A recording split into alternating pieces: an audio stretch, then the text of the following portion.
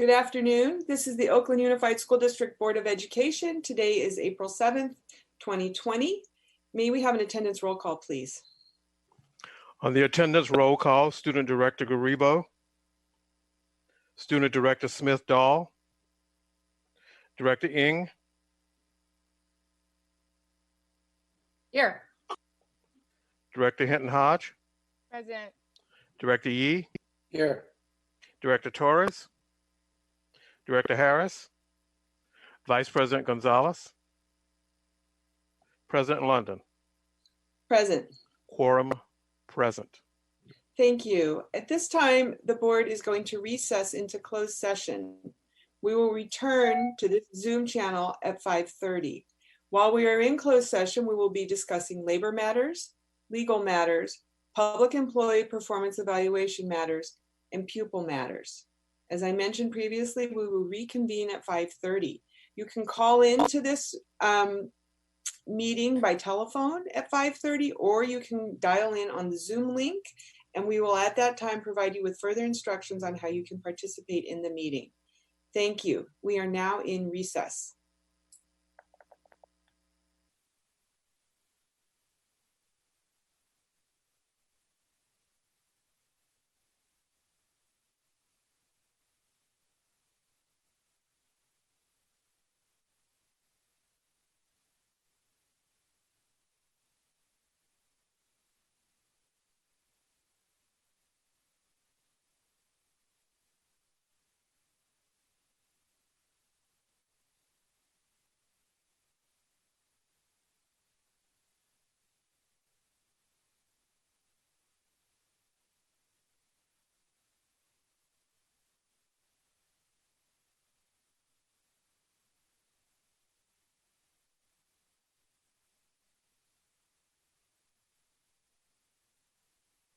Yes, we are ready to roll. This is the Board of Education. We are returning from closed session. Our apologies. Technology is not as easy as one would assume. Can we have a roll call, please? Yes, on the roll call, second roll call of the day, Student Director Garibo, Student Director Smith-Dahl, Director Ng, Here. Director Hinton-Hodge, Present. Director Yee, Here. Director Torres, Present. Director Harris, Yes. Vice President Gonzalez, I'm here. and President London. Here. Quorum present. Thank you. Thank you to the public, the community, for joining us this afternoon for another online OUSD board meeting using the Zoom platform. I know that there have been a number of recent concerns raised about Zoom booming and Zoom privacy. From the beginning, we have been aware of these issues and have made sure to take precautions. For example, the reason we are so late returning from closed session is I was not able to be a participant in the meeting until I was allowed into the meeting by someone who has set it up. For instance, this meeting is actually being held as a Zoom webinar rather than a regular Zoom meeting. A Zoom webinar provides greater protections than a regular Zoom meeting. However, regardless of what platform we are using, we cannot anticipate what a speaker says, just like with an in-person meeting. Indeed, at a recent board meeting, a member of the public made an incredibly racist statement. While it only lasted a second before the person hung up, such speech is not welcome at our board meeting, in our schools, in our district, or in our community. If it happens at this meeting, I will do my best to immediately have the speaker's mic muted, but please know that doing so is not immediate as the mic is controlled by staff and I need to tell them to mute. I'm also going to ask my board colleagues and our general counsel and our parliamentarian to assist me in this role. Now for some basic instructions regarding how we are going to be using Zoom today and involving members of the community. All board members and the superintendent will be on video throughout the board meeting. Staff members are also present. Depending on the screen view, you might see staff names. Staff will only be on video if they are presenting or responding to board questions. Members of the community will not be on video and will be muted except during public comment. We were able to get the translation feature turned on. However, when our staff practiced it yesterday, it turned out to be significantly more complicated than expected. We are going to continue to experiment with different options and hope to have translation capacity by our April 22nd meeting. I want to share with you all how, if you're a member of the community, you can participate and provide public comment. There are multiple ways you can make public comment during the meeting. If you have joined via computer, you can raise your hand by clicking on the raise your hand feature that's at the bottom of the screen. If you have joined via phone, you can raise your hand by pressing *9. Mr. Seychow, a member of our staff, will call each member of the public who has raised their hand either by name or, for those who have called in, by the last 3 digits of your phone number. He'll say your area code and then your phone number, last 3 digits of your phone number. Mr. Seychow will then unmute the person, and that person may give public comment. We will be timing public comment as we do at our in-person board meetings. And depending on the level of the number of people who wish to comment, we may limit you to 1 minute or 2 minutes. And we may also limit overall public comment on any item to 20 minutes, as is consistent with our board bylaws. We believe after your time has elapsed, Mr. Seychow will remute your line and move on to the next person. We believe that submitting e-comments will also be available during the meeting. We have received, I can tell you right now, a very large number of e-comments on different items on tonight's agenda. If you wish to submit an e-comment, please go to ousd.org and scroll down to Legislative Information Center, Upcoming Events and Live Meeting Video, and click on the link that says use this temporary e-comment link to submit comments on an agenda item for a meeting in progress. I will try to remember to repeat these instructions before each public comment period. Lastly, and most importantly, I would like to thank and appreciate our employees, our families, and the entire Oakland community for how you have supported each other and come together during these unprecedented times. I would also like to thank everyone in advance for your understanding and patience as we continue to navigate this new technology. While these new Zoom board meetings continue to go all right, we are still learning, testing, and trying to improve our systems. So I am sure that there are going to be technical glitches and problems during tonight's meeting. Please let us know what those are, and we will do our best to improve for the next meeting. One of our norms is that we presume positive intent, and we hope that everyone will do that with this meeting. I will now, we have returned and we've had our second roll call, so I'm going to report out from closed session. On items, and this would be item G if you're following along on the agenda. On item C1, number 19-1555, conference with labor negotiators, the board did not take up this matter. Oh, wait. We discussed this matter. Item C1 we discussed. Item C2, number 020502, anticipated litigation, we did not take up this matter. Item C3, number 200135, on existing litigation, we approved a settlement in this matter. The vote was 7-0, unanimous. On item C4, 20-0388, conference over anticipated litigation, we discussed and gave direction on this matter. On C5, 200554, anticipated litigation, we discussed and provided direction. Item C6, 19-1559, public employee performance evaluation for the superintendent of schools, we took up this matter. On items C7 through C8, expulsion appeal hearings, we heard these matters and we will vote on them in public in section V like Victor on the agenda. That is the report out from closed session. Our oath of office is that we solemnly affirm that we will support the Constitution of the United States, the Constitution of the State of California, and the Charter of the City of Oakland, and will perform the duties of a school board member to the school board director to the best of our ability. And our norms are printed in the agenda. We're going to move now to item I, special orders of the day. And we will be taking public comment on the special orders of the day. So if you're a member of the community and you wish to offer public comment on these items as they come up, you should raise your hand either by clicking on the button on your computer or by pressing *9 on your phone. The first item, I1 20-0155, is honoring Dolores Huerta. This is, we passed a resolution on this a couple of months ago. And at this point, I'd like to turn it over to Director Torres and Director Harris. If you could, please. Thank you very much. Thank you. I think that it's hard to say a whole heck of a lot to the extent that Dolores Huerta is still alive and people can still continue to work with her. She has a foundation. Obviously, her life has gone from working with Cesar Chavez, with the United Farm Workers in the Central Valley. She still currently primarily stays in that area. Now she's working very hard, as it turns out, on school board matters in the sense of a more diverse school board elections.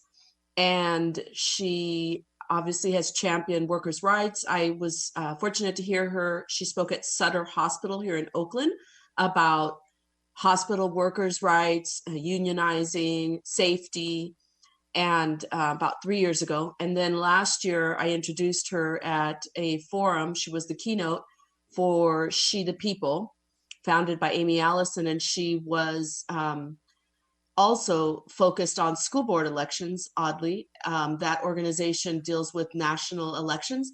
And she kept talking about how important school boards matter and how important schools are to our society, and yet the funding is so dismal.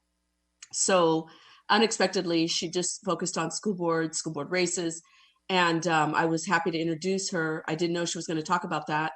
Most of it was congresswomen, senators speaking, and then she gets up there. And so it was quite a nice surprise to see she's pivoted to something more local.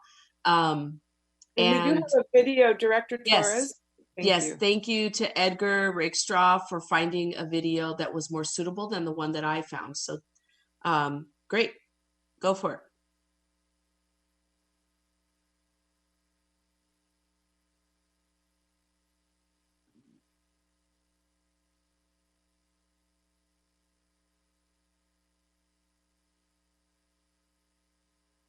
Next, honoring labor leader and activist Dolores Huerta. Ray Suarez has the story.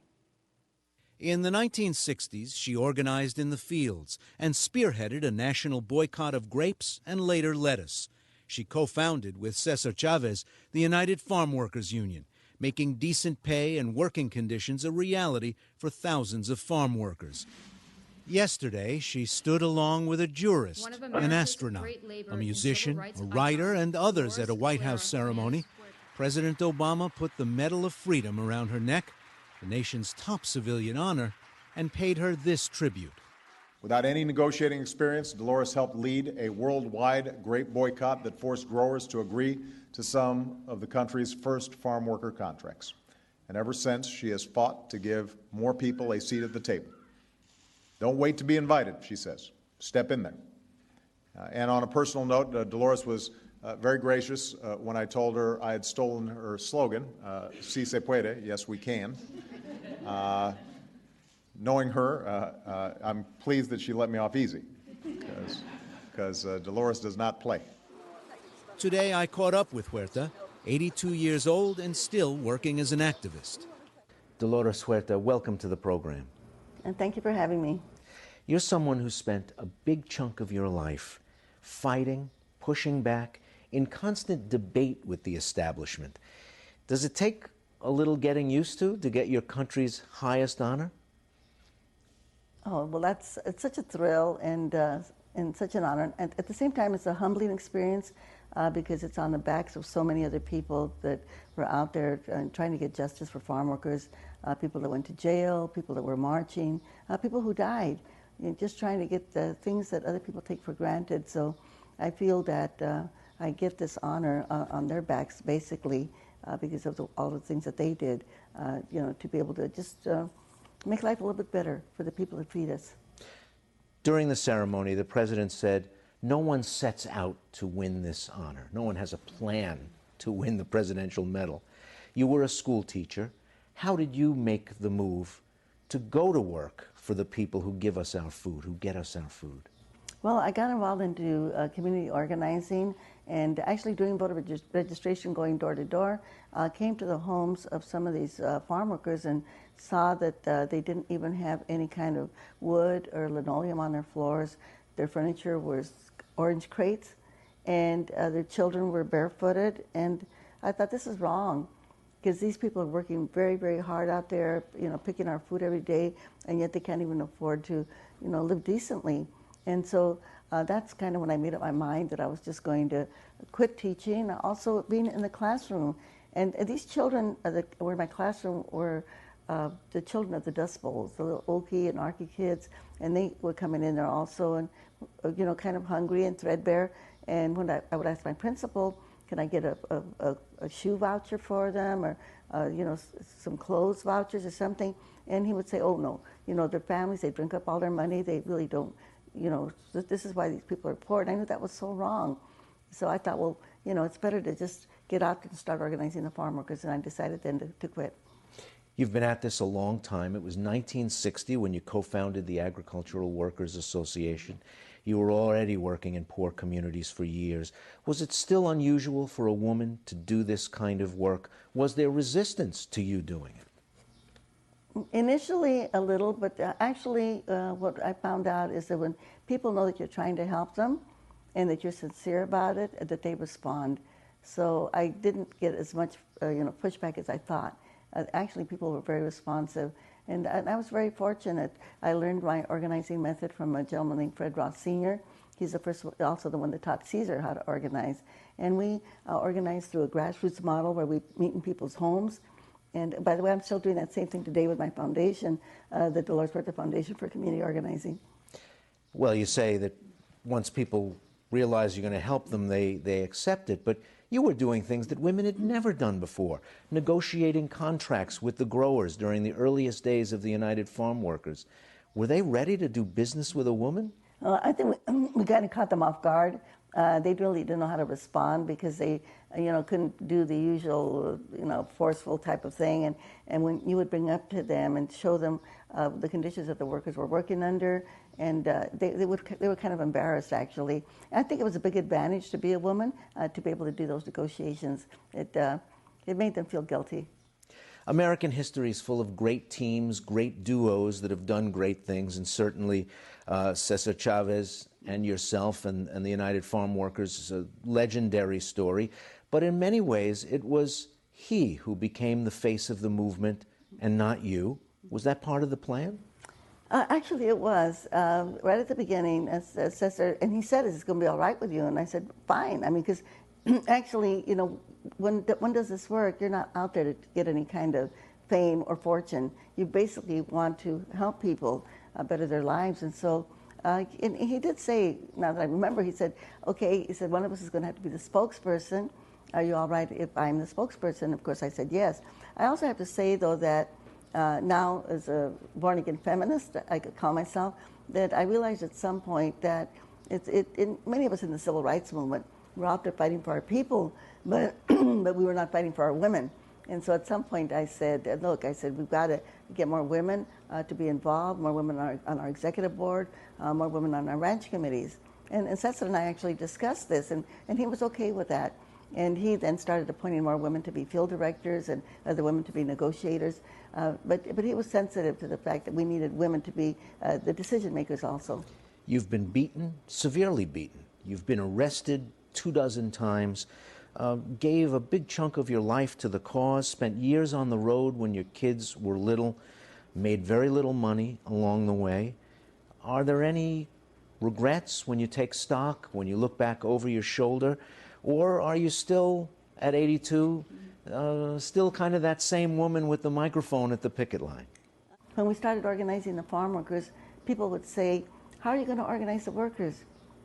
You know, they don't speak English, they're not citizens, they don't have any money. But we would say to the workers, you have power. And they would say, what kind of power do we have? It's in your person. And it is in your person, and you together with other people, other workers, you can make the difference. But you have to remember that nobody's going to do it for you. If you don't get out there and try to solve your own problems, it's never going to change. And that same message applies to everyone. Every one of our segments of society that are trying to make positive change, that are fighting for social justice, this is what we have to do. Come together, organize, push back, take that direct action, and then we can make the world a better place. Dolores Huerta, congratulations and thanks for joining us. Thank you.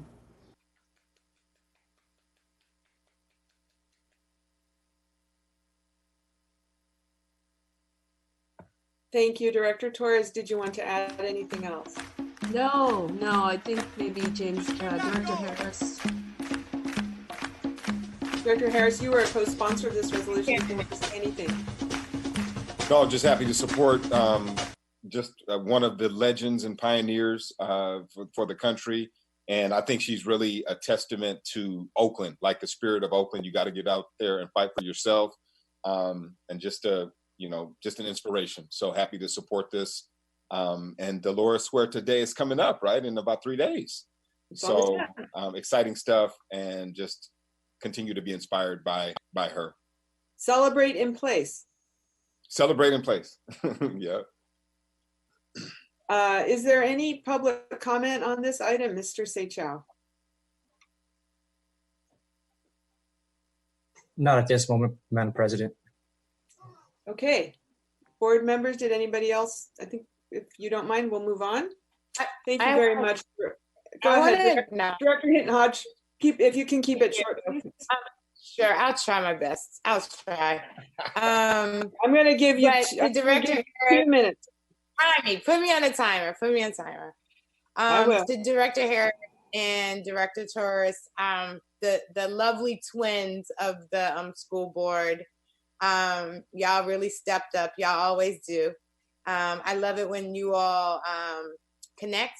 I really want to acknowledge the two of you all, like the spirit of Dolores Huerta, the spirit of Cesar Chavez, who Cesar Chavez was, and this movement, and Dolores Huerta were to the Black Panthers of Oakland.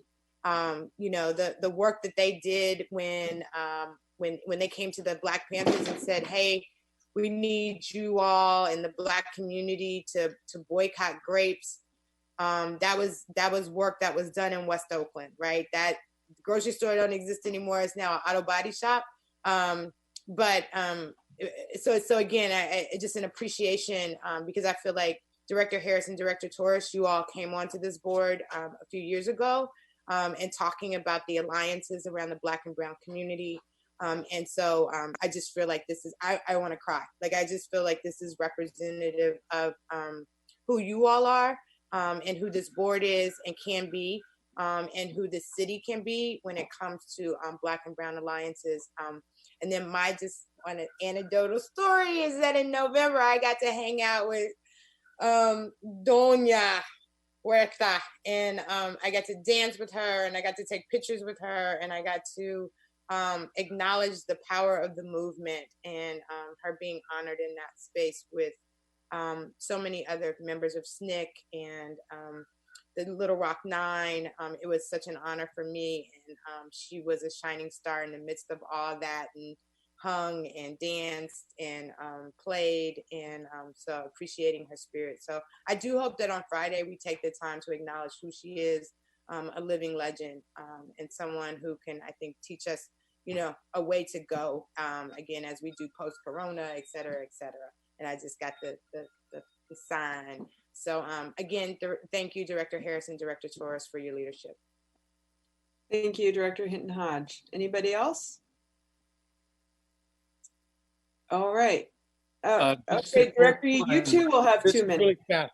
I only need 30 seconds. I want to thank the people, the drafters of the resolution, for also identifying Fred Ross, who's a name that often gets missed when we talk about the founder of United Farm Workers and that whole movement.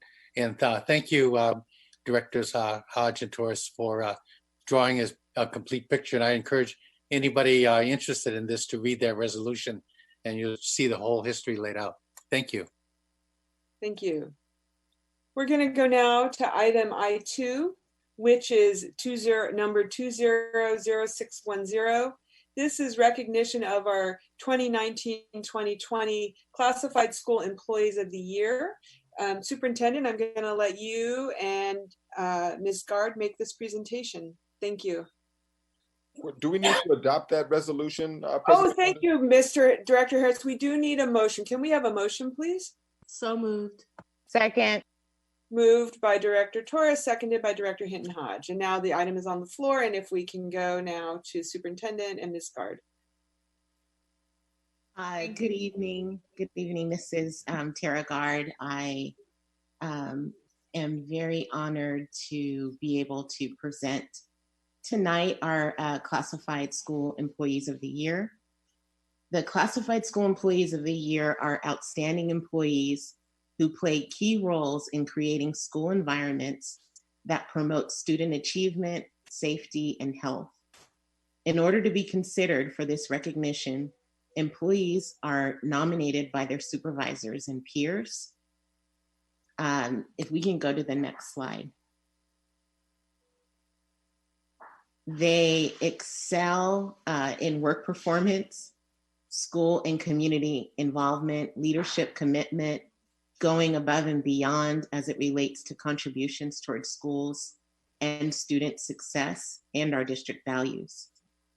We receive many quotes about our awardees from their supervisors and peers.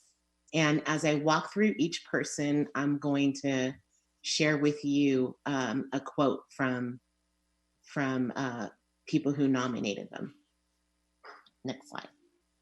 So the first awardee is Lawana Wyatt, and Lawana is a food service manager 3 at Oakland High School. And she is being recognized as a classified employee of the year in the child nutrition services category.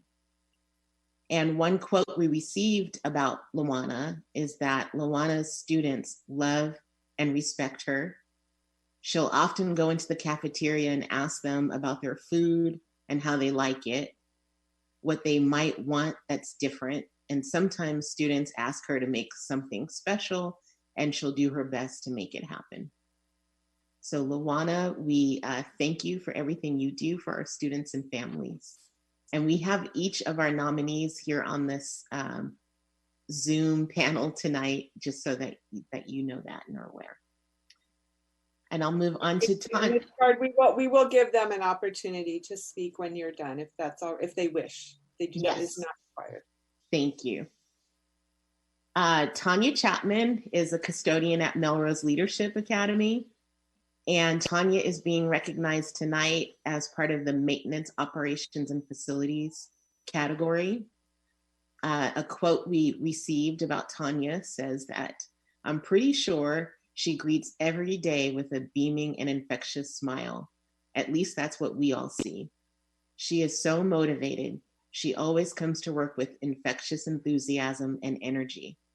She willingly supports others and always works with our staff with issues that arise to help in any way that she can." So Tanya, we thank you for all that you do for our students and families. And now we are moving on to Rodolfo Perez, who is an outreach consultant at Greenleaf Elementary. Rodolfo is being recognized in the office and technical category. And a quote that we heard is that he has been part of this community for much longer than my tenure and that of the principal who served before me. He is a mainstay in this community, and his commitment is unparalleled.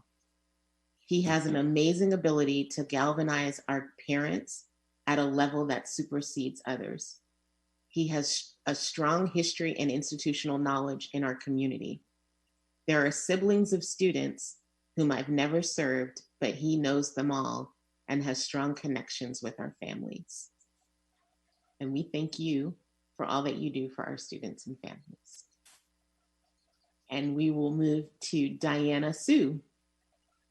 So Diana is a paraeducator for Chabot Elementary, and she is being recognized in the paraeducator and instructional assistant category.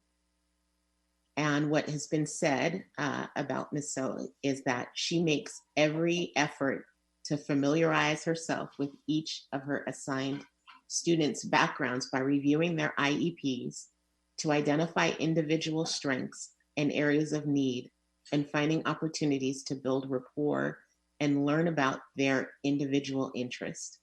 She's an expert at offering academic support, but in some ways, most importantly, she supports students in learning how to build relationships. Thank you, Diana, for all that you do serving our students and families. Jacqueline. Jacqueline Simon is a school security officer at Frick Impact Academy. Jacqueline is being recognized tonight in the school security and support category. She is, and what has been said about her is that she is always available to support teachers who have classroom management issues. If we don't have relationships with students, she does, because she's gained trust. Kids will naturally go to her. She's really great at reaching students who need additional supports, and she cares fully about our students. So thank you, Jacqueline, for what you do for our students and families.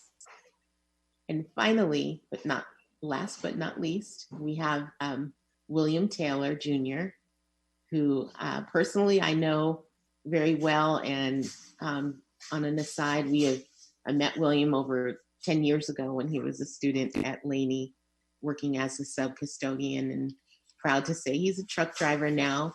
And he is in the category for transportation. And what someone said about William is that in the absence of our lead truck driver, William stepped up without being asked, managing logistics, daily deliveries, and rerouting of schedules. While I may be directing him, he has a great ability to make suggestions that cause routes to be smarter, not harder. He has stepped up and trained new drivers with efficiency and excellent follow-through. William works with the repair shop, following up on repairs, and researches possible vendors who are more economical for our truck needs. William, we thank you for what you do for our students and families. And for the board and the community to know, all of our classified employees of the year will be forwarded on to the Alameda County Classified County Employees of the Year.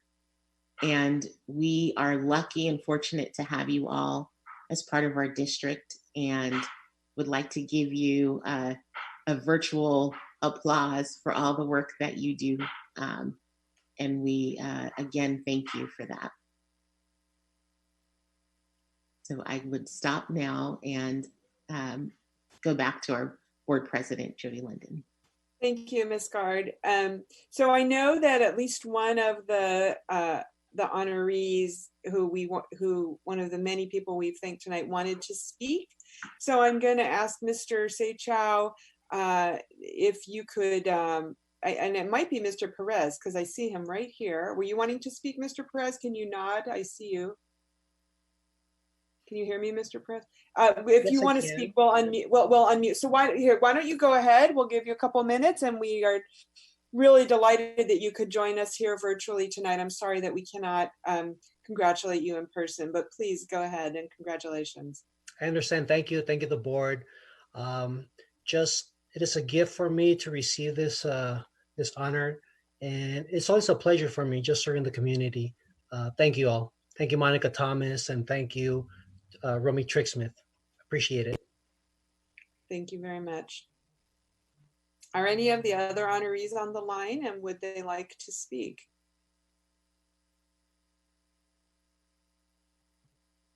Okay. Hi, this is Jacqueline. How you doing? Oh, hi, Jacqueline. Thank you so much for joining us. I just wanted to say thank you to everyone in my Frick family. I love and I adore them. I'm missing them, and I can't wait to get back. I'm sure they miss you also. It's really been difficult, and we appreciate your ongoing work with them. Thank you. President London, I just wanted to mention Diana was having a little technical difficulty. I know that she may have wanted to say something, but I'm not sure she's able to do that. I just wanted to let you know. Okay, did you know she's perhaps calling in by phone? Because we could call her if She's we. on video. I think it just Video? that it kept freezing for her. Oh, I've had that problem also. Miss So, we will find another way to honor you, and we really appreciate you. I'm sure that when we can have more in-person contact, Miss Guard will make sure that we put up videos about all of you on the website. I know we've done that in the past. You think that would be possible, Miss Guard? Yes, we are. Great. Yes. Superintendent, did you want to offer anything? Yes, thank you, Board President London. For all of you who are on the call, one, thank you for taking the opportunity to join. And I just echo Tara's sentiments in the presentation. You know, there's not enough ways that we can honor and value you for all the work that you do in our schools, with our students, with our families, with the staff that work so hard in all these different school communities. We know that it takes a village, and that you guys are also a part of the village in your respective school communities. So we deeply appreciate the work that you do for those of you who work directly with schools and those of you who work on behalf of schools. So thank you. And thank you for the presentation, Tara. Mr. Seychow, do we have any public comment? If you wish to offer public comment on this item, you can press *9 if you're calling in by phone, or you can press the raise your hand button on your screen. Do we have any additional public comment, Mr. Seychow? Madam President, at the moment, we do not have any speaker. Thank you. We'll go back to the board then. Vice President Gonzalez. I'm so proud of the District 6 employees being recognized tonight. So thank you. I've gotten to see you in action, Ms. Smith. And appreciate all the work you guys are doing at Greenleaf and Frick. Keep up the good work, and OUSD is really lucky to have you and the other folks who are being honored tonight. So thanks so much for the work that you do. Thank you, Vice President Gonzalez. Anybody else want to offer comments? All right. Thank you very much. Again, we wish we could be honoring you in person, and I'm sure that when we next have the opportunity, we will do that. Please stay safe and stay strong, and we really appreciate everything you're doing. We're going to move on now. Madam President, we need to take we need a vote. Thank you. Mr. Rickstraw, can you call the roll, please? Yes. On the roll call for the resolution honoring our classified school employees of the year. Student Director Garibo, Student Director Smith-Dahl, Director Ng, Yes, and congratulations to all. Director Torres. Yes, thank you for your service. Director Hinton Hodge. Yes, and thank you for your service. Director Yee. Yes. Director Harris. Yes. Vice President Gonzalez. Yes. And President London. Yes. It's adopted unanimously. Thank you very much. We're now at item J, which is submission of, we're not having speaker cards right now. We're in a different paradigm. But are there any modifications to the agenda? This is item J. Okay. Ms. Smith, we might, there she goes. Okay, thank you so much for calling in. We're now at item K, so I don't hear any modifications to the agenda. We're now on item K, which is the student board member reports. Our student board members are not able to join us this evening. We do hope that they will return soon. We miss them and really value their perspective. We're now on item L, which is the president's report. And I once again find myself just overwhelmed by everything that we're all going through. Every day we wake up and we don't know what it's going to be. What's going to be the latest, newest thing. And so my report today is really just to thank everyone, as I said at the beginning of the meeting, but to really double down on this, to really thank everybody who is pulling together right now in support of our students and families. Many of you are aware that on the OUSD website, there's a web page devoted to coronavirus. You can find many, many resources there, including opportunities to help families that probably need more help than yours. If you know, for those of us who are watching this meeting, I know that last week I spent about probably 30 minutes or an hour just making donations online to try to help people. The need is very, very immediate, and there are GoFundMe accounts at specific schools. The Oakland Public Education Fund has a fund going that's helping our students and families. There's just a million different funds out there. So, you know, look carefully. There are volunteer opportunities if you want to help in that way, but I want to remind everyone that the best thing you can do is to stay safe, to cover your mouth and nose when you go outside, the usual precautions we've been hearing about. And we'll hear more from the superintendent in her report about the latest things that are happening. But I just really want to thank you, Superintendent. I'm sure it's just been crazy for you on a personal level, and I appreciate your steadfastness. I also want to point out that notwithstanding some of the glitches that we encounter with this technology, we are one of the first school districts in the country to really get our meetings online and make sure that we're able to continue to carry on our business and serving our students and families.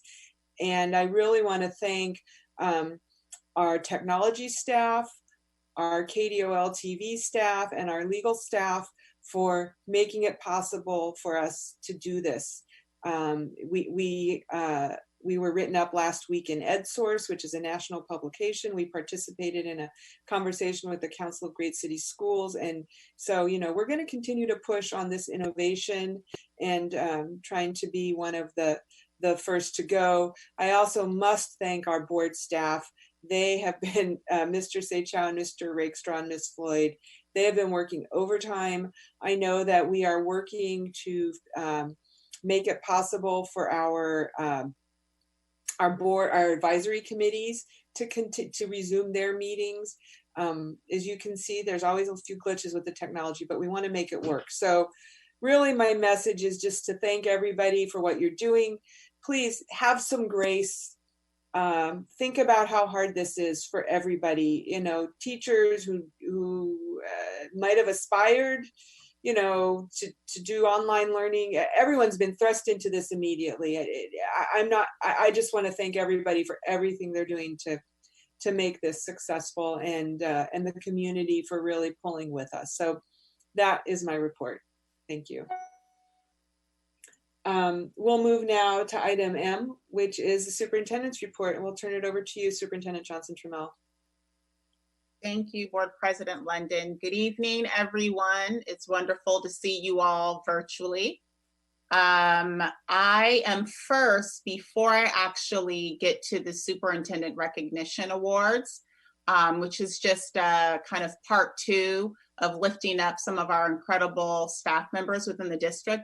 I'm first going to give a more detailed COVID-19 report, and then I will end recognizing two of our awesome ladies that head up our dual enrollment program for our high school students.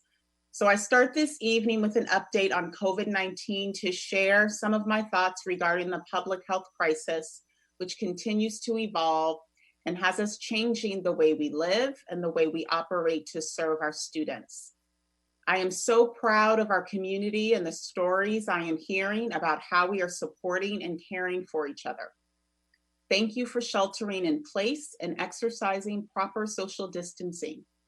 As I have seen expressed elsewhere, the empty schools, playgrounds, and streets that we see right now are about caring for our community. By all of us exercising social distancing, we are showing love for each other, our elders, and our town. It is a deep concern for our community that unites us while keeping us physically separated.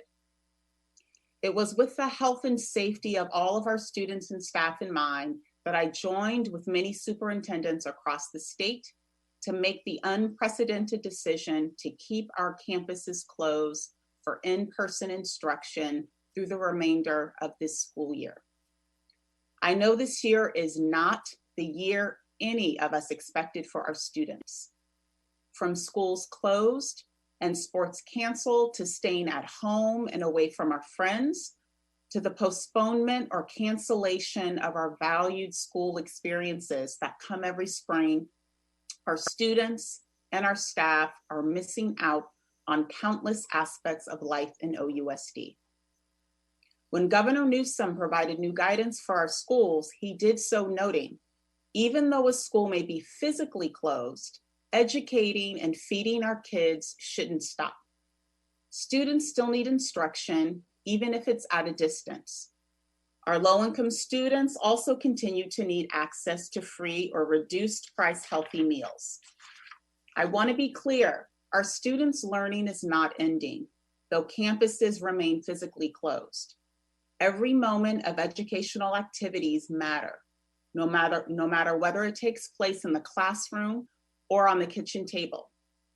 There is no question this puts an even bigger burden on our families at a time when anxiety is already high. Families and OUSD employees are trying to figure it all out, how to feed families, pay bills, balance work and life, and homeschool children. I understand this as a working mom and as my spouse actually provides spiritual care for those in the hospital. So at home, we're trying to figure it out and stay sane at the same time. And so back to what Board President London mentioned, this is an opportunity and a time actually for all of us to practice giving each other grace as we move through these coming days and weeks and possibly months.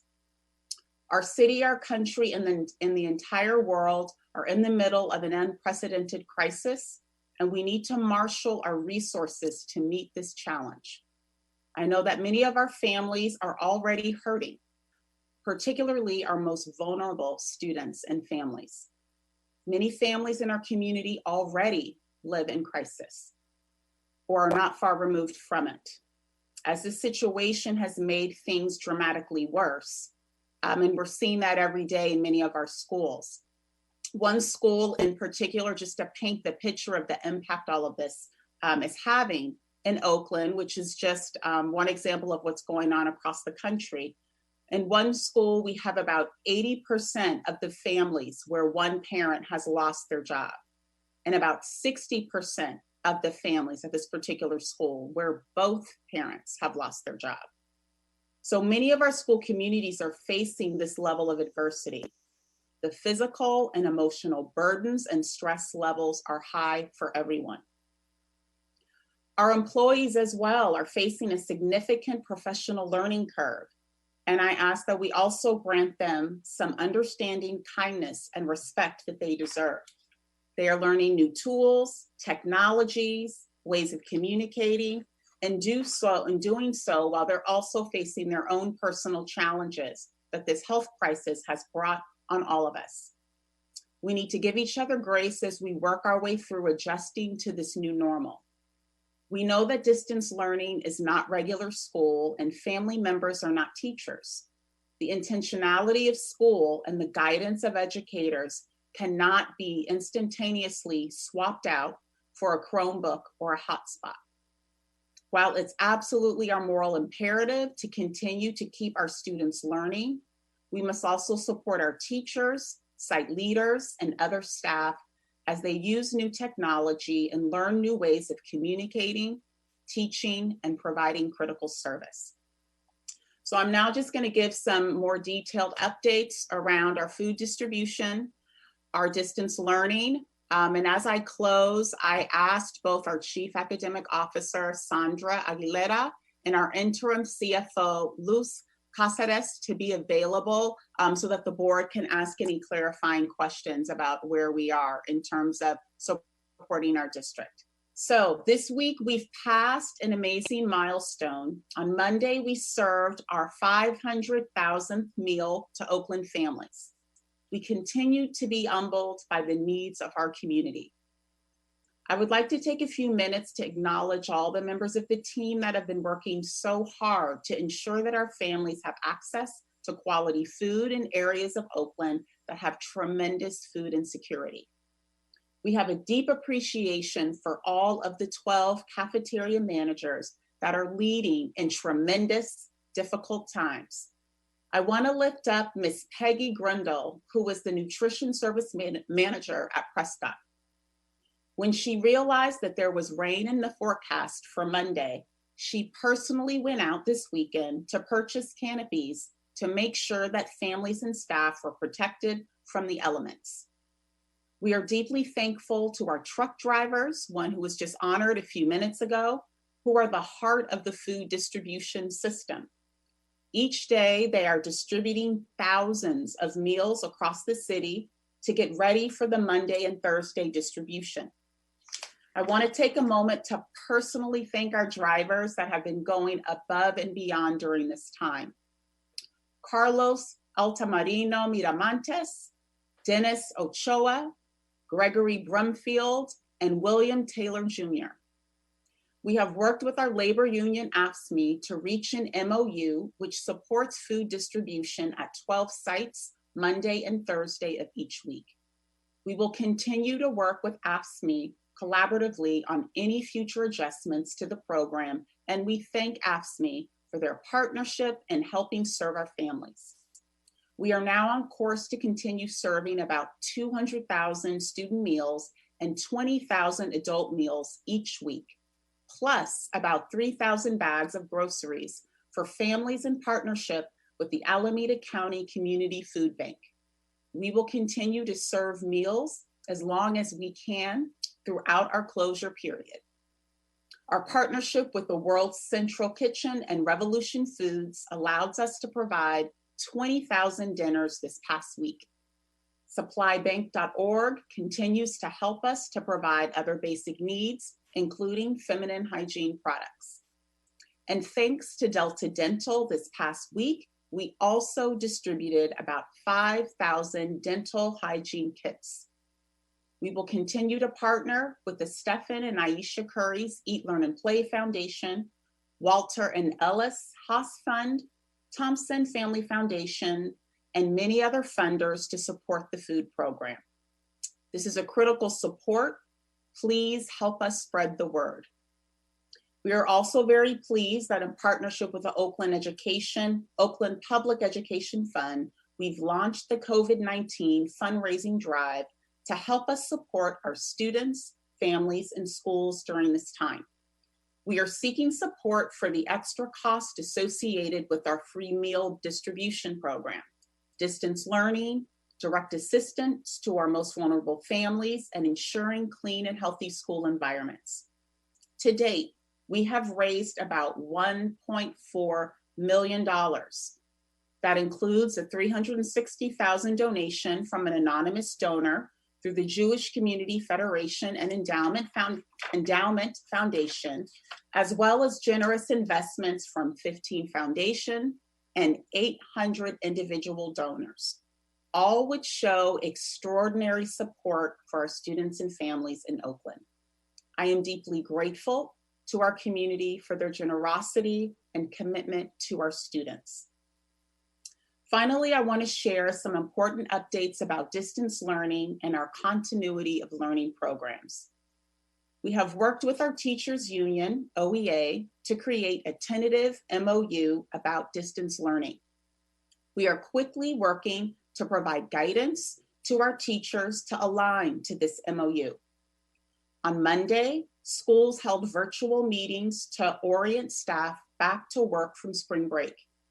Today, Tuesday, April 7th, and tomorrow, Wednesday, April 8th, those 2 days have been designated as preparation days for teachers that are ready to begin preparing for virtual lessons for our students across the city. New plans created by our teachers will be posted on our website on Thursday, April 8th, and weekly moving forward. In developing those plans, we have provided our staff with the following guidance in 4 areas. 1, allow for flexibility. Assign classwork in a way that allows for different student schedules and differing capacities to connect. Emphasize learning can happen at different times as opposed to rigidly scheduled activities. 2, stay connected. Try to connect with each student at least once a week for elementary and once every 2 weeks for secondary. This could take the form of a phone call, video call, or short message. For special education services, we are attempting to implement as much of the IEP process as possible through virtual methods. 3, deliver new content. New content will be introduced beginning this week. More details are being provided to school site leaders within the district's continuity of education plan. And 4, grading policy. On a related note, we worked on the details for grading so that students can access new content but not be penalized for adapting to a new learning style. We wanted to ensure that colleges and universities would support our approach to grading prior to making this decision. For 6th through 12th grade students, we are taking a credit, no credit approach to grading. There are specific interventions in place prior to assigning a student a grade of no credit and plenty of opportunity for a student to make up work. For pre-K and elementary, we are just focusing on the comment section for the final trimester, but not specific grades on the report card. I want to add, we've received lots of questions. We held our first virtual engagement with our high school students about 2 weeks ago, and we have a following one that will be held towards the end of the month. Lots of questions around plans related to graduation and promotional ceremonies. We absolutely planned on finding creative ways to host graduation and promotional ceremonies for our students. We will survey students and families to gather feedback on ideas for celebrating our students with innovative rituals. The details will be emailed to our students and families and also available on our website. Lastly, I just want to provide a brief update about our device distribution. There have been a lot of questions about student access to technology. We are continuing to work with school site leaders to distribute Chromebooks to students and to make sure they have internet access. Different schools are in different stages of this process, and it will take more time to ensure that everyone has the access they need. School sites will submit all surveys and information about technological needs by this Friday, April 10th. Sites will distribute devices to students as soon as feasible and will be engaging in future planning. Preliminarily, we are projecting that we will need 1,500 devices and 2,000 hotspots. And we have data for about 50% of our schools thus far. So we already know that that is the need, and we are continuing to work with our partners across the city to bridge the digital divide. The Tech Exchange has been an amazing partner and has already helped us to distribute 600 devices with internet access.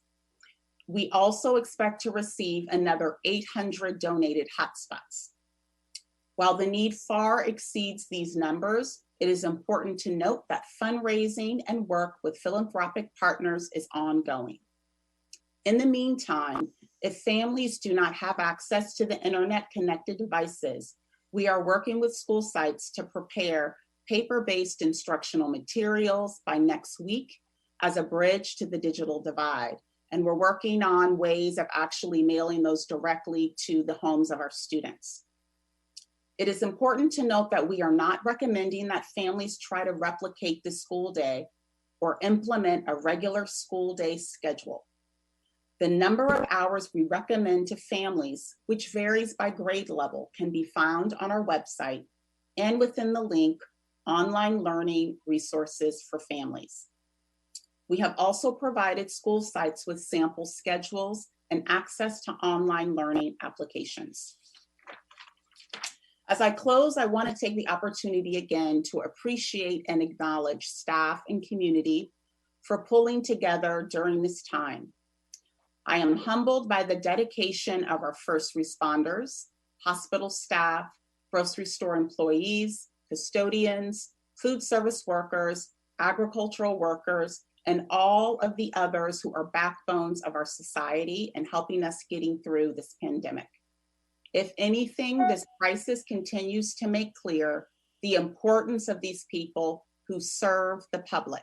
We cannot live or survive without our public service workers, period.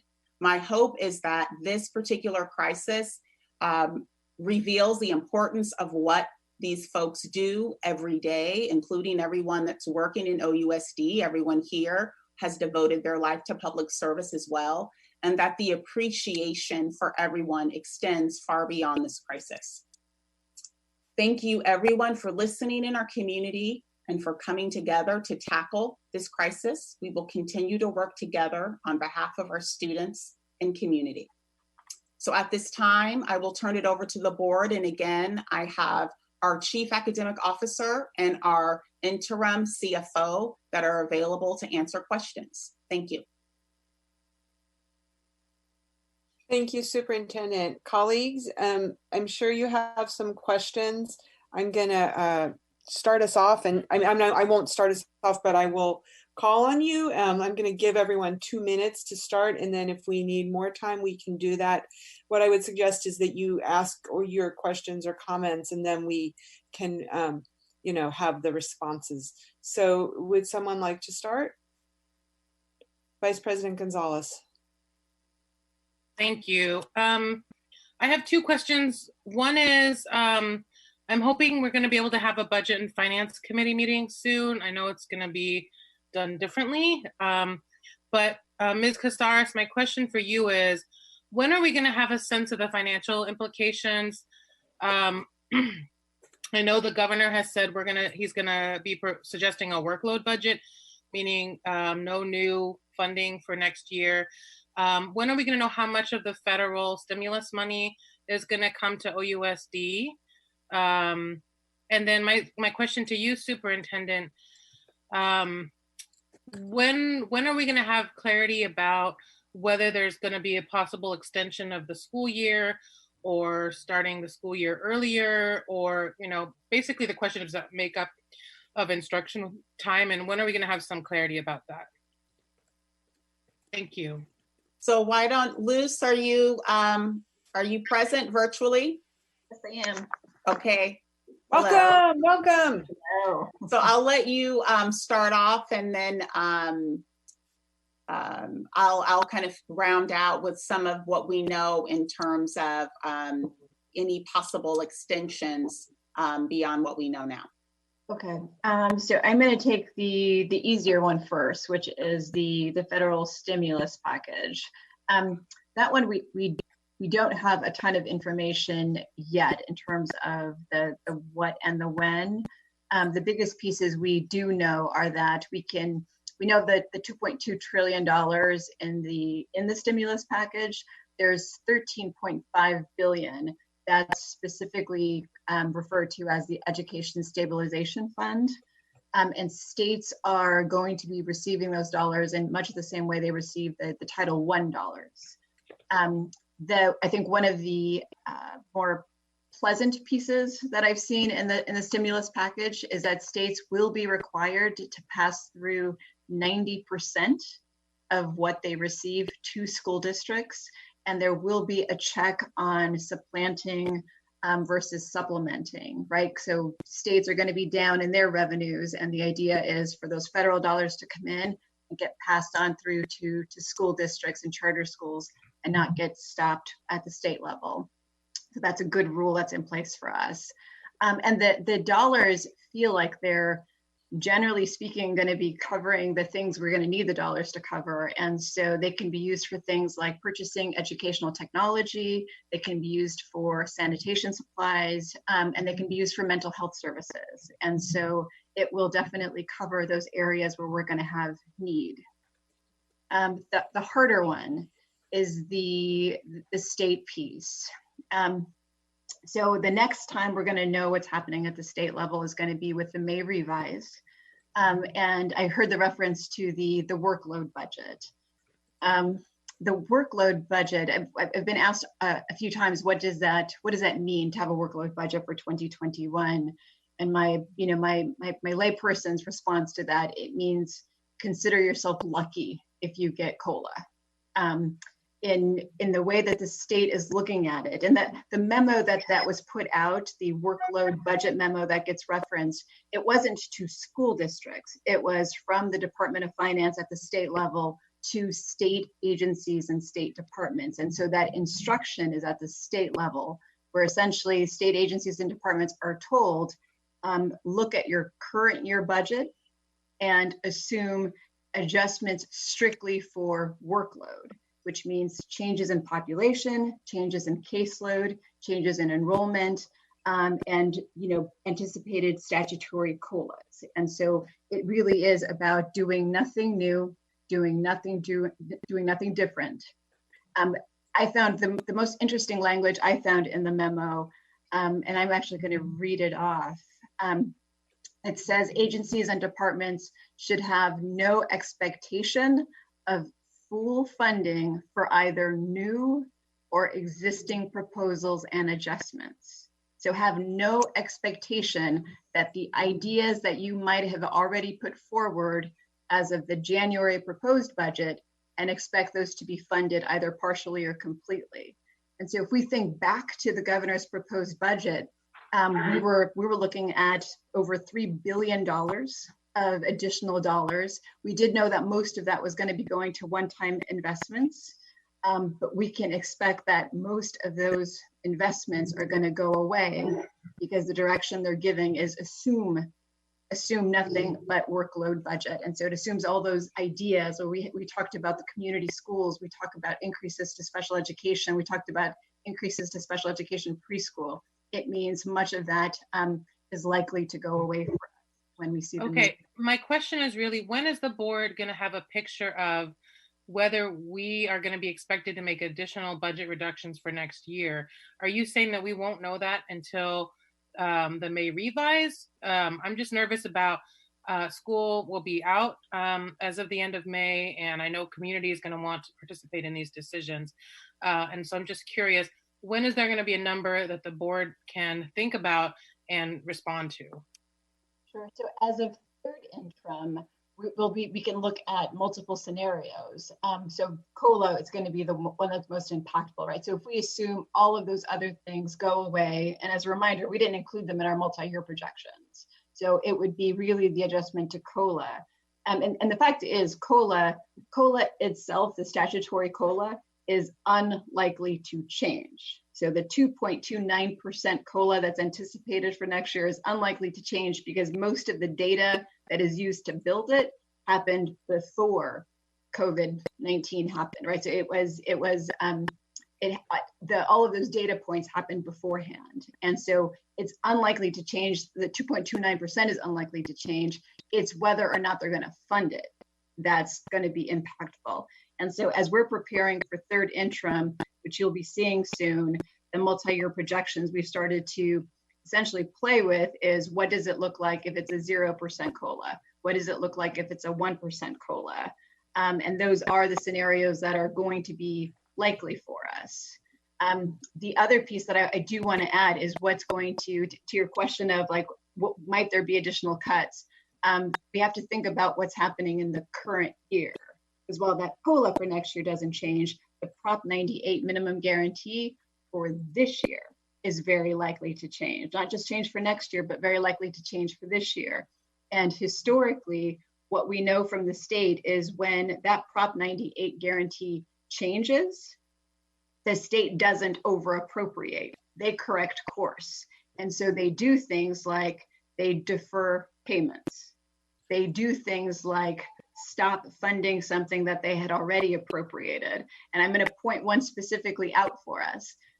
This year, one of the bits of good news that we received was that we were going to receive $4 million of one-time dollars for special education preschool. We used that $4 million. They are budgeted and they are an offset to our contribution to special education. At this point, there's speculation that that $4 million is going to go away. We've got half of that And so we're being advised to not count on the second half coming in. And so those are the pieces that are being adjusted for third interim. And I do believe Superintendent might be sharing that we were planning on some conversations about adjustments that we're thinking about for the next year as we have to think about what the impacts are going to be to the totality of the general fund budget.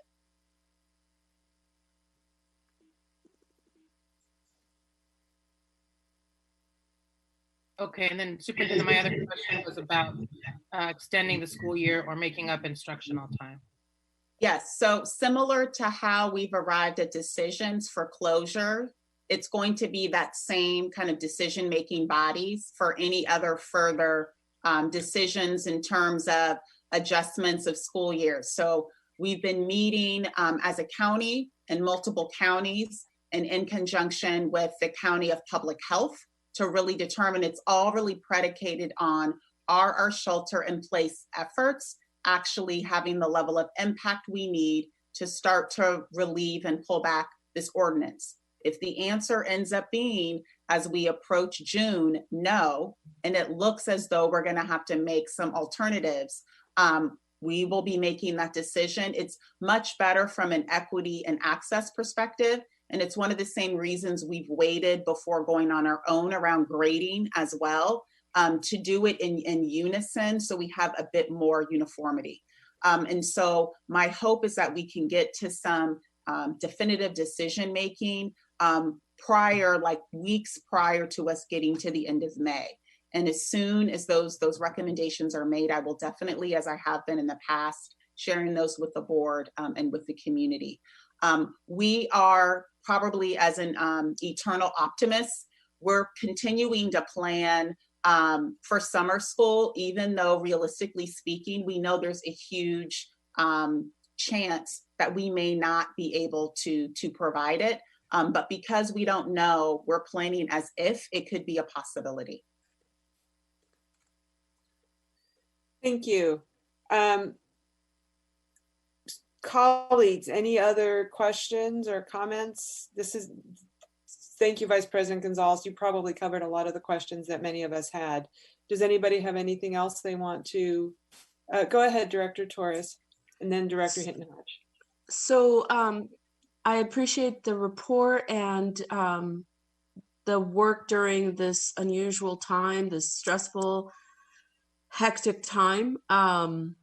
I was wondering if we might get a future presentation or update versus on the fly on the issue of special education. I can't imagine we are all seeing the jokes about parents doing homeschooling and how difficult it is.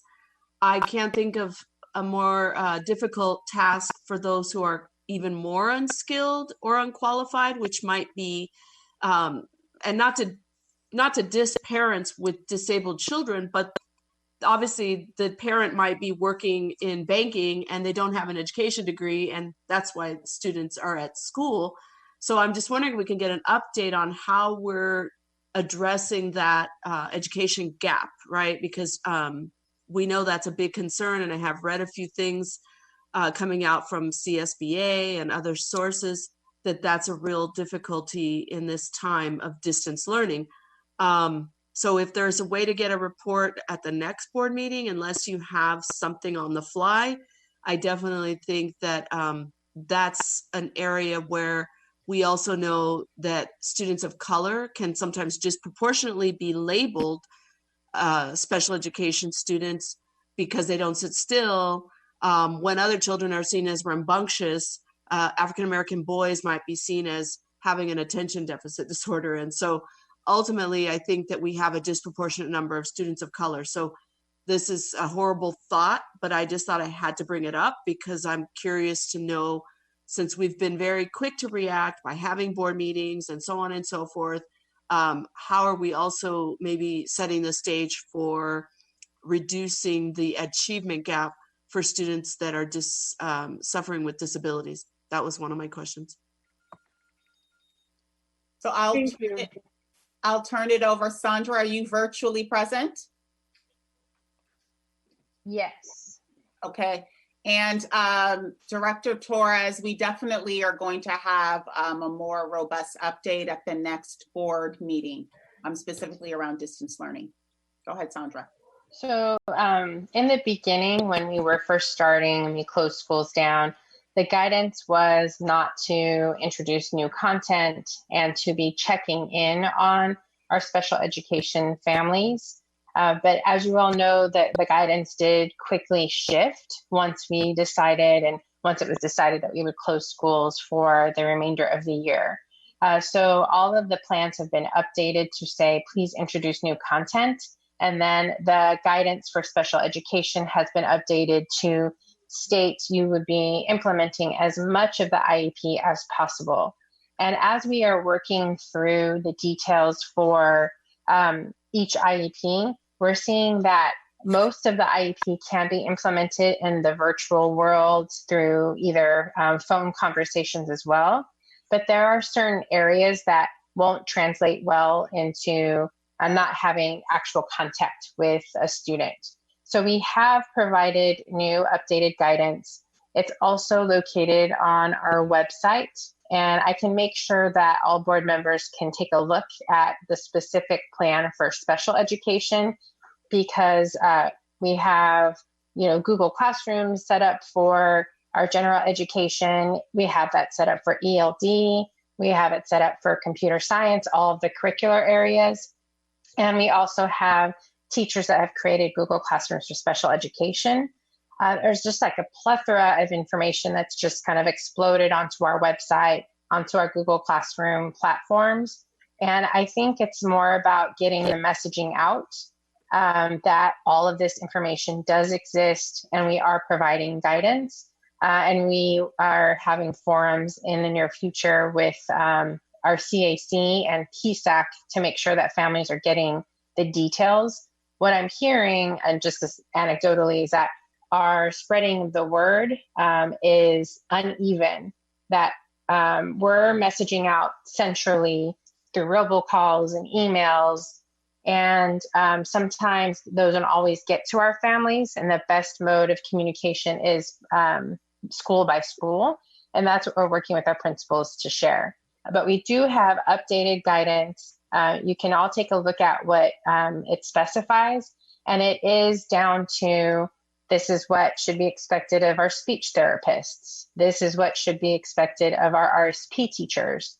This is what we expect for our occupational therapy teachers. So it is pretty specific, and teachers are trying the best they can to interact with families in this new setting, and we'll have to just keep refining what that looks like. But we can give definitely more details, but teachers do have it in their hands.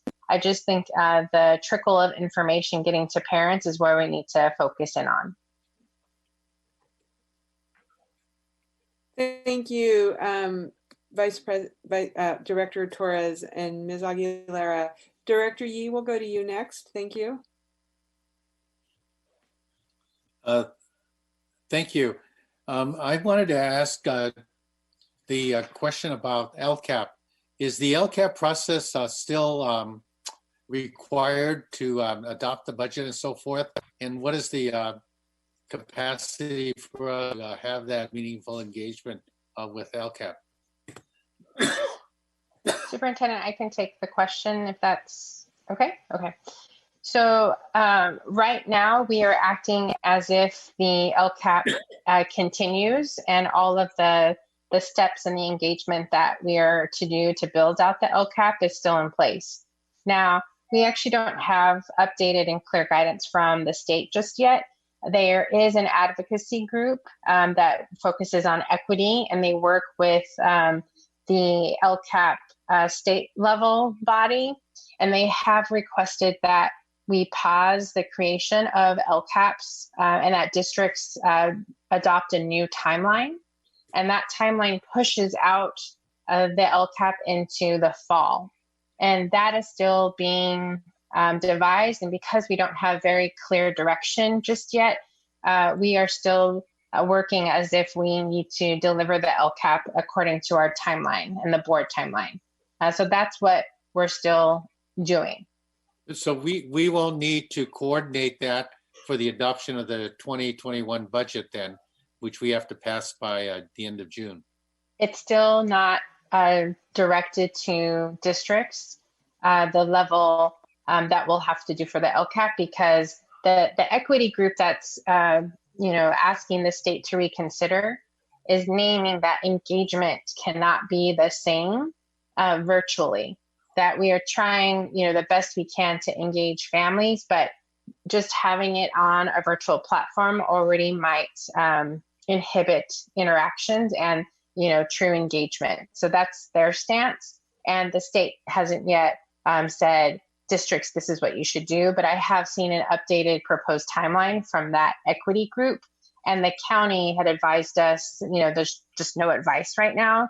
On our team, we have said, okay, we're going to just keep going with the parts that we can do and still discuss with PSAC what we can do. But right now, the county is saying this is like the context. There's no real decision just yet. Thank you. Thank you. Let's go now to Director Ng. Thank you. Thank you for the detailed update and report. My question is just a follow up to Director or Vice President Gonzalez's questions on the fiscal impact to Ms. Casares, if she's still on the line. And I'm wondering, it sounded like there was, as part of the third interim, a possibility to be able to include some various analysis about should we have swings within the budget. Sorry, I'm getting distracted by President London over here. I just have to capture us for posterity. So I'm wondering about for part of third interim, because I also I worry about us making the decision very late at May revise. Is there a possibility to get different scenarios, like a worst case scenario, best case scenario, medium scenario at the third interim, so we have some picture of what types of decisions we may be looking at later in the year? Yes, I can work on multiple scenarios, and I'll propose something to the superintendent, and we can work our way from there so that it's ready for third interim. Great, thanks so much. Director Harris, did you have any questions? I do. I have a couple. So we would like to schedule a Budget and Finance Committee meeting. I'm wondering when it might be appropriate. So there are a number of things that I think are appropriate for discussion. The COLA, you noted, Ms. Casares, that it's unlikely to change, but you also noted we're worried about whether or not they would fund it. Would like to dig more into the LCAP piece and understand how, if there are state guidelines. And then I was interested to hear also that we could be looking at a fall adoption of the LCAP. So I think, and then would like to preview the third interim. So my question is, we can do this later, but is the week of April 27th too early or too late to have some meaningful discussion about those three topics? I think that's a question for the superintendent and Ms. Casares. Either the superintendent or Ms. Casares, or I even one of them. So what I hear, Director Harris, is definitely an interest in having discussion around understanding the implications of the workload budget, just understanding LCAP and what it means to have a potential extended timeline, and then previewing the third interim. I would prefer to be able to get back to you after really talking to Luce around timing, if the idea is to have that around the April 27th. So yeah, if we can get back to you by the end of the week and to the board. That's perfect. Yeah, we won't schedule it on Zoom, but yeah, I think, and it's really just a matter of when you feel like there will actually be substantive information from the state about these things. So yeah, if it has to be the first week in May, then so be it. I'm just trying to get a sense of, like, we don't want to meet for the sake of meeting and you don't have answers yet. So we want to give you time to get those answers. Okay, duly noted. Thank you. Thank you. I have just a couple of questions, and colleagues, I want to highlight for you that later on in this meeting during new business, we're going to have an item where we talk about our legislative priorities in response to COVID-19. So many of these topics that you're raising right now are things that we will probably want to come back to when we get to that item. The purpose was to equip our staff and our legislative advocates to be able to go out and speak with some clarity about what our priorities are to the extent we know. And I expect that this will be an ongoing conversation, just like the issue is ongoing. I forgot to time myself. So I guess my question is, it sounds like you're doing this, Superintendent, but I just want to clarify of two questions, that you're keeping a list of everything, right? Like there must be somewhere a keeper of the list of like the costs that we're incurring, the challenges we didn't really know how to deal with, I don't even know how many new issues come up for you all every day. I can't even imagine, but I would imagine it's pretty overwhelming. And then I haven't heard anyone talk about this, but is the legislature looking at a way to extend budget adoption? I mean, they usually are meeting like crazy right now. They've recessed themselves till May. You probably don't know the answer to this. But it's worth floating, and they're supposed to adopt their budget by June 15th, and we're supposed to adopt ours by June 30th. So I'm just curious if you've heard any talk about that. Those are my two questions. So in terms of, well, Luce, I'll let you answer anything that you've heard in terms of an extension of budget adoption apart from LCAP. So no word on the idea of extending the requirement for us to adopt a budget by July 1, and no extension for their requirements either. I find curious the idea of extending the adoption date for the LCAP, given the premise that the LCAP and the budget are intertwined. Exactly. So I don't understand how that works. And then the other piece I'll just note is that there has been talk about a fall revision. And so the idea is that in July, we will have the workload budget that the state will adopt. And then these are my words, fingers crossed that after people turn in their tax forms, right, that the filing deadline for taxes has been extended until middle of June. And so then once people have done that, they'll have better projections about revenues. And so they would then come back in the fall and revise that workload budget so that it's a little bit more generous. I'm just going to note, I started that off by saying fingers crossed, because I think this is a fingers crossed thing. We're going to be looking at a workload budget for July, and then we'll see what happens once those taxes get filed. And then what about like lists of ongoing costs and just unexpected things that we're encountering? Yes, I mean, we're definitely doing that, and we know that there are probably going to be costs that we haven't captured yet. So kind of the ongoing ones right now, devices for sure, food distribution for sure. We know at some point, once we know when we're coming back to schools, there's going to be an additional investment in terms of cleaning and making sure that all of our facilities are physically ready for the volume to come back when we're able to actually have what we previously conceptualized as school. I would say one of the big items that I've been thinking a lot about, which we don't have a price point, but we know there's going to have to be a deep investment, which is professional development around virtual learning. So there are going to be many places. These are just kind of like the 4 big buckets. There are many things along the way where, we've been keeping track, but these are ones across the state, across the nation. And it's one of the reasons why we have the SB 117 and the federal stimulus bill, because pretty much every district is scrambling to figure out how they're going to cover the cost.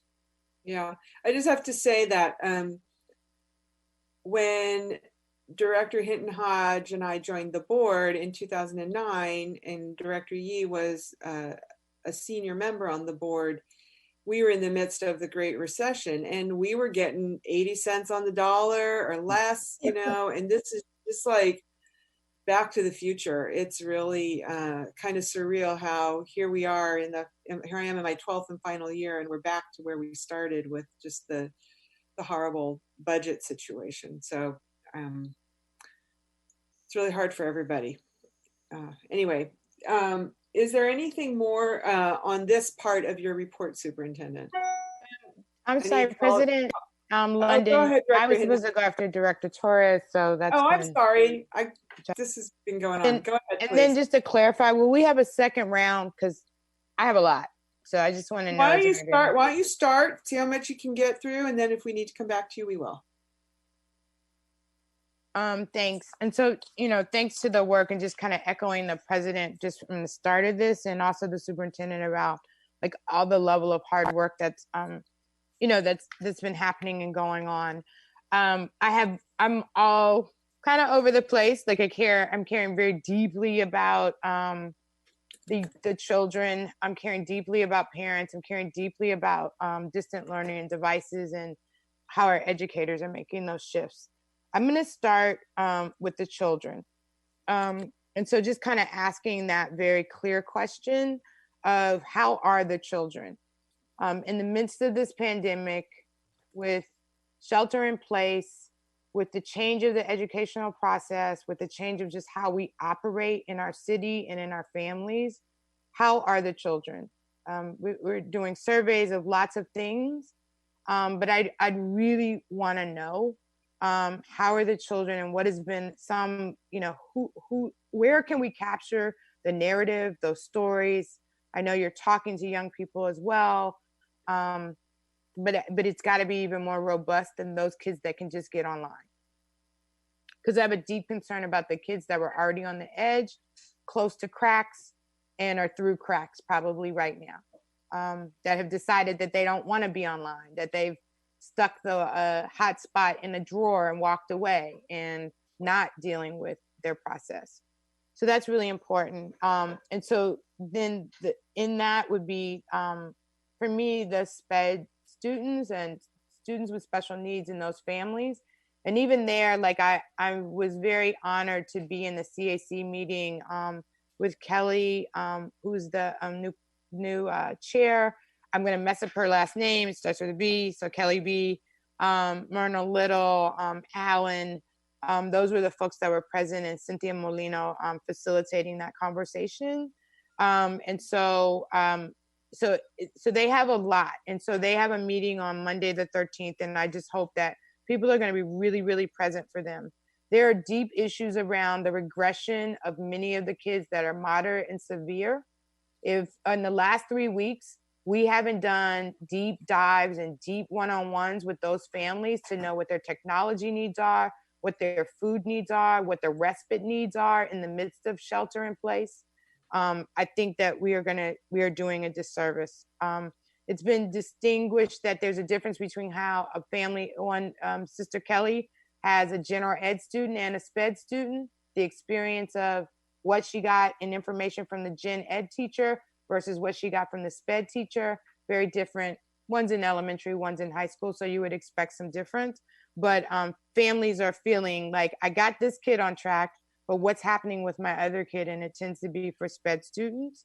Director Hodge, can I ask you to wrap up or move to your next bundle Sure, of questions? I'll wrap. I have a whole lot more, but I'm only going to stay on SPED right now. I want to know about. You're at your time, so I'd like you to. Okay, wrap up. I'm gonna ask if my colleagues would allow me a couple more minutes. It looks like they're good with that, so go ahead. Thank you, I appreciate it. So I think that the CAO, Director Aguilera, talked about we'll be able to look at the roles of people and what they're doing, because that's a need for me, and I think other people. Like, we want to know who the team is. Like, is there a Corona special task force special forces team that works with SPED, you know, is working in the SPED department, you know, is it through OEA? I don't know. Like, where is it that we can find folks that are like, that's what they're doing right now to pay attention? So what are the roles of the nurses? What are the roles of the therapists? Because that's shifting. Transportation, a big thing. There was a decision made around who was going to get food transported to them and not. That needs to be clarified. Like, how do you come to those particular criteria? Obviously, technology is a huge thing. I would think that there's going to be a different cost than just handing someone a Chromebook who actually might not have great use of their hands. You know, how are they going to be guided? Is that teacher ready to guide via Zoom in the SPED department? So you spoke to like enhanced professional development. And so I hope that SPED teachers and instructors are at the top of the line around that, because again, it may be more expensive. It just may be more time consuming. And then people are asking about support groups so that there could be some parent opportunity in the SPED world, in that special needs world, because again, like I just don't even know if I can express what I think it might be like if the respite at times was the kid going to school, or the fact that they were learning. There's going to be so much regression that happens as a result of this. And their parents right now are watching their children regress. They're watching their children not speak. They're watching their children be afraid and be very like disconcerted. And so I just think that we've got to like pull that in. And does that mean different volunteers? Does that mean more substitutes that's my new idea, is like, can we get a crew of really, really good substitutes to help support that department? And then the last thing, and so thinking about IEPs and liability is another piece that, you know, like, let's be clean about this and clear about it. I know there'll be a lot of grace, but let's make sure, right, at the end of this, we're not seeing ourselves being in a space where we really didn't provide. And the last thing, I just really want to shout out, those parents that are doing CAC and meeting and doing this work, but also a teacher at Oakland High, Carmen Gomez Mendez, who is the person who's like calling to reach out to her kids that are severely disabled, and just like putting, you know, having the phone and her face put in front of the children and noticing that like they notice her and they remember her. And it's something that like changes the day and their trajectory when that teacher has been able to make contact. And so she's kind of stepped up and gone above and beyond. And so I hope that we, you know, I know a lot of teachers and all teachers are, but that's one person right now that is, I think can teach us and talk to us right now about what might be really important to kind of do. So thank you for that. There's obviously questions embedded that, but not really. Like the biggest piece is, how are the children in this case? Thank you. Did you want to respond, Superintendent or Ms. Aguilera? I can start us off, and thank you, Director Hayden-Hodge. And if we could, I would like to, I mean, I know this is really important and we have lots of other business tonight. So if we could really try to keep this brief, that would be great. Okay, so the very first thing on our survey script is a wellness check. And it was a question about how the family is doing and how students are doing. And we're now looking at the survey results. And I was actually just discussing with the network soups this evening how we're going through each of the responses for school sites. And what I was able to see, I'll just provide one quick example. A particular school site had a section for their principal to follow up with certain families because the teacher, as they were talking, they had a concern. So there are mechanisms that schools have developed to focus on wellness. That was supposed to be the focus for the first couple of weeks. And I know a lot of media coverage and, you know, a lot of articles were posted around distance learning. And I think you named, you know, a lot of the issues that families are facing around distance learning.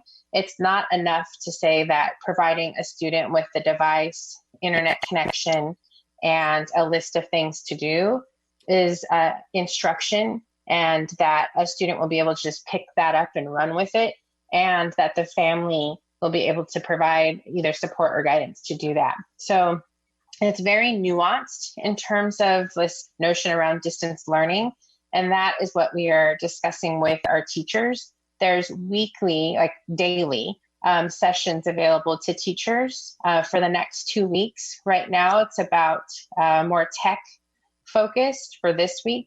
And next week, we get more into the details around the content areas. So that is, all laid out and ready to go for our teachers. So first was wellness check. We did ask about devices. We're getting through all of that information and next steps for that. The support groups piece that you brought up as well. I was talking to Raquel Jimenez. It's our executive director for the Office of Equity. And we are forming ways for parents to get help with all the things that were named around distance learning, and then support groups as well. That was something that we just discussed today. We're connecting with our tech department to get the technical pieces around like how to access Google Classroom and how to submit work. So all of that is coming. And around special education, we'll talk more with CAC this upcoming week. I have started to hear the unevenness around implementing our plans, but there is an expectation, just as what we have for our gen ed teachers, and you could see in the guidance that there's an expectation to set up a Google Classroom, and there's an expectation to be having contact with students and providing some of the services as much as possible virtually or through telephone. And it's actually also named in our MOU with our OEA, and they helped us and they collaborated with us very well to create that. So I think it is more around messaging to get that information out and the oversight that we will have. We just talked about monitoring participation. And right now, the state hasn't said anything about keeping attendance records, but we were just talking about how are we going to monitor that kids are participating. And with the Network Soups, we are devising the plan for that. It will be similar to what we did for devices and monitoring the weekly check-ins that we're asking for teachers to have. So all of this is being generated and pushed out to school sites. Of course, it's about implementation after the guidance has been developed, and we are moving with the changes that we're receiving from state and federal guidelines. So there's a lot more there. I'll stop there because I know that there's a long agenda, but I did want to address those questions that you asked. So thank you for the opportunity. Great, thank you. If we could move on with the report, I would appreciate that. And Director Hinton Hodge, I don't want to cut you off, but we do have quite a number of other items this evening. So if you want to send your additional questions in writing to the superintendent, I'm sure she would welcome that. Yeah, my stuff is it's moving more towards the distance learning question, so I will provide. Great. Thank you, Superintendent. If you want to continue with your report. Sure. This is just a brief recognition and shout out to two amazing women in our dual enrollment team. They're actually a mighty team of two. So we can call it a department of two. So just wanted to share our dual enrollment program services about 4,000 high school students. Next slide, please. And our dual enrollment program gives our high school students an opportunity to take college courses that are actually offered on the high school campus, taught by community college professors. We were recently featured in EdSource, and what we're seeing, whether you're talking about dual enrollment courses or concurrent courses, is that it's really a nudge on equity and access. And what we're starting to see is that the more students have opportunity to take these classes, they are more prepared when they actually do go to college. Oakland as a district, we're ahead of the state and nation in terms of the number of students that we have participating in these courses and particularly the number of Black and Brown students. Next slide, please. So I wanted to take this time to publicly honor, recognize, and appreciate two amazing women. Leslie Sue, who's the manager of dual enrollment. She has really helped to launch this program, has done a lot of deep partnership and work thinking about infrastructure, and has really thought about how we make sure that this particular partnership is able to continue beyond her tenure. We've had actually a change on the community college side, and the new chancellor is just as excited about continuing and deepening the work for our 4,000 students and hopefully more throughout the year. So I wanted to deeply honor and appreciate the work of Leslie and her tag teammate. Can you go to the next slide, please? Fatima Gatala, who is our dual enrollment specialist. Both of these women have worked in our district for many years. Fatima as a teacher prior to her current role. And Fatima is really focused, and a lot of her talents are around really monitoring the programs. We've got over 15 high schools that are a part of this, 40 courses that students are able to take.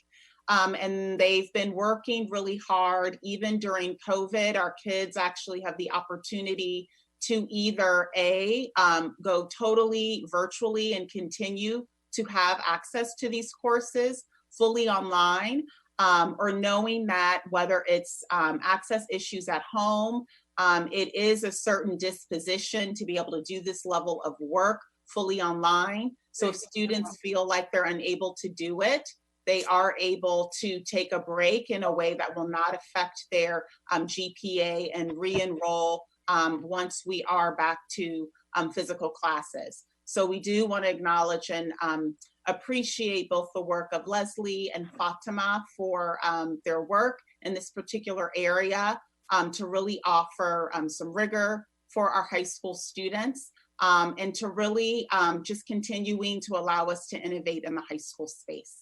So thank you. This was one of the appreciations that we had postponed for a while. So I wanted to lift it up even though the recognition is virtual. Thank you very much for your service. Thank you, Superintendent. Colleagues, is everyone okay if we move on to our next item? Thank you to our dual enrollment team for your great work. We're going to move on to item N, which is comment by collective bargaining units. Do we have any of our labor partners on the call here? Yes, we do. We have Keith Brown. Hey, Mr. Brown, you're up. Good evening, board and superintendent. I am Keith Brown, a teacher at Bret Harte Middle School and president of the Oakland Education Association. Want to use this time today to really commend the outstanding work of Oakland educators across the district on the Oakland Education Association Facebook page and on our YouTube channel. You can find videos about the wellness checks where our members, outstanding teachers came together and filmed videos giving how-to other educators on how to check in with students and families during this shelter in place of the COVID-19, and being able to identify the needs of the students and support students getting needed resources such as technology, food, and really a way to make sure that the best way possible that we have equity for all of our students during this time. So again, those videos are on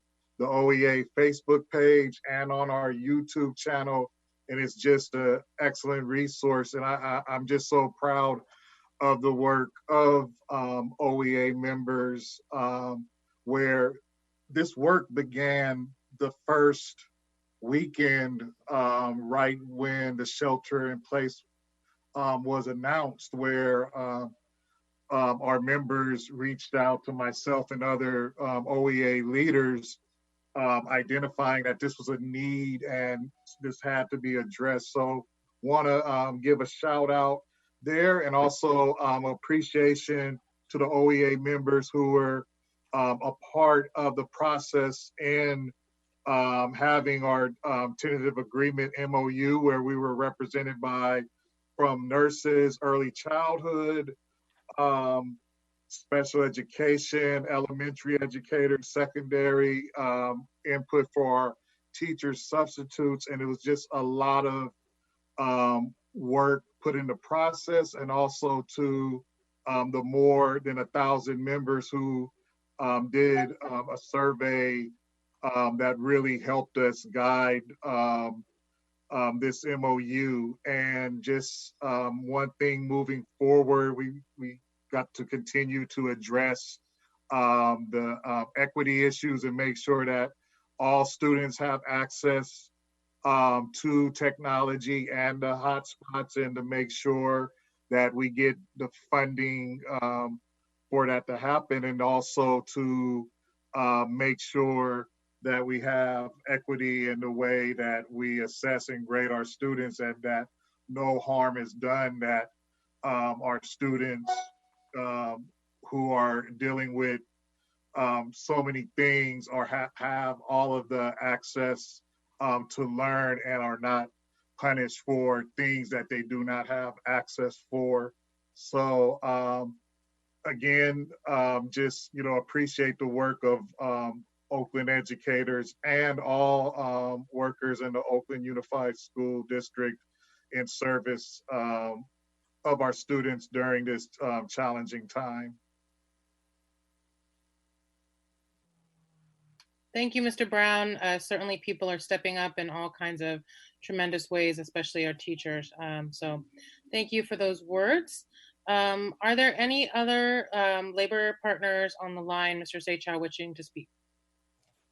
Madam Vice President, that concludes the comment for this item. Okay, thank you. We are going to move on to item O, which is public comments on agenda items A through N. Are there public speakers waiting to speak?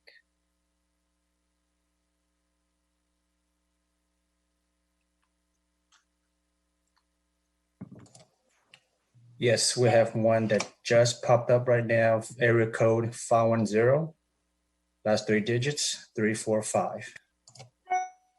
Thank you. We'll give Yes, 2 minutes. Thank you. Yes, thank you very much. This is Asada Olibala. I'd like to respond to or just make some statements about the dual enrollment program presented by the superintendent.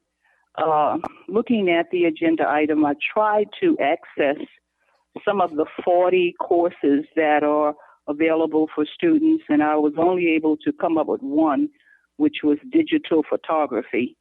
And I wonder at some time it could be made easily available to understand what are these courses that are being available to the students.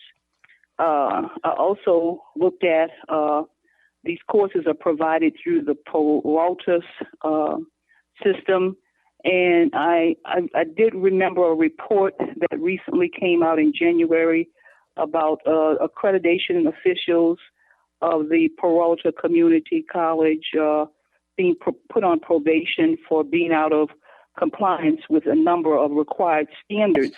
And I was wondering if children took any courses, would this potential probation affect the ability of those courses to be transferred to UC or to USU colleges? Thank you very much. Thank you, Ms. Olibada. I am pretty certain that the course catalog can be found online. Maybe, I don't know, Superintendent, if that's something that you all can follow up on with her, or? Great. Well, that's not necessary. Great.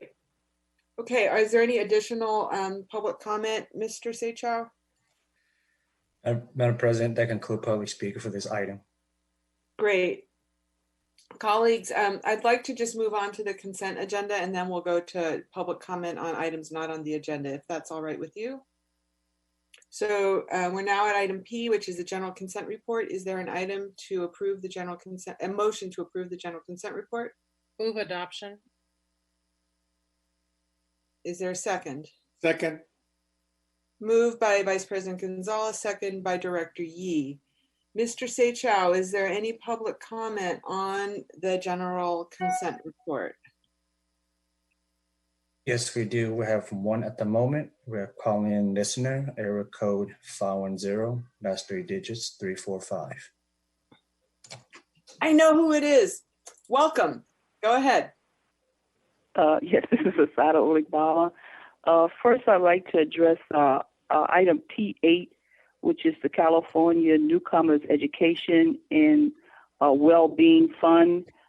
It's a blessing that this kind of support for our newcomers exists. The grant is for $1.8 million, and within the budget for that funding by the state, it's $10 million. So it is a blessing that these young people can get some support. At the same time, we don't have the same type of system that exists for African American children who also need support in their educational endeavors. Speaking to item P9, and I'll avoid that one, the item P15, which is Proposition 39, 1-year contract for the Lakeview School for charter school use. And I was hoping that we would be considering this year to have that site be considered for moving us out of the 1000 Broadway and back to Lakeview. But this is a 1-year contract, and if we can't do it this year, I hope that by next year we will be reutilizing that site for administrative purposes.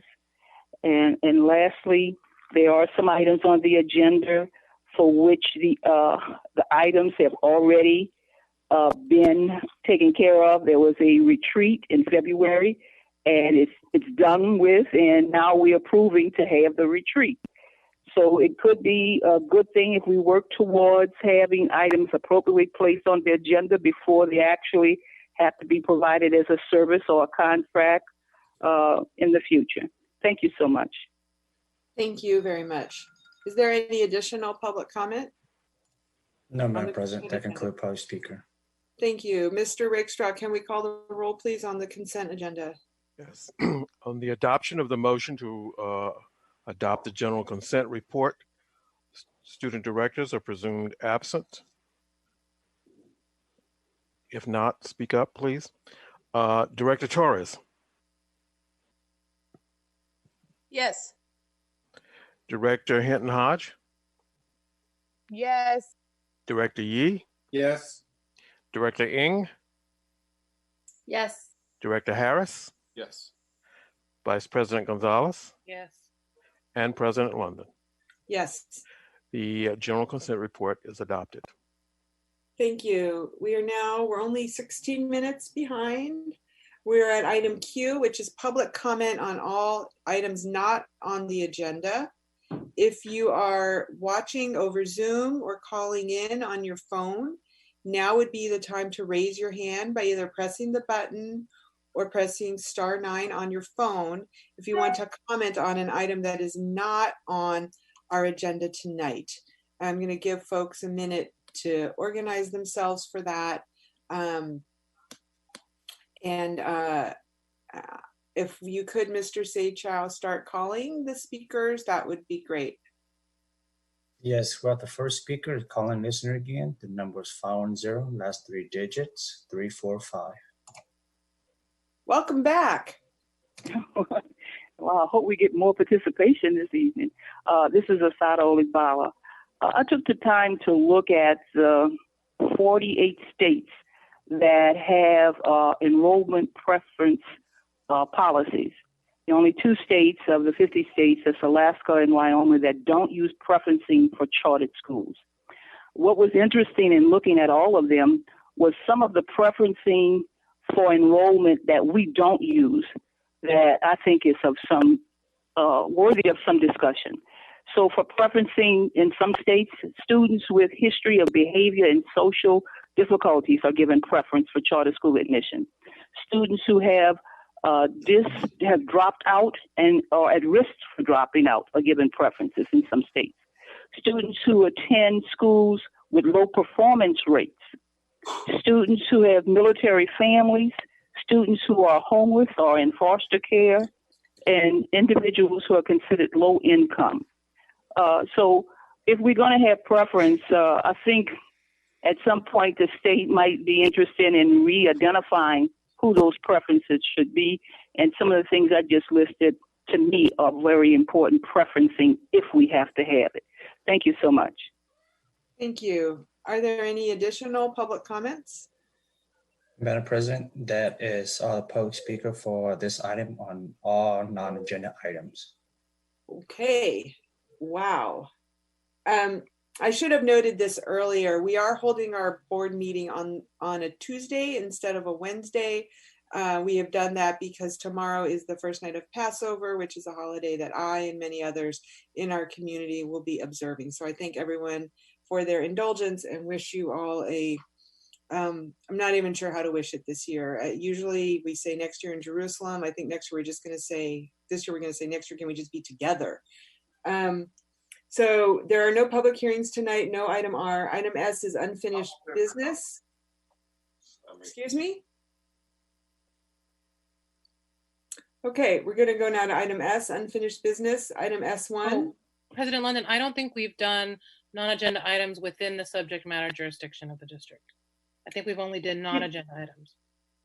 We just did that. We just did item Q, didn't we? We voted on the consent report and we went to item Q, which was non-agenda items. Okay. So now we're on item, there's no public hearing. Item S is unfinished business. And the first item is item S1, 19-1936. This is coming back to the opportunity ticket. Colleagues, we had a first reading on this on March 11th. I actually went back this morning and rewatched our deliberations. And so I feel fresh on this. Do we have, go ahead, Director Yee. I would like to move the item with a slight amendment, and I'm not exactly sure the appropriate Robert's Rules of Order for it. But I think. Go ahead, Director Yee. Yeah, I'm sorry, I had to turn on the light. But I noticed on page 3 of the review, there was some discussion about sunsetting of the opportunity ticket. And because there was some reference in comments that it was my intention to sunset it, I wanted to change the language on this item, if I may, for consideration by my board colleagues. I will second the motion. Yeah, can you make your motion, Director Yee, and then we'll let Director Hinton Hodge second it? Okay, I move to adopt the item with the following change on page, I believe it's page 3. Unfortunately, my computer turned off and I'm trying to get it back on. But to refresh your memory, Director Yee, would this be the part that says opportunity ticket priority for August 2021? Yes, and it says something about sunsetting of the opportunity ticket, and I think it says this priority shall become effective on July 1, 2020, and shall affect only August 2021. Yes. Now the next sentence. Admission. This priority shall sunset. It's at the top of page 4. Right. That's the exact item, and so I'd like to propose to strike that and change it and replace it with the relevant priority and goals of the opportunity ticket shall be incorporated into a comprehensive enrollment and/or student assignment policy, which I think is our original intent, that we have a committee under Ms. Maraca that's already meeting to review and to present to us for our consideration and enrollment policy. And I believe it's important that the opportunity ticket be consistent with the policy, or the policy be consistent with our original board adoption of the opportunity ticket. So that sentence again was replace the last sentence at the top of the very first full sentence that appears at the top of page 4 in underline. Yes. With the words, the relevant priority and goal of the opportunity ticket shall be incorporated into a comprehensive enrollment and/or student assignment policy. Okay. And I would just remind folks that we did direct at our retreat at the beginning of February the creation of that committee. Exactly. So that's the motion. That's the motion. And Director Hinton Hodge, you are seconding that motion? Yes. And just to be really clear that this is, that, yeah, I'm seconding it because I believe that it needs to be put back into its correct form where it was originally discussed. And then maybe at some point, maybe a discussion a little bit more about how this process kind of got off track. Yes, I'm seconding it if it goes back to its original intent. Okay. Colleagues, that's the motion that's before us. Is there discussion? And I should just note, so Director, there were 2 versions of this. Is this the one where there were 2 versions? Yeah. No, there's a clean and a red line version. Okay. Oh, thank you. There's Ms. Mararca. Okay. Okay. So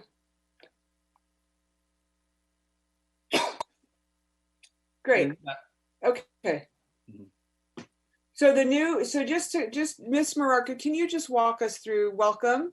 And could you just walk us through this document, please? Yeah, I'm sorry, I was here. I just hadn't done my video on. That's sure. Okay. We were working on that amendment, and so now we have it. Great. So there are 3 edits. So at the first read, the staff proposal was to provide clarity around whether or not students from closing charter schools should also receive an opportunity ticket enrollment priority into district schools, and the board indicated broad agreement generally with that idea. And so that was the main edit. That's one big edit that you'll see in the opportunity ticket policy. That's part of the board policy. And then the 2 areas where the board provided direction that weren't part of the initial staff proposal, first was around the sunsetting language that you all just amended. And then the second area was around the order of the enrollment priorities and where this opportunity ticket lands. So as I mentioned, that wasn't part of the original staff proposal, but per board direction, we have proposed here that the opportunity ticket priority moves from being before neighborhood priority to after neighborhood priority. That change in order of priorities would be for next year's implementation. We wouldn't change the way we've been implementing it this year since the implementation has already started. So those are the 3 edits.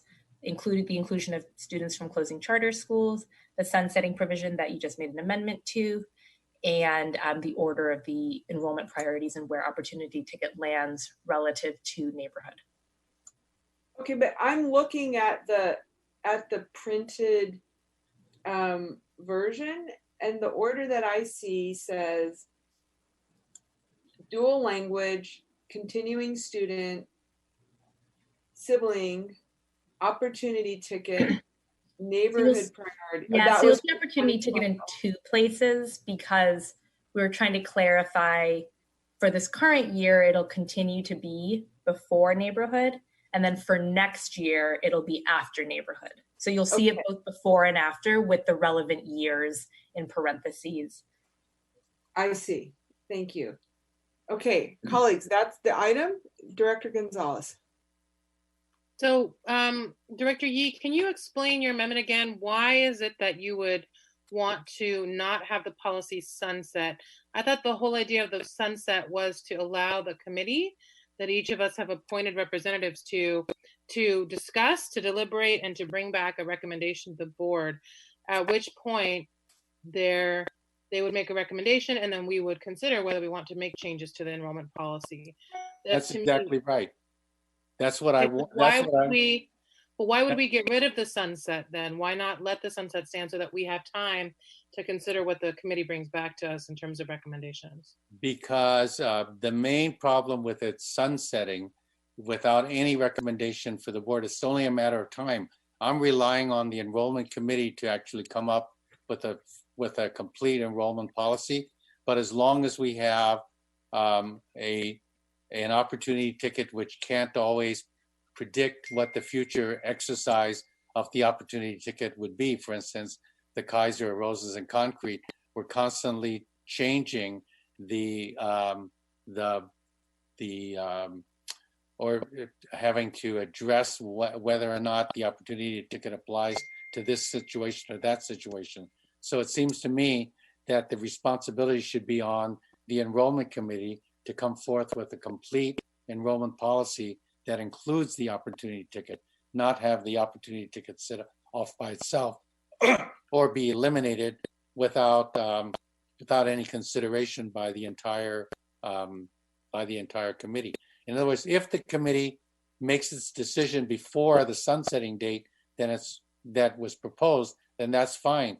But if there is no decision by that time, then there would be by default no opportunity ticket, which I think is the problem.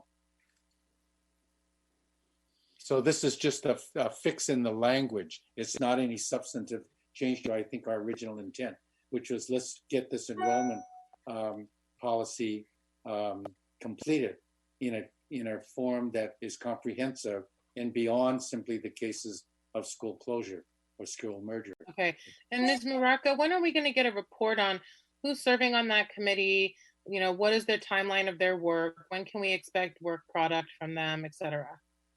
So I can send around the current membership. We're still waiting on one more nominee from a board member, but we've met twice so far. And so we can provide we've been thinking about the timeline and how engagement will look, obviously given this unusual time frame, and the working group is really committed to making sure we hear as many voices as possible. So we're just trying to balance that.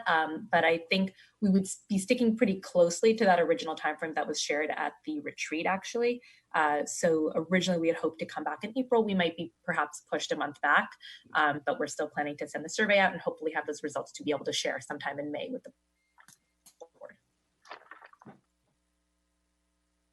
Are there other questions? Because I know I do have a concern that I want to raise about this, but I want to make sure everyone else gets a chance to raise their questions and issues. Director Ng. Thanks. I just wanted to ask Ms. Muraca around the analysis of available slots.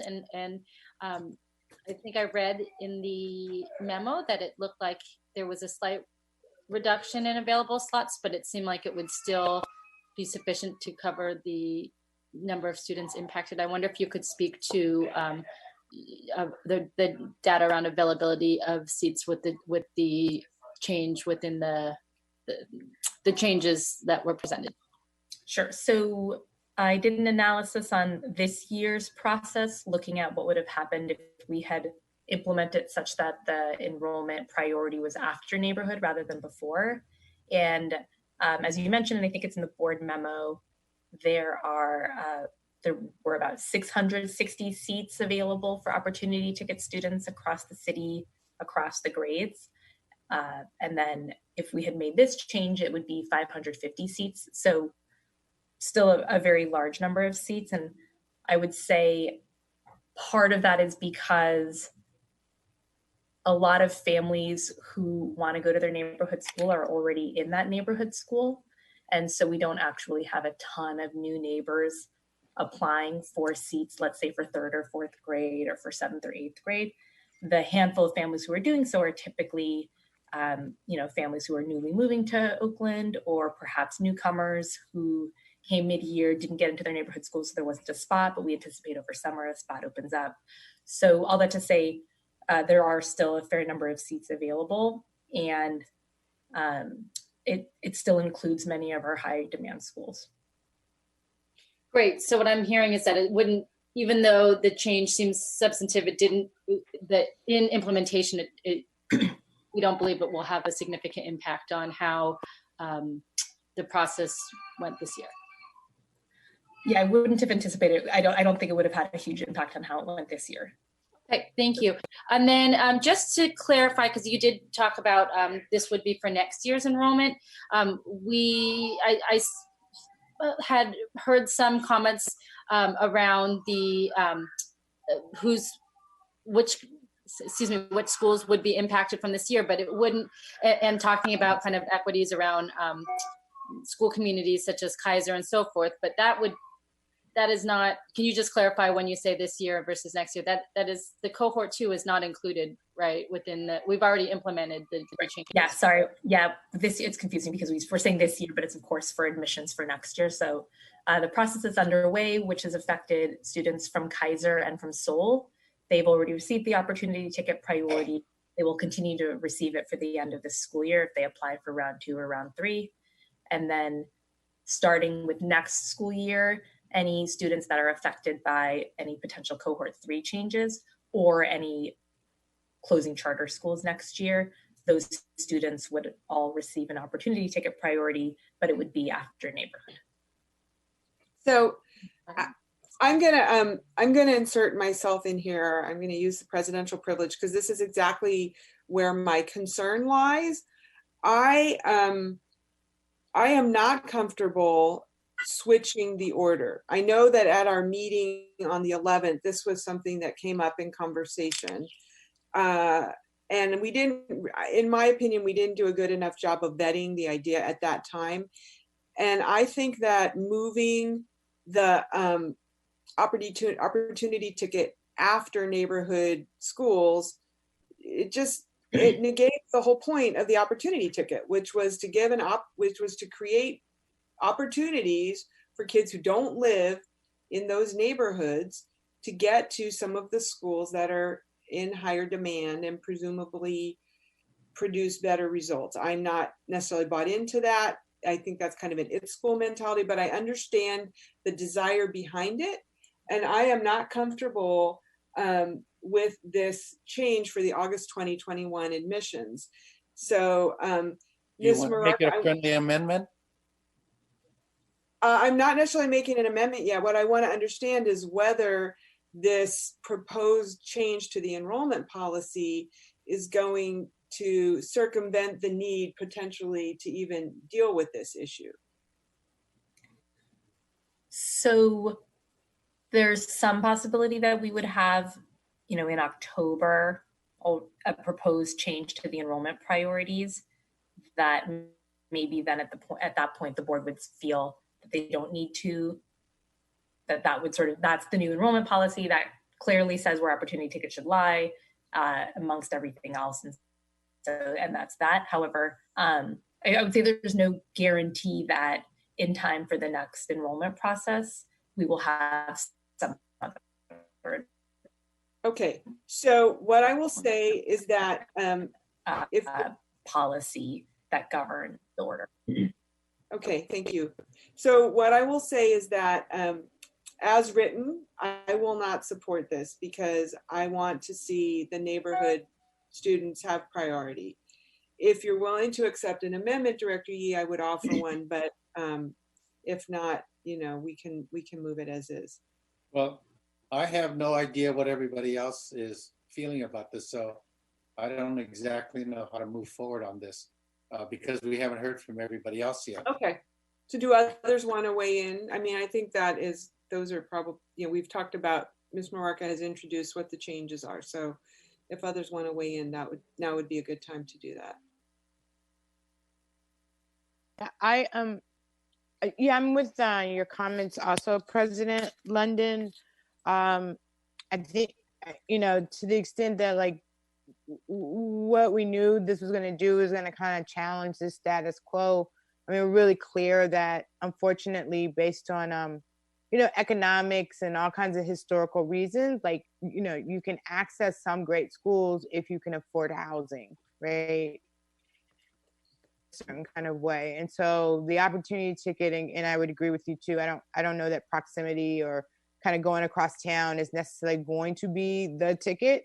However, I think the community process says that we want to bet on that, because what we've bet on in our own communities has not really worked well. So I definitely am agreeing with that, and I do believe, and I believe that there were some families, and it's not all families, but I think that there was a representative group of families that did speak in equity language and did talk about the disruption it could possibly mean. They talked about the sacrifice, and so again, that's another piece where I would say that it should not revert back to that changing of that order. So opportunity ticket is ahead of neighborhood.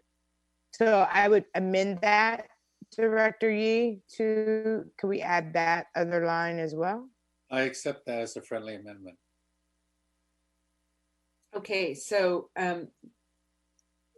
so now you're changing what your motion is, you two are. Let's go to Vice President Gonzalez, and then we'll go to Directors Torres and Harris if they wish, and we can come back to you, Director Ng, if you wish. Go ahead, Vice President Gonzalez. Thanks. I just wanted to understand, where did it come from, the change in the order? Where did the idea come from? Came from the first read, the comments from a few different board members, and including the student board directors as well. Okay. Did anybody else want to weigh in on this? The motion is going to potentially change. This is your chance to speak up. Director Harris. Director Hinton-Hodge, what are you suggesting? Your motion was to remove the opportunity ticket from the first place and then replace that with neighborhood? Yeah, I think we switched the order up. Where it was the opportunity head was ahead of neighborhood I'm admittedly not looking at it right now. Both in the same boat. So it was ahead of it. And so to even Director Vice President Gonzalez actually kind of raised for me like the issue around like, was that clear staff direction, or was that board members pondering some things and student directors pondering, but was that a real directive to change the order? Yeah, well, at least I would say that was my understanding. Otherwise, what's the point of the opportunity ticket, right? If students then have to wait behind neighborhood families, then it's right. So I'm saying ahead of. Oh, well, yeah. If neighborhood families come first, then there's really no point of having an opportunity ticket. So I looked at this as, because we are closing an opportunity that could potentially be in their neighborhood, they would then have access to other schools that are first choice schools, and that would be a way to equalize it. And so I liked what Director Yee did, the initial amendments you made. I'm sorry, I'm a little slow tonight, because it puts the onus on us to actually complete an enrollment policy. And so I'm fine with that. I'm not necessarily fine with putting the opportunity ticket after the neighborhood priority. I think as it's expressed in this language. That's not what I said, though, is it? No, Jamoke is saying the opposite. What is she saying? That's what I'm not.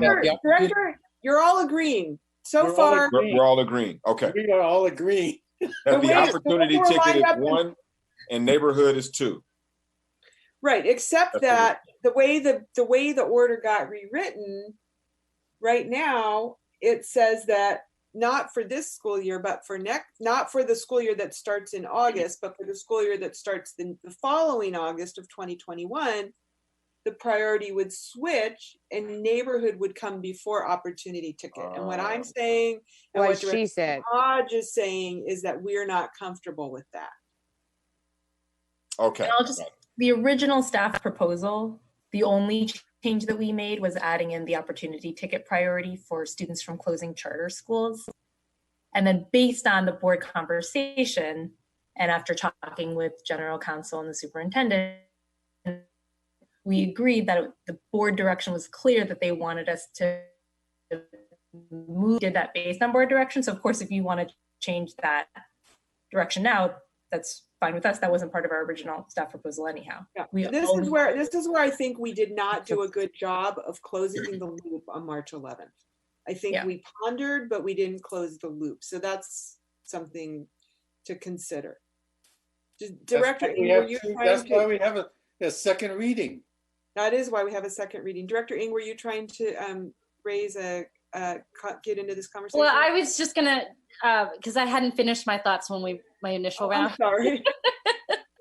But I'm fine either way. I guess to summarize, I'm fine either way. I guess for me, when having discussions around the analysis, when I had talked to staff around the analysis around the impact, it didn't seem like there was a substantive impact on the actual slots and slot allotment. So the data didn't seem to suggest that it would actually make an impact. So I'm fine either way with how the board wants to proceed. Thank you. I'm sorry, I have a clarifying question around that, Director Ng and Ms. Baraka, because what I heard was that it went from 1,600 to 550 seats. Like, that's a huge difference. 660 so I'm not, to like, 550, not 1,600. 650? Oh, thank you. Okay. I was like, that's a huge difference. Okay, No, that would be a huge difference. Gotcha. Okay, got it. I didn't hear that right. Okay. Director Torres, did you want to weigh in on this? I think I'm fine with what everybody has been saying, and ultimately I think that because things are changing and the fact that I feel like even when people's schools closed, as far as whether it's OUSD or charter, if they live in Oakland, they live in a neighborhood and they're still considered neighborhood people who get priority. So I don't really understand any of this as even the necessary item to pass have been written, have been spent hours on.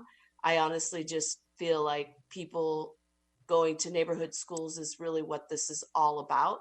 So if we were doing our job and the next school board that gets voted in is doing their job, all neighborhood schools will be acceptable and people should walk their kids instead of drive, as we see the environment changing now for the better, which is helpful to our kids with asthma. So I've never understood this, and I've listened to all of you and I appreciate the conversation. I was fine with the original changes of making it effective next August versus this August, and neighborhood parents that come to Oakland and pick a neighborhood with lots of stress and time and commitment and put all this energy into it.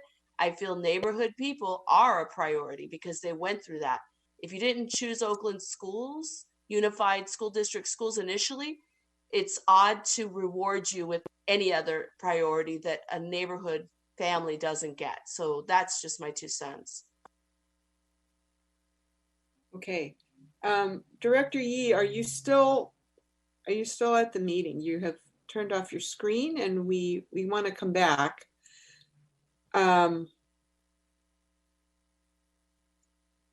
He may have stepped away. So Director Hinton Hodge, you were the second to the motion and you proposed changing it. I'm looking at it right now. I actually would like to turn to the general counsel to see if he has any advice for us on, and or Mr. Rakestraw to see if they have any advice on how to get this policy back to where we, or you, Ms. Mararka, to where we thought we wanted to go with it.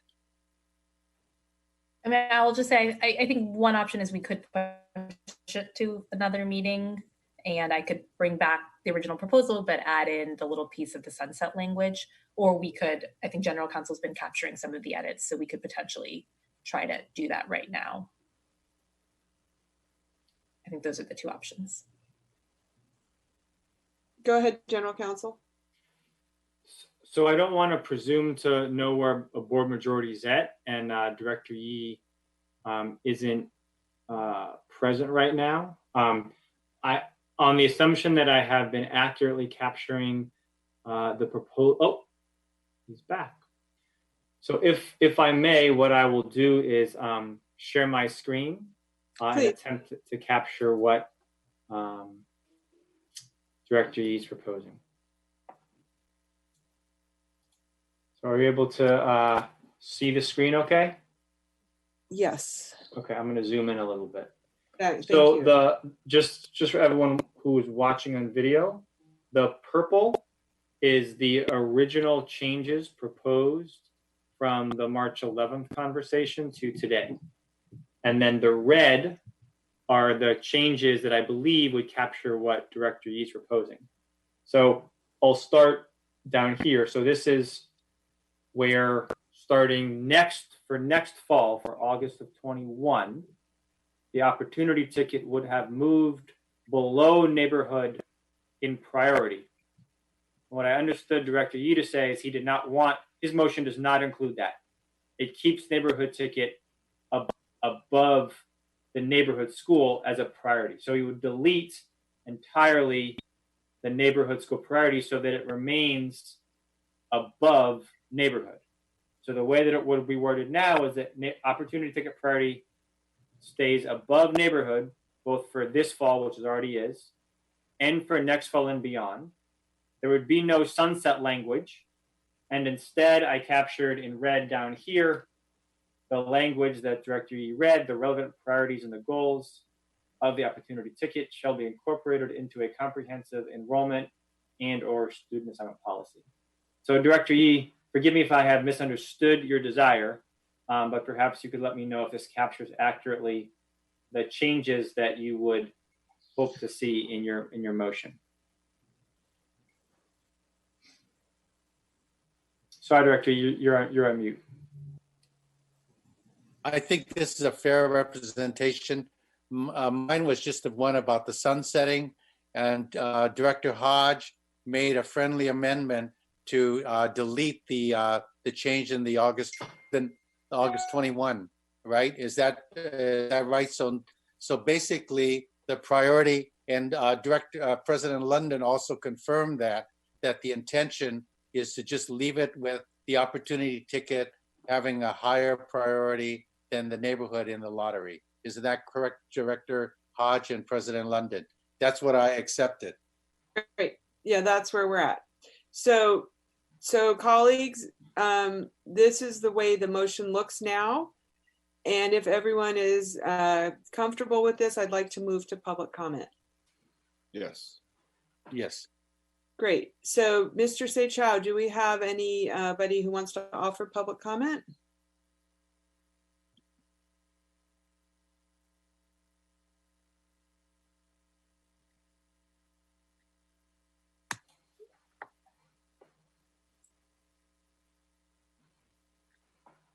Mr. Seychow?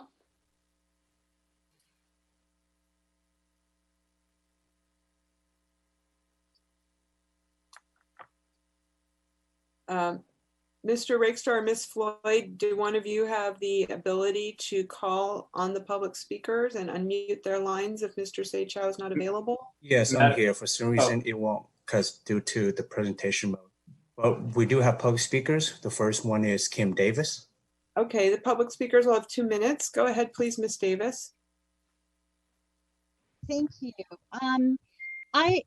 I listened to the conversation when this came up before, and as Ms. Maracas said, the sole change at that time was the inclusion of charter schools into the opportunity ticket, because this year we had a charter school that was closed. So I think where the confusion lies is that the discussion, in particular the discussion by the student directors, who unfortunately are not here in this Zoom setting. I'm not sure why that is and why they haven't been at the meetings, and whether there's an accessibility question for them.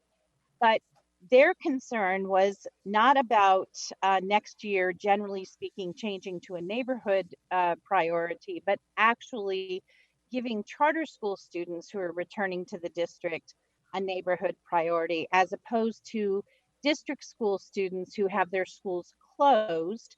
So the problem is that I think what the students were talking about was strictly related to closing charter schools, not to closing district schools. There was no intention, my understanding of what they said, there was no intention to change the priorities vis-a-vis district schools who were closed, give those students the opportunity to attend whatever school that they wish to and to be above neighborhood. I think the students' concern was that we were affording that same opportunity to students that whose families have chosen not to be part of the district, and then to give them a priority above the neighborhood families. So I think that's where your disconnect is right here, is that there was intended, at least from the students' perspective, to be two sets of rules, one for district schools, one for charter schools. So that's, I throw that out there just because I think that listening to the conversation, it seems that there was no clear understanding of how this came about. It came about because the students were concerned that we not give charter school students priority when we in the opportunity ticket in exactly the same way that we give district school students. Thank you. Thank you. That's very helpful. Can we have the next speaker, please? The next speaker is Colin Listener, area code 510, last 3 digits, 345. Yes, this is Asada Oligbala. I am thoroughly confused on the process that determines the order of prioritization. And that understanding of how that order takes place is not clear. It appears that the order of prioritization is just how you feel it needs to be, with no methodology for it being equitable or fair or looking at the greatest need of students. So this just seems to be at anybody's whim who has the ability to say so. They can determine the order of priority. I think I read in the application process for charter schools that they had to produce the order of priority as they identified it. And I could have read it wrong. But this is not a system of prioritization. It should be an equitable system where opportunity is given to all instead of choosing some to get an opportunity and not the rest of us. Thank you very much. Thank This you. is so confusing. Can we call the next speaker, please? The next speaker is Hassan Thomas.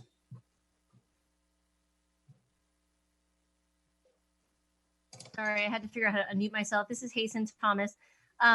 As someone who had to close a school this year, it was obviously very painfully heartbreaking. I will say that I think that and I have been in Oakland Unified and have been part of and party to closing many a school. And the level of trauma kids experience when their school is closed is pretty extreme. And we know that in this city, we predominantly close schools that are Black and brown, and that there's actually enormous body of research around the level of trauma kids experience when those schools are closed. And I think the whole point of the opportunity ticket, and I was never fully involved, and until I actually had to close a school myself, really didn't think about what kids have to go through and what families have to go through. They have to go through a lot. And those kids are still experiencing trauma.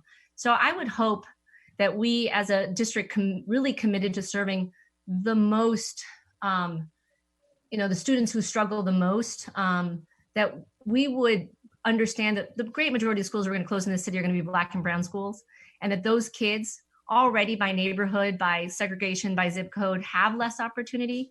And so I just think that it feels right for the city of Oakland to say, hey, yeah, you bought $1 million house in this neighborhood and you should get a right to that school. But in a time of or especially in the time of COVID-19, where like some people have a lot and a lot of people don't have anything, I think it feels really important that we as a city say, regardless of what neighborhood you're born in, you get an opportunity. And especially if you're kids who are born without an opportunity. And so I just want to appreciate that so many of you spoke up to put the opportunity in front of neighborhood. And as someone who has the privilege of living in a neighborhood with a good school, I think that it's my responsibility to give up my right to that seat for a kid who needs that seat. that's the American way I hope that we can roll with in the era of the coronavirus. Thank you. Thank you. Can we call the next speaker, please? The next speaker is a calling listener, area code 347, last 3 digits, 230. Hi, my name is Dirk Tillotson. I'm one of the founders of State of Black Education in Oakland. I was one of the people that helped write this opportunity ticket. The whole point of this was to break away from redlining and to give families at schools that are closing the school of their choice. When you look at how the lines are drawn and the way that we do our enrollment, you'll see there's a set of lines that go above the 580, a set that go below the 580. 1% of Black kids in Oakland attend a school that is either making progress or is above the state average, 1%. We know whose schools close. We know who should have an opportunity. This should be, and most of us, again, it kind of hurts me when I hear the staff talk about seats. Most of us don't see seats. We see families. We see children. We see trauma. And so we don't look at this as seats. If 110 kids, 110 families get a seat that is their best preference, that matters. It's not something that's insignificant. If one family gets a seat, that matters. It's not something that's insignificant. So to hear the staff just dismiss it, I don't know if staff has family, has kids, because you don't view your kid as a seat.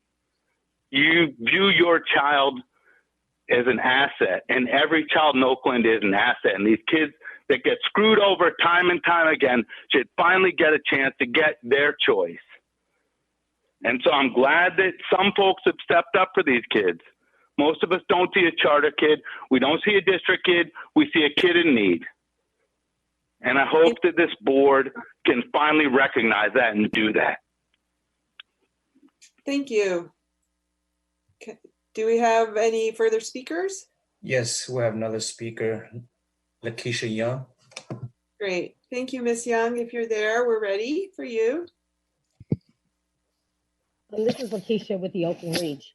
I don't need to jump on more of what Dirk has already said, except for similar to him, I'm just pretty frustrated and angry because we should not be having this conversation right now when we're in the middle of families who are trying to put food in the refrigerator. We already had a bunch of inequities prior to this.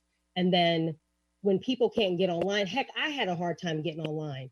So first I want to thank the board members who have spoken up for this opportunity ticket. But what I'm disappointed in is the fact that you guys are having this debate and this conversation when families are not able to speak on their behalf during this time.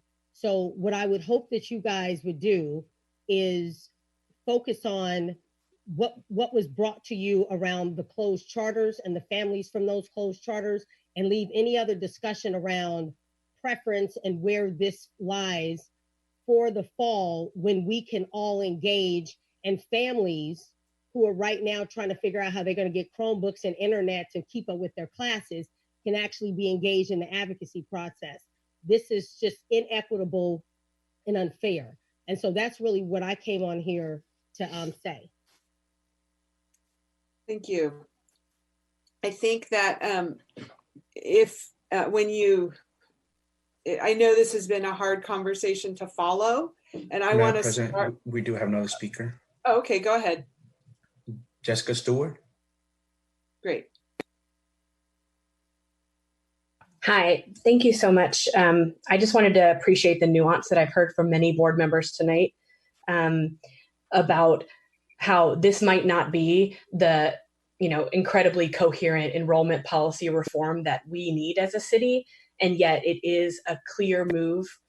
The opportunity ticket, as originally intended, with pre-neighborhood access, a clear move for equity in our community, and we need that right now, even if we do also need that kind of overall reform of the whole policy. So appreciate that. I am frustrated with some of the comments related to, some sort of mob-like loyalty to a system that might not be serving your family, and who gets access to that, and which low-income kids of color get it and which families don't. But I do appreciate the nuance that we did hear from many board members about, having to drive across the city isn't really equity, but it's certainly better than having to attend a school that, is not serving you and hasn't been serving your family for decades. So really standing in solidarity with Keisha and Dirk and others who've been standing up here tonight for this policy as originally intended. And it's frustrating that we're having to do this when families can't access this meeting and speak up on their behalf, but it sounds like many board members are getting this right and making the corrections that are needed. Thank you very much. Thank you. Are there any additional public comments? That concluded public speakers. So I want to just go back and I want to own that when we had our conversation on March 11th, I should have pushed the board more to clarify the direction it was providing to staff. So I'm owning that, and you are going to hopefully see me going forward on a range of topics, clarify with the board what is it that the board intends. So just to make sure everyone understands what the item we're about to vote on, unless there's more conversation, would have the priority, it would go back to opportunity ticket before neighborhood. And then there's some language inserted around the enrollment policy that we're developing and how this work will be incorporated into that. So that's what we're about to vote on. Is there any additional any additional conversation from board members? Vice President Gonzalez. And then Director Hinton Hodge. Yeah, I just want to say I'm okay with trying this on. I am not, I share a lot of the concerns around, look, people have opted out of our system. Why should they be treated the same as people who have invested in our system? I'm willing to try this on, but I'm really interested in seeing what our community committee comes back with and the ideas that they have. That's going to be really important for me. So for me, this is a temporary trying it on thing because I try to be open to ideas. And I want to see how it works. And I want to see what our community panel, what changes that they would recommend to us after studying the issue. Great, thank you. And then let's go to Director Hinton Hodge. Thank you so much, Madam President. I wanted to definitely acknowledge the students in this, and at the same time, just the process, President London, that you kind of spoke to, that I have lots of strong opinions, want to be influential, want to lead, and so I want to acknowledge that the students were had strong opinions, were influential, and were leading, and yet. And unfortunately, I am concerned about whether or not really here, so I didn't get that memo. But just wanting to note that it actually takes a collective to kind of move it, and just kind of a thumbs up, or all of us having some level of consensus to kind of move together. That we can live with it even if we don't agree. Just as Vice President Gonzalez just said, right? She's willing to be open in many ways around this. And so anyway, so just want to acknowledge the leadership of the students and seeing the difference. Overall, I just sit in a place of kind of wonderment, because these children, it's really interesting, this idea of opting out of a system. Like, my kids had to opt out, quote unquote, of a system because they weren't being served. And so for a lot of families, it's a life or death, kind of, and I'm not being dramatic, right? Sometimes it really matters on whether or not, in particular, a Black child will survive and be nurtured and be educated well. And as a parent, and as I would say, all the parents, and even the newest one, I'm sure, in Director Ng, who's probably getting a taste of it, you do what you have to do on behalf of your children. And every one of the parents on this board, and again, I always point out, have had a lot of privilege, and so, again, these are our children, and their families that have a kid in a charter school and have a kid in a traditional school. So this is Oakland. So I definitely want to appreciate Hasten Thomas' comments, just as a longtime educator as well, has seen all sides of it. So yeah, I want to be open to, and I hope that we all can be really open to, how are the children in the process of this. Great. Thanks everyone for the support and your leadership, Director London, for getting us back on track. Thank you. Okay, are we ready to vote, or is there any, Director Torres, go ahead. Hi, so I just wanted to make a couple of comments. There was a public speaker that talked about writing this policy, and I think if that speaker is aware that a school was closed that has nothing to do with the redlining district that's in Kaiser, called a school called Kaiser in the Oakland Hills, in a very exclusive, very expensive part of town. So schools are being closed in very deep East Oakland, like when Seoul and Roots were closed, but Kaiser too. So all families are not immune from the closures, the disruption, the heartache, the changes. And for speakers to think that only certain kids are being affected by closures, I think that's obviously just ignorance, right?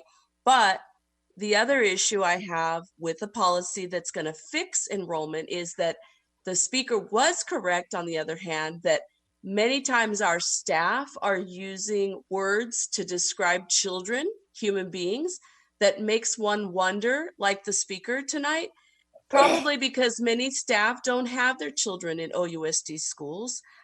I've learned after 8 years almost on the board that many of our staff are choosing charter and choosing private school over OUSD school when they live here. So it's definitely unfortunate that staff doesn't talk of our children lovingly sometimes, but they're just numbers. So that might be part of it. At the end of the day, as far as equity, if we're going to put a next cohort of changes that affects East Oakland District 7, as a matter of fact, we were talking about the elementary school out there that will probably be merged with another school to improve its outcomes. It really shouldn't matter what zip code, because right now the board has aggressively made change around schools that are lowest performing to either close or consolidate. So again, I don't think that it's so much as redlining.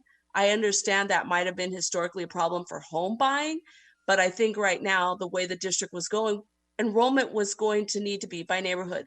I didn't think it need to be changed based on this other system, charter school system. Thank you. Thank you, Director Torres.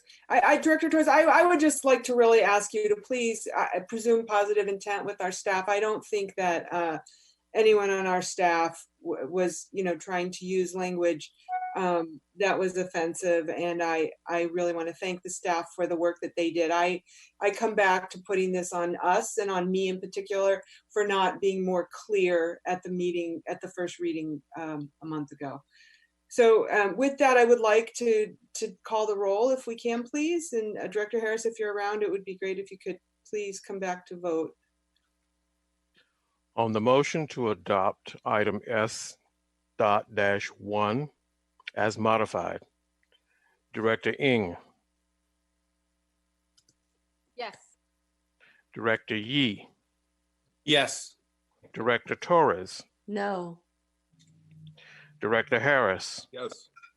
Director Hinton Hodge, Yes. Vice President Gonzalez, Yes. and President London. Yes. The motion is adopted as modified. Thank you. That was a long conversation, but that was great work. Thank you, team. We're now going to go to item S2.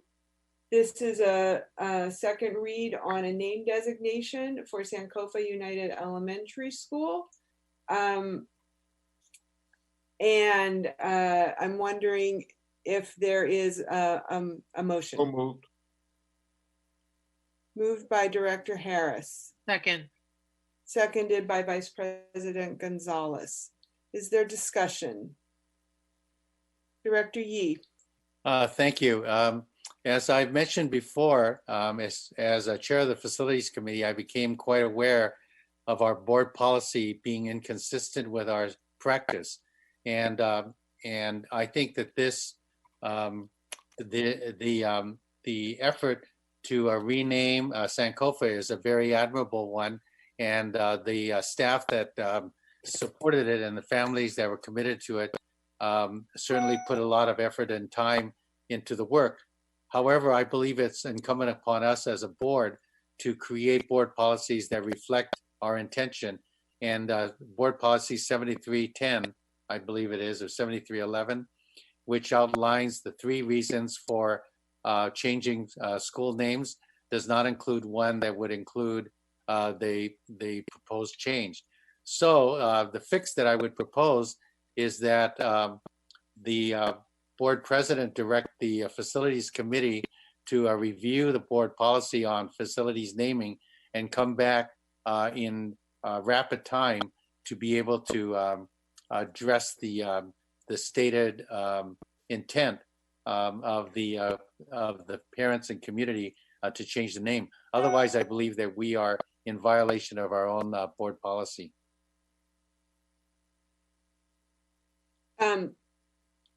I will just say that when I first joined the board and I sat on the facilities committee, we always heard name changes. I remember when the Toller Heights campus, we were petitioned by the students to rename that campus Barack Obama.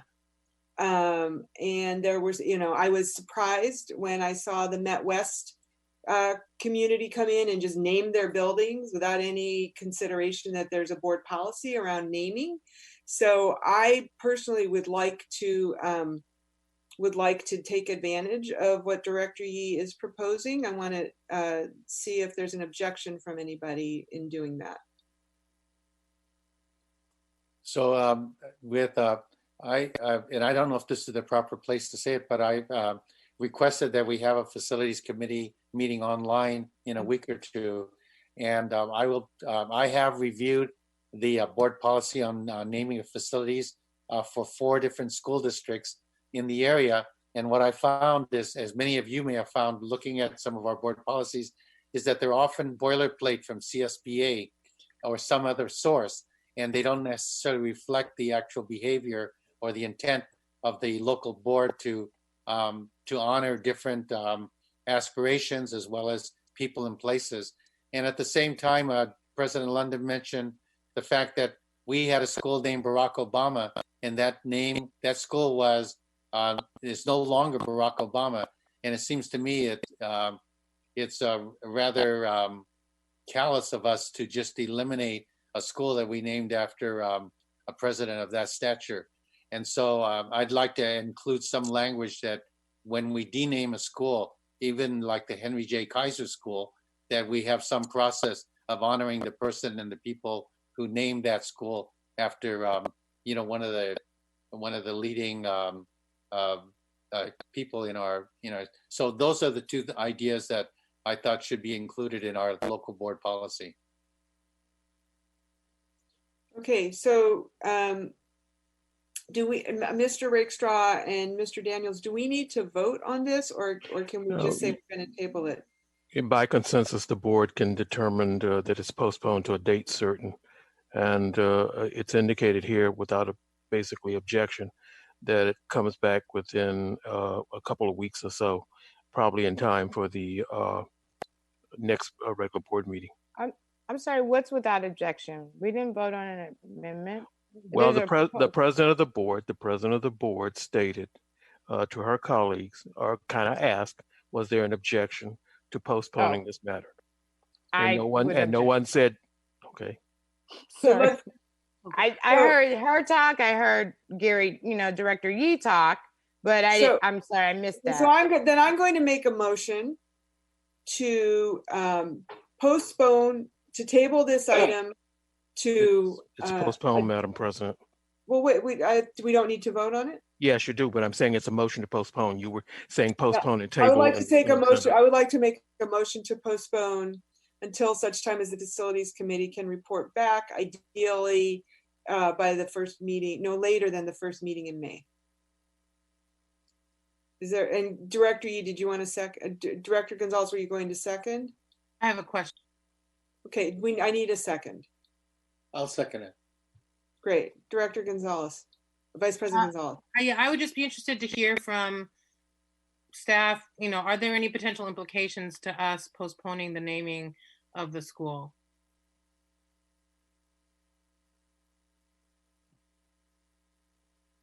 Deputy Chief of Innovation, Yvette, are you virtually still available? I'm still here. Good evening, everyone. Sorry, I was getting a little comfortable in my seat, so here we go. Yeah, so a couple of things. When we start talking about marketing, we've been building a website, and I know we have Jen Korn on the line too, so she could also give more details. But it will be important to start having that name to be able to do the work, to be able to make sure that we have a welcoming environment for our kids and our families once school starts. So it could be something like making sure our names and our logos are ready for that first day of school, as well as doing any sort of signage that is probably needed to be done over the summer. As well as the website to be able to continue to promote our student body to come into the school. So there is a wide array, and I'm going to pass it on to Jen Korn to see if she wants to add any other areas to some of the needs to have a school name in place.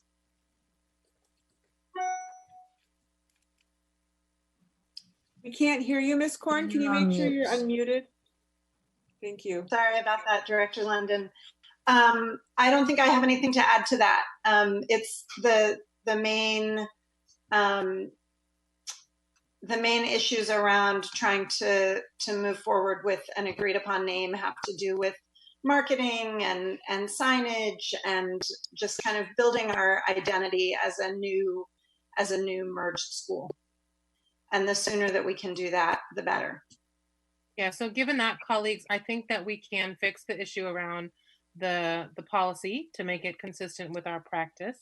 I don't support postponement because I do feel like that process of identity building is important. Okay, any further discussion? Yeah, I mean, I would agree with Vice President Gonzalez. Thank you for asking that question.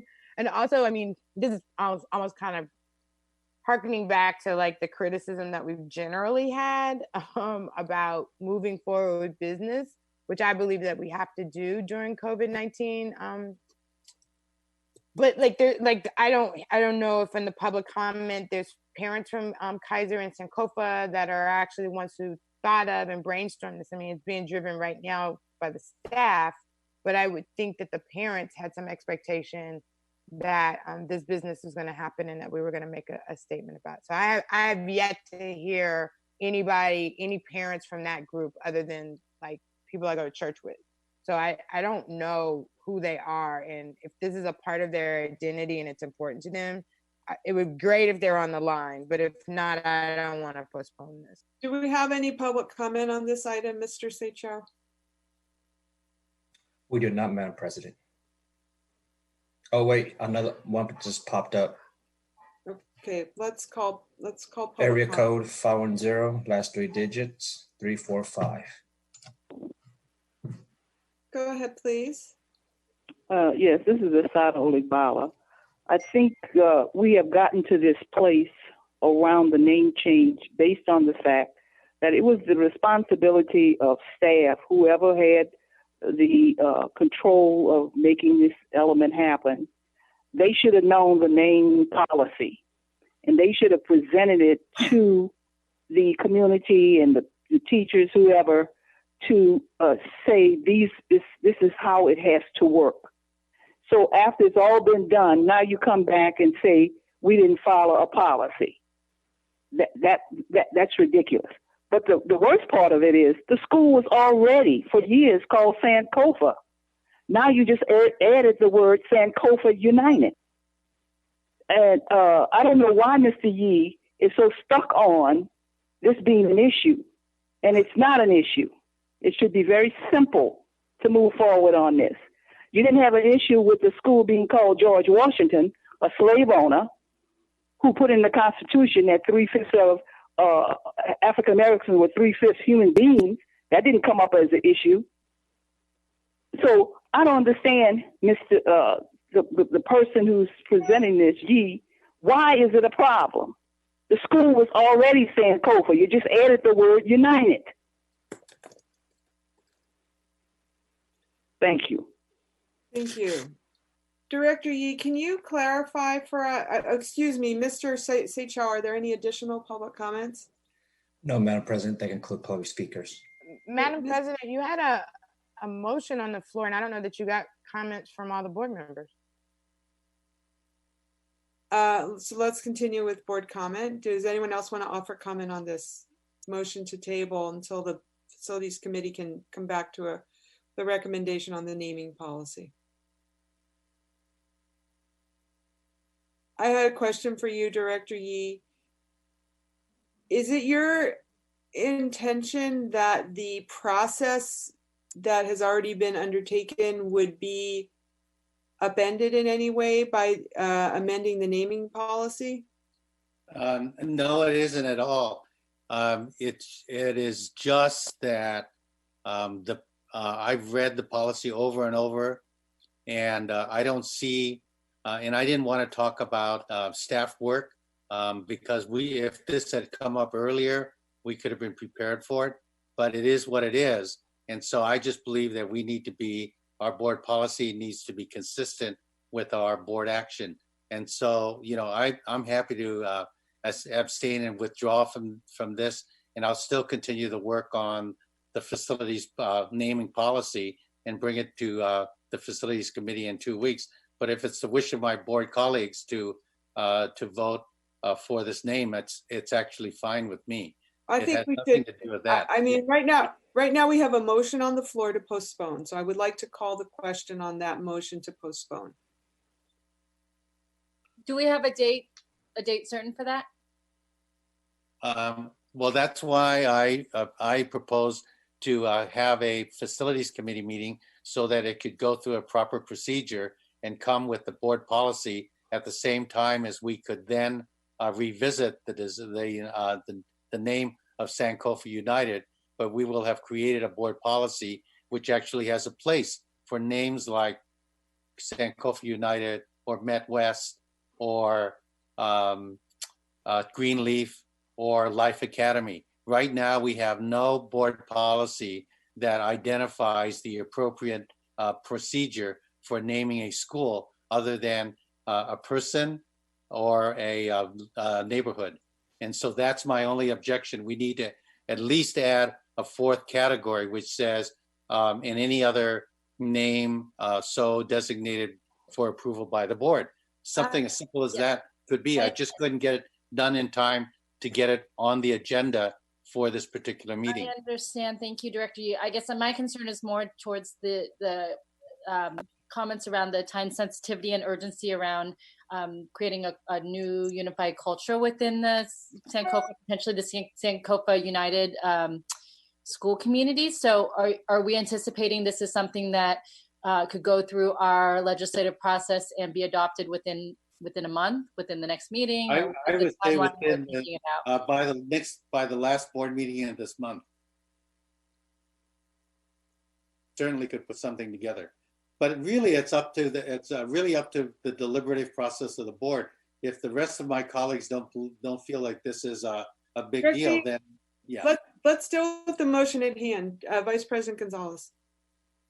Yeah, I just wanted to say, you guys know that I am one of the people on the board who has really consistently tried to push us to make sure that there's consistency between what we do and what our policies say that we do.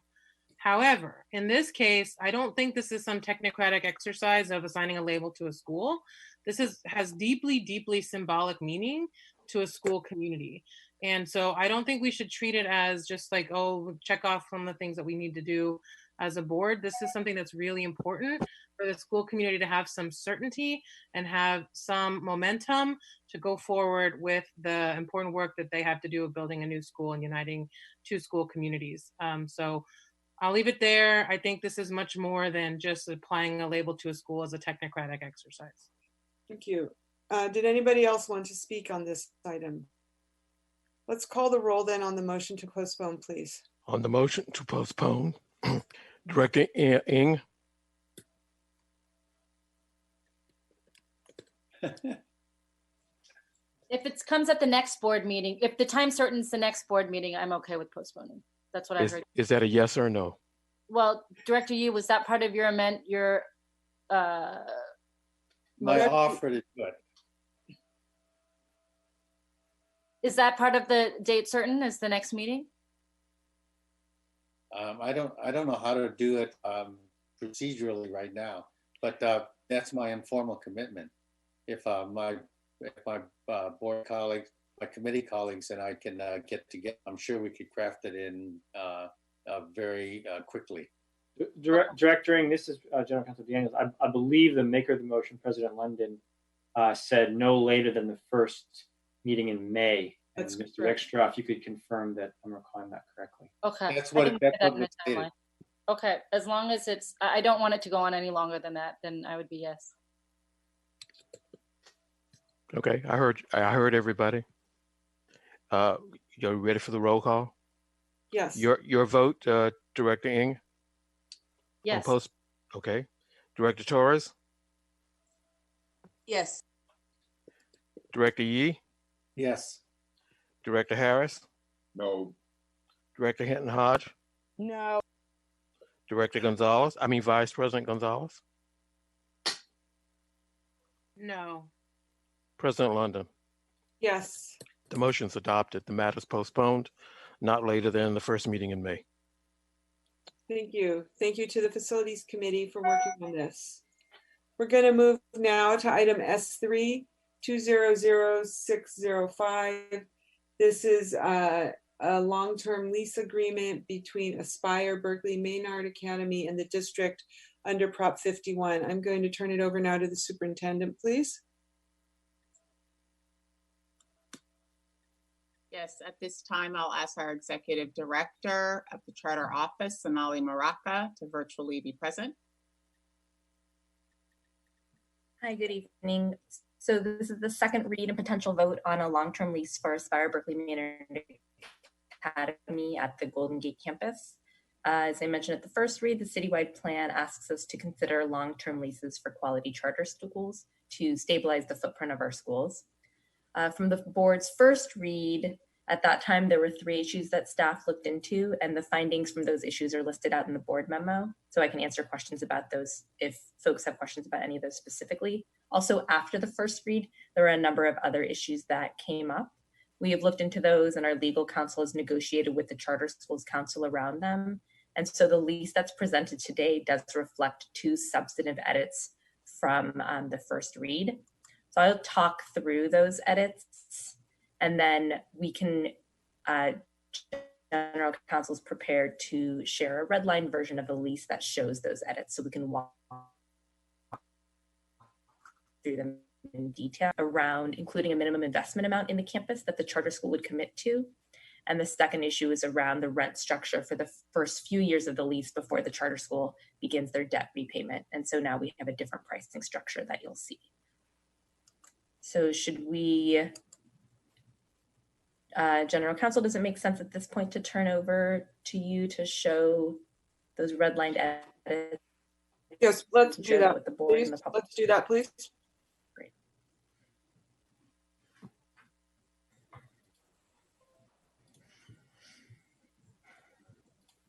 Okay, are you able to see them? Hello? Yeah. I think people can see them. Okay, I Maybe a just little realized I small. needed to change the colors, excuse me, so so it's not distracting. Okay, so it's all one color.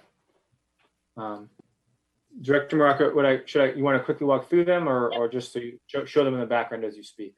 Yep, this is great. So the edit here is around the first few years of the term and the new rent structure that we put into place. And so the language as written is for year 1 of the term, starting with year 1 of the term through either when the school completes a portable replacement project, which is one project that they would like to do that they're not sure they can get Prop 51 funding for, so they may need to pay for that out of pocket. So either until that project is complete or until their loan repayment begins, they would be paying the district's Prop 39 pro rata rather than the 0.5% of LCFF revenue and 0.95% of LCF revenue that was the rent structure.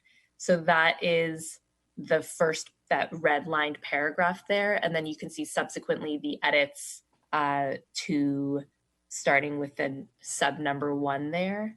So for the school year following expiration of that pro rata fee structure, then it now moves into the same structure that you were presented with at the first read.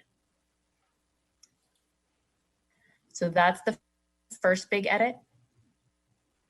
Should I And go then down we to can, the next one? yep. So this is part of that same edit. Just a reminder that for Aspire Berkeley Maynard, we have a rent structure where we charge a slightly different amount for their in-district versus their out-of-district students. So that the edit here that you're looking at is reflecting that for the out-of-district students as well, and saying that it will only begin after the term during which they'll be paying the Prop 39 pro rata.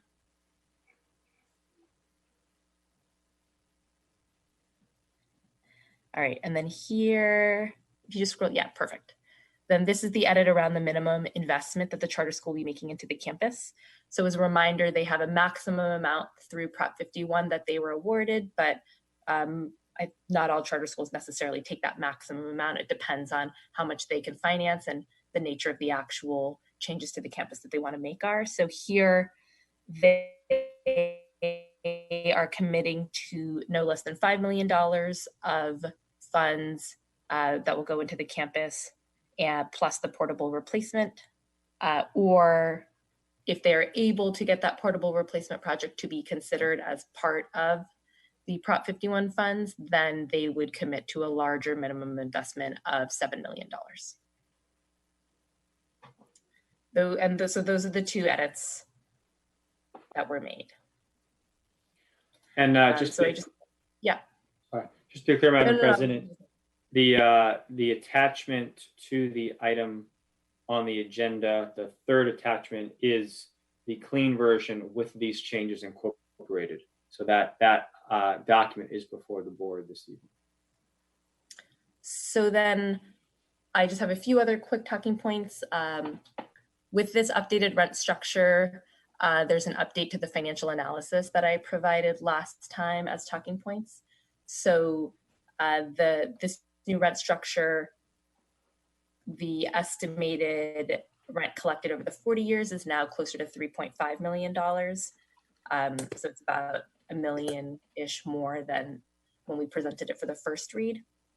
As I mentioned,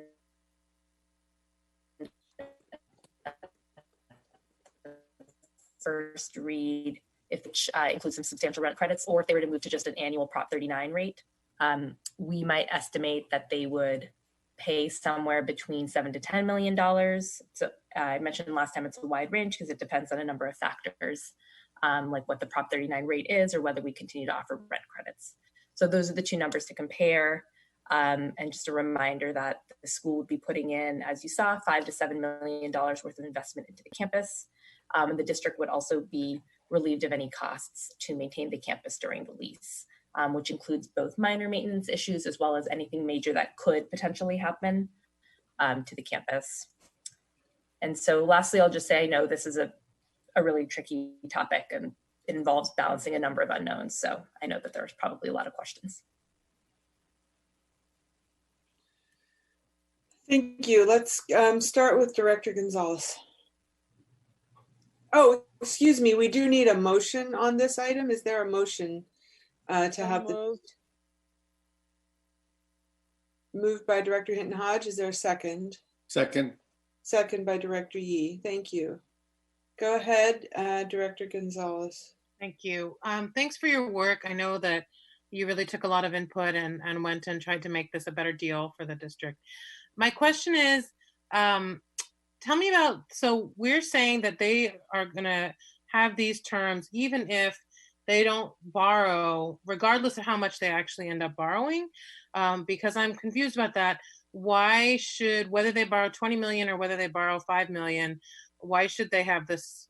If they're not experiencing the same level of cost burden, then why are we providing the same level of subsidy? So that's right. The terms wouldn't change as long as they put in at least the 5 or 7 million, depending on which amount matters. If they don't undertake the project at all, there is a clause that says the lease would expire at that point.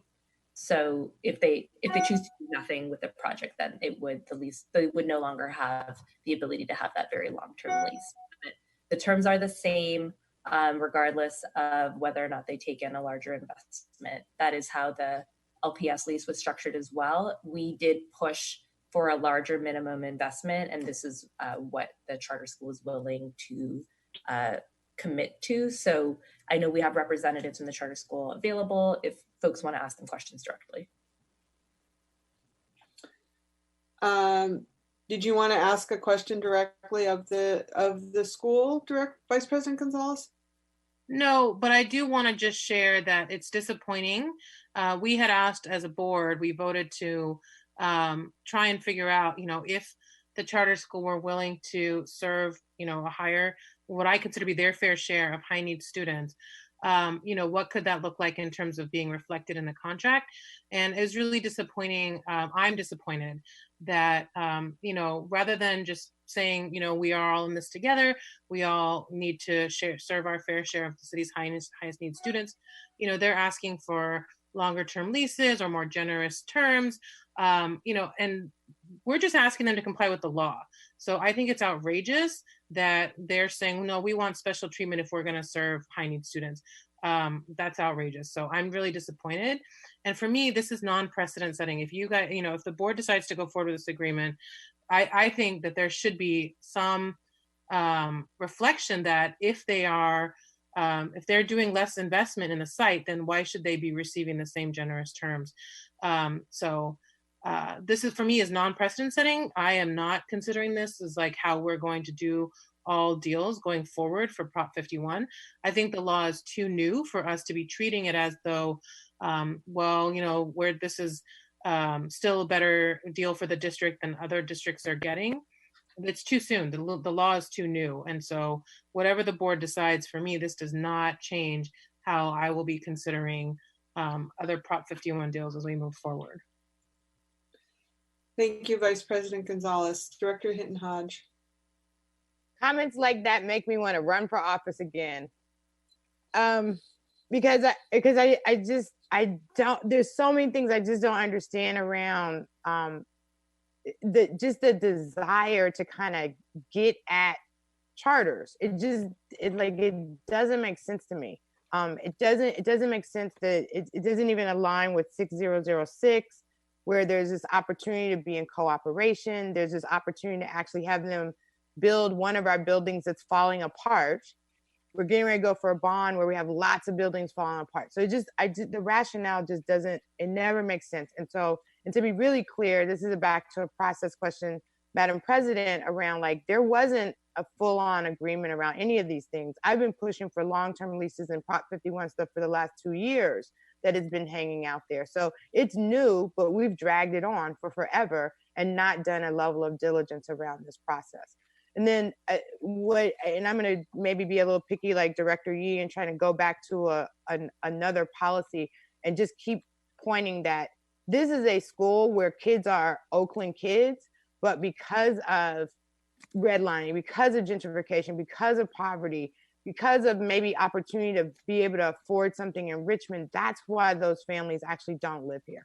And then lastly, and this is with lots of love for staff and all this stuff like that, but I just spent hours in a CAC meeting and I get text regularly. We're not doing our fair share of working with SPED students. So I think it's disingenuous to be throwing another system under the bus that actually has less resources than us and to do this work. And they also showed that they actually are doing appropriate work. So I'd like for us to be at least a little bit more fair. Don't vote for it if you don't want to, but just understand that there's a policy on the books right now that says that we should be behaving in a much more fair and appropriate behavior. And in particular, because children are at the center of this. Would anybody else like to offer comments on this? Director Ng. Thank you. I had just some additional questions. I appreciate staff for going back and reworking some of this and looking at the fiscal impact. And overall, I'm not concerned as much. I know the quality right now is really good with the school. I'm not as concerned about a longer lease than a Prop 39. But I guess for me, I was disappointed to see the minimum investment be $5 to $7 million, especially over a 40-year lease. So I want to know, was there discussions or any openness around a shorter I understand that perhaps because of the loan, it needs to be a longer term lease, but was there any discussion around if it's only a minimum payment of 5 to 7 million? It seems like, you know, about a shorter term, or any other structuring so that so that it would feel more graduated. I mean, when I think about a $20 million investment, it seems like, you know, for over 40 years, it does seem kind of outweighing. But given that we already provided some rent credits in lieu of lease, I just wonder about that. Number one, about the $5 to $7 million minimum investment, and if there was any discussions around structure. And then two, if in the current lease rent credits, if they were able to address some of the pressing priorities that were on the list, because I believe it was around $1 million that I remember that's already been invested into some of the facility upgrades. I think it's probably worth hearing directly from the charter school about what investments they've already been able to put in, and why they weren't, why they haven't been flexible around a shorter lease. So if that makes sense, Jody, President London, I can tell you the members. There's 3 folks from the charter school on the line.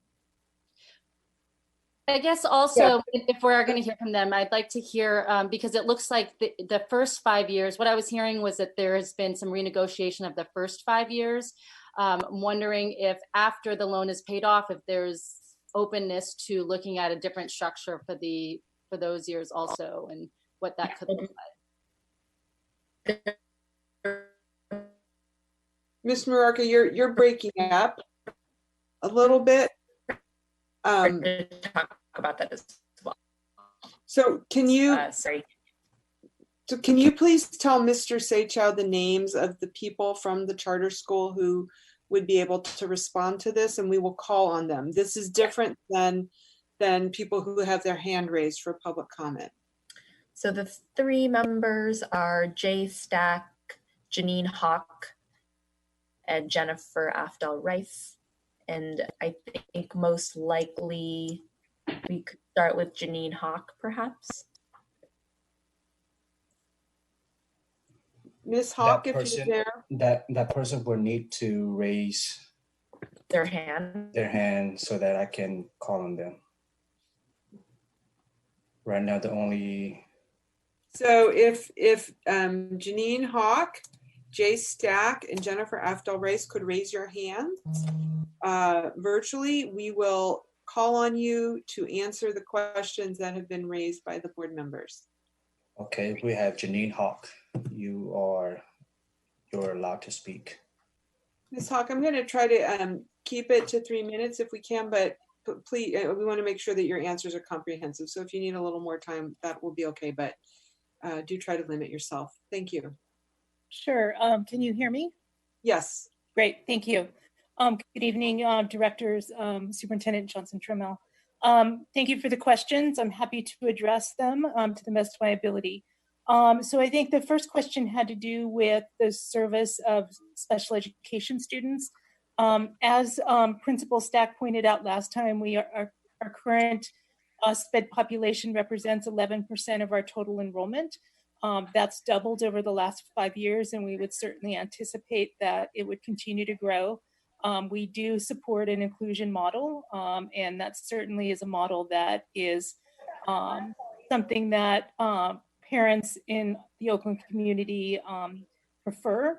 And so that's why we have seen that growth over the last 5 years. As you know, we can't call out or specify a particular type of student during our enrollment process. So we can serve our students in the best way possible, have strong programs, and that in and of itself will attract additional special education enrollment. We are committed to that inclusion model. I think you also had questions about what our investment in the property had been. And we have put a significant amount of money into the facility already. As you know, the facility, I believe, dates back to 1922. I know the portables certainly do. And there have not been significant improvements made at the facility since the early 90s. So there is a significant amount of work that needs to be done, and that's where the $20 million number came from. As you have done for previous propositions that support funding for school improvements, they do require long-term leases because the repayment period of the debt is a long period of time, specifically somewhere between 30 and 35 years, depending on the proposition. So it doesn't make sense for us as a school, as an LEA, to accept debt over a 35-year period when we don't have a commitment to have the facility for that period of time. In regards to the question of why are we spending less than the 20 million that we were approved for, and determining what the value of the lease payments are over the period of the debt service, we backed into the amount of debt that we could take on and hold the school harmless in terms of keeping them financially prudent and ensuring that the majority of their resources still go to supporting high quality teaching and learning for our scholars. So this is not meant to be a savings for them. This is meant to simply be equal to what they're essentially equal to what they're paying now. If you look at rent previously versus rent going forward plus debt service. And so that $5 to $7 million number is based on that exercise on our part. And the $5 million is what we can afford at under the current lease negotiations. We've also talked about the need to replace the portables. They were not originally included in the Prop 51 request.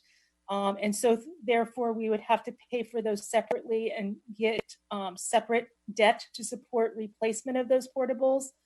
Unfortunately, because of code requirements, the portables need to be replaced before we can do any of the infrastructure work that Prop 51 will pay for. Now we are going to attempt to go back to the state and try and get the portables included. The portables are literally from 1922. And so, but in the event that we cannot do that, we will have to pay for those separately in order to be able to continue to complete the Prop 51 work. So I believe that answered all the questions that were on the table to this point. Thank you.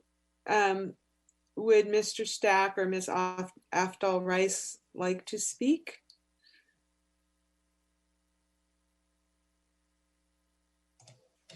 If you would, Mr. Stack, if you could go ahead, please. Yes, thank you. So when we had looked at what we could fiscally afford over the course of years, that is how we landed on that number. When we first did roof repairs, we actually had to completely gut out our front portables, which were not up to code. So we've lost that space that we had out front, which was 3 different classrooms. I guess my biggest wondering is I've seen this in a lot of the public comments, and I heard it tonight again after I addressed this both at our charter renewal hearing and again at our last board meeting, which is this notion that we are not willing to serve high needs students. And why is this not being reflected in the contract? Why are we not saying we're all in this together and we're asking for more generous terms when really we're just being asked to comply with the law? I will again reiterate that we accept all students at Aspire Berkeley Merit Academy. 11% of our students are students with autism. 12% are moderate to severe students with disabilities. And we continue to serve and accept all students through Enroll Oak as part of our programming, and continue to reiterate that we serve all students with disabilities. And so we look forward to continuing. We currently have 5 education specialists and interventionists, 8 paraprofessionals, and are continuing to build a robust special education program that meets the needs of all of our students. So I don't know the details of why that's not in a contract, but I can say that we have always been willing to work with Oakland Unified School District to make sure we are meeting the needs of all students of Oakland. Thank you, Mr. Stack. The next speaker is Jennifer Rice. Hello, can you all hear me? Yes, we can. Go ahead, please, Ms. Rice. Thank you. Board of Directors, as well as Superintendent, for allowing me to speak. My name is Jennifer Aftal Rice. I'm the Executive Director for Pacific Charter School Development. We work with charter schools on developing their projects. I would like to offer just a little bit of background to the board so that you have some context. One of the comments that was made was that Prop 51 is relatively new. We know that this was passed by voters in November of 2016 and that allocations were provided in January of 2018. However, what was not noted here was that there was Prop 1D, Prop 55, and Prop 47 before that, all that extended to charter schools and all that provided them with the kinds of allocations that are provided here, and that including Sonali has spoken with the California School Finance Authority in terms of what their expectations were in terms of the lease payments. And we know that through information that we have researched, as well as what we have had in discussions with the district, that other areas have charged less for the same kinds of prop deals, and that this is seen as a deal that is working on both the district side, hopefully, as well as the charter side, knowing that at the end of the day, they still have to pay for 30 years of debt service. So we do need to look at both the debt service combined with the rent expense, and we've been very upfront with staff as we have negotiated that we would be willing to do a larger improvement on the facility, but that is directly proportional to the amount of rent that would be charged. And so when the district came forward with suggestions around what the rent expense would be, that is how it was determined, backed into what level of capital improvements would be affordable. But that does not release Aspire BMA from ensuring that all capital improvements that are needed for the site will be done.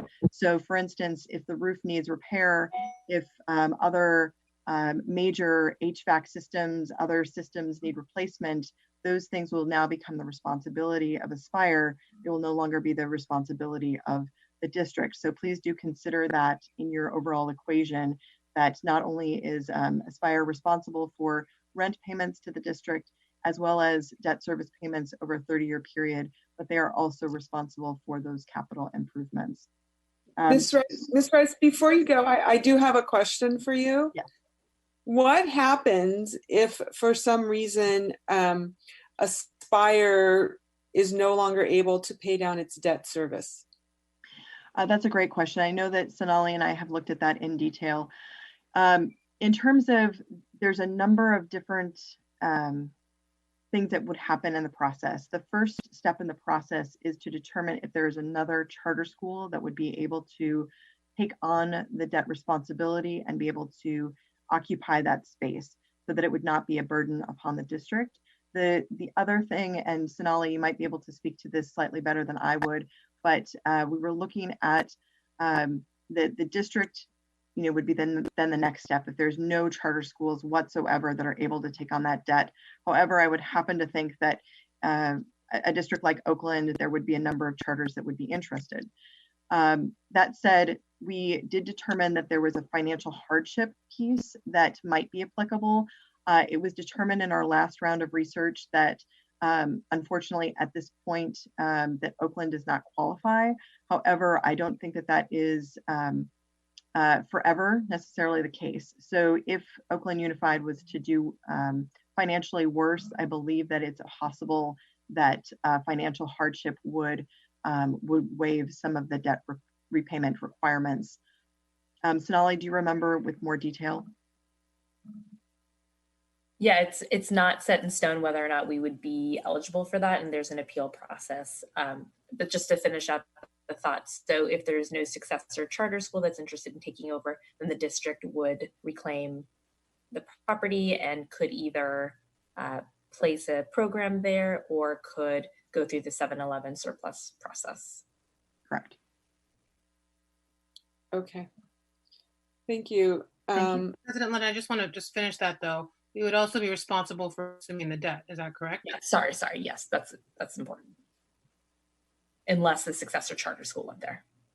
And unless financial hardship is not applicable. Okay. Director Ng, did you have another question? Yeah, but if others go, I just had some follow-up questions, but if others have questions, I'll let you know. Director Yee. I had a question for Ms. Rice and the Aspire staff because, you know, I'm focused on at the end of 40 years, we still maintain, we revert authority over the building because the lease is over. And one of the things that was mentioned was that any of the renovations, you know, would be on a building that would then be 40 years old. And do we have any assurance that the building that's left for us at the end of the 40 years will meet the existing standards for under the Field Act or any other DSA standards for a building? I mean, do we have any assurance that Aspire will continue to maintain the upgrades that are required over the 40-year period?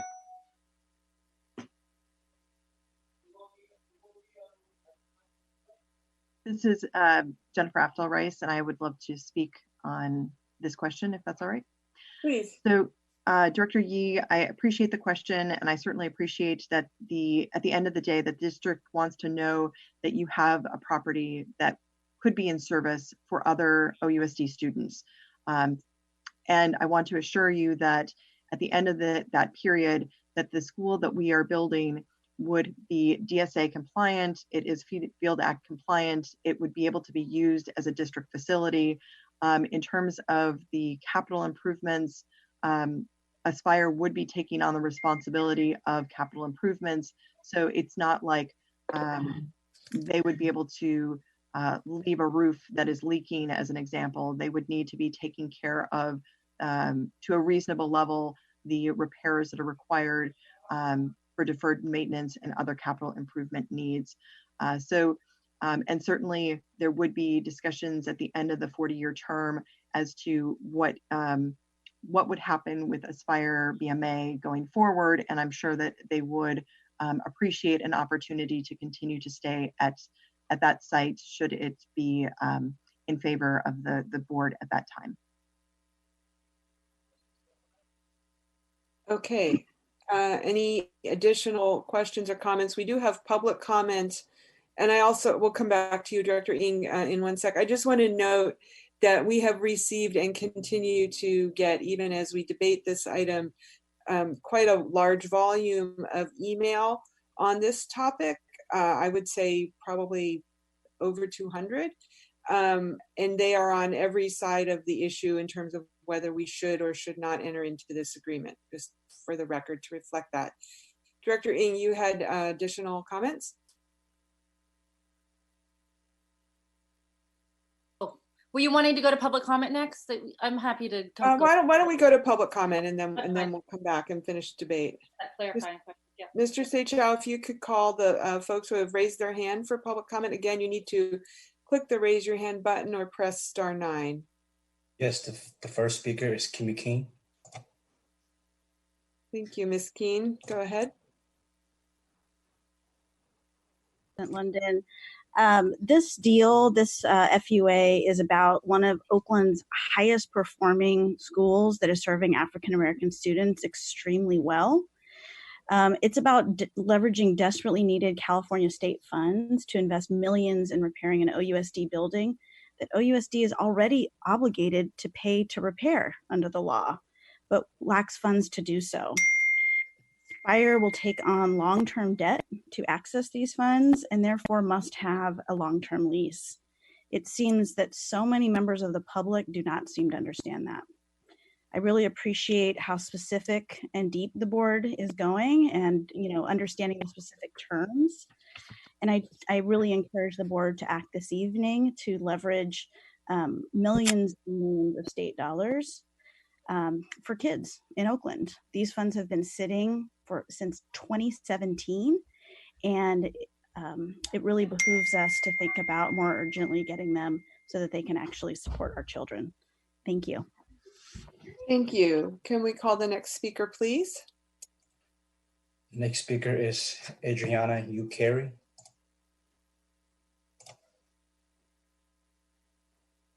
Hello. Hi, go ahead, please. Thank you. Good evening. My name is Adriana Ocheres Carey. I'm a student ambassador at the nursing program at Samuel Merritt University, and I'm currently the parent of 2 girls ages 7 and 9 at Aspire Berkeley Maynard Academy.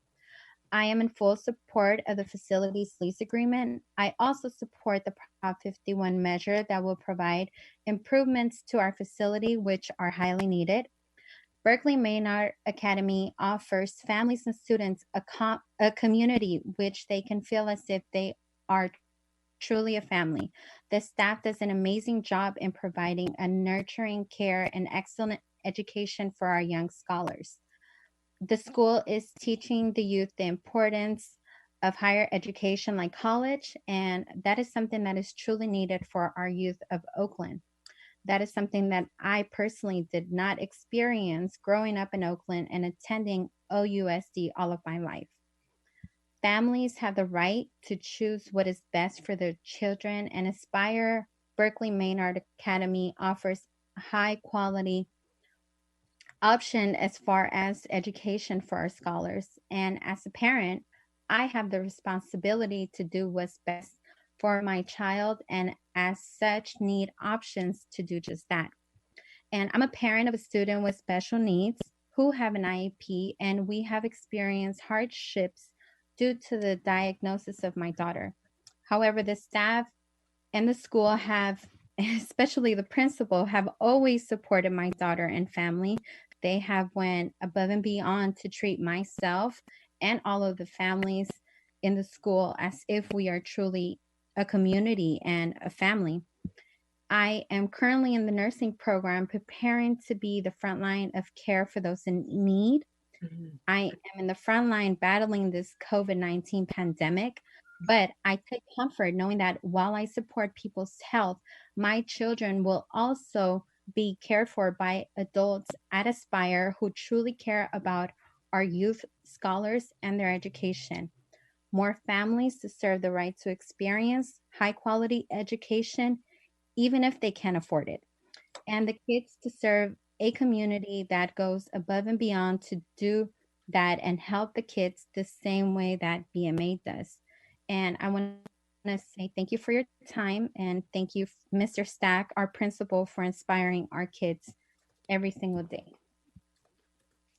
Thank you very much, and thank you for your service as a first responder. We very much respect that and appreciate you doing that for the community. Can we call the next speaker, please? The next speaker is Buchanan.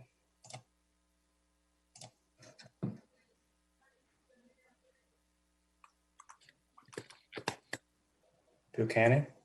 Hello, can you hear me? Yeah, go ahead. Can you turn up your volume a little bit, please? Certainly.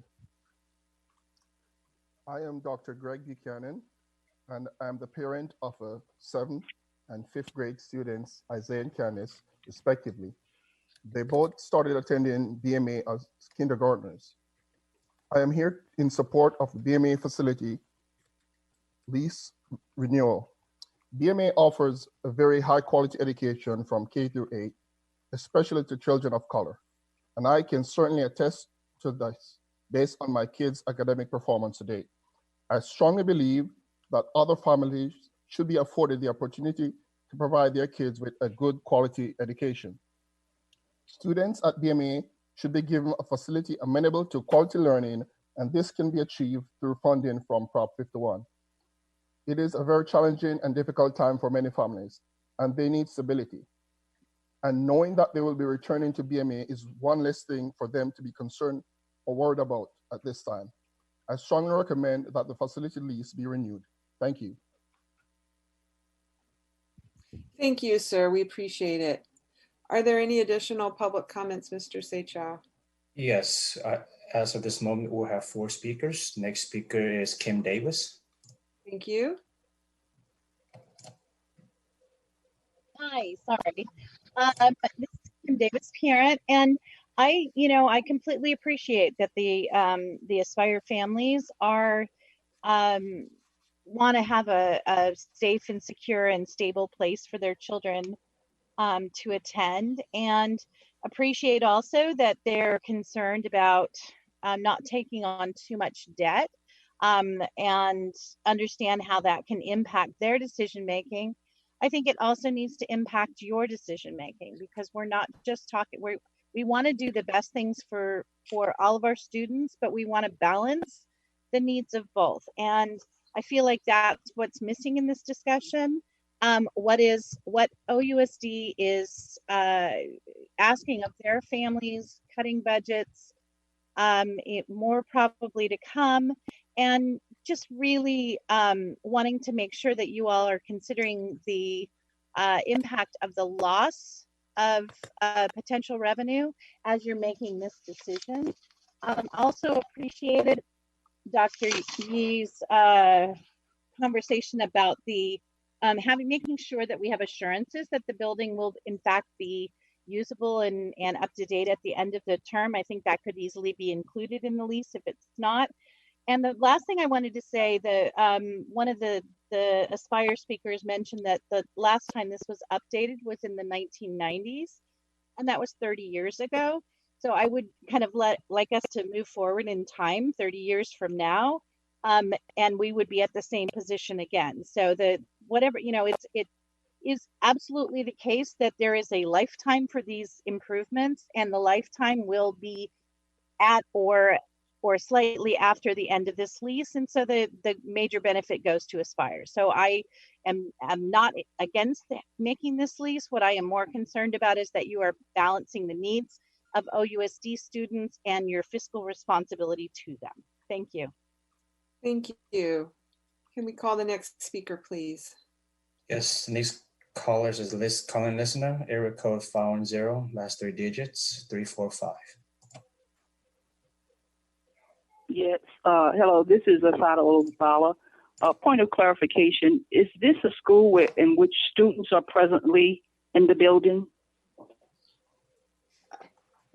I believe that all the schools in the state are closed at this point in time. I don't think there are students in any school building in California right now. No, under regular circumstances with students that have been in this. Yes. Okay, having said that, this building has been identified as many violations. And I don't see how children could be in this building. Throughout the building, the school fails to meet AB 677 for secure locks. The building, the facility does not have the proper maintenance. It has inadequate lighting throughout the building. Mechanical systems are not meeting demand. There's inadequate and outdated life safety systems. Fire alarm systems are outdated and dysfunctional. There are one smoking hatch is not working. The campus falls short for meeting ADA and California building codes.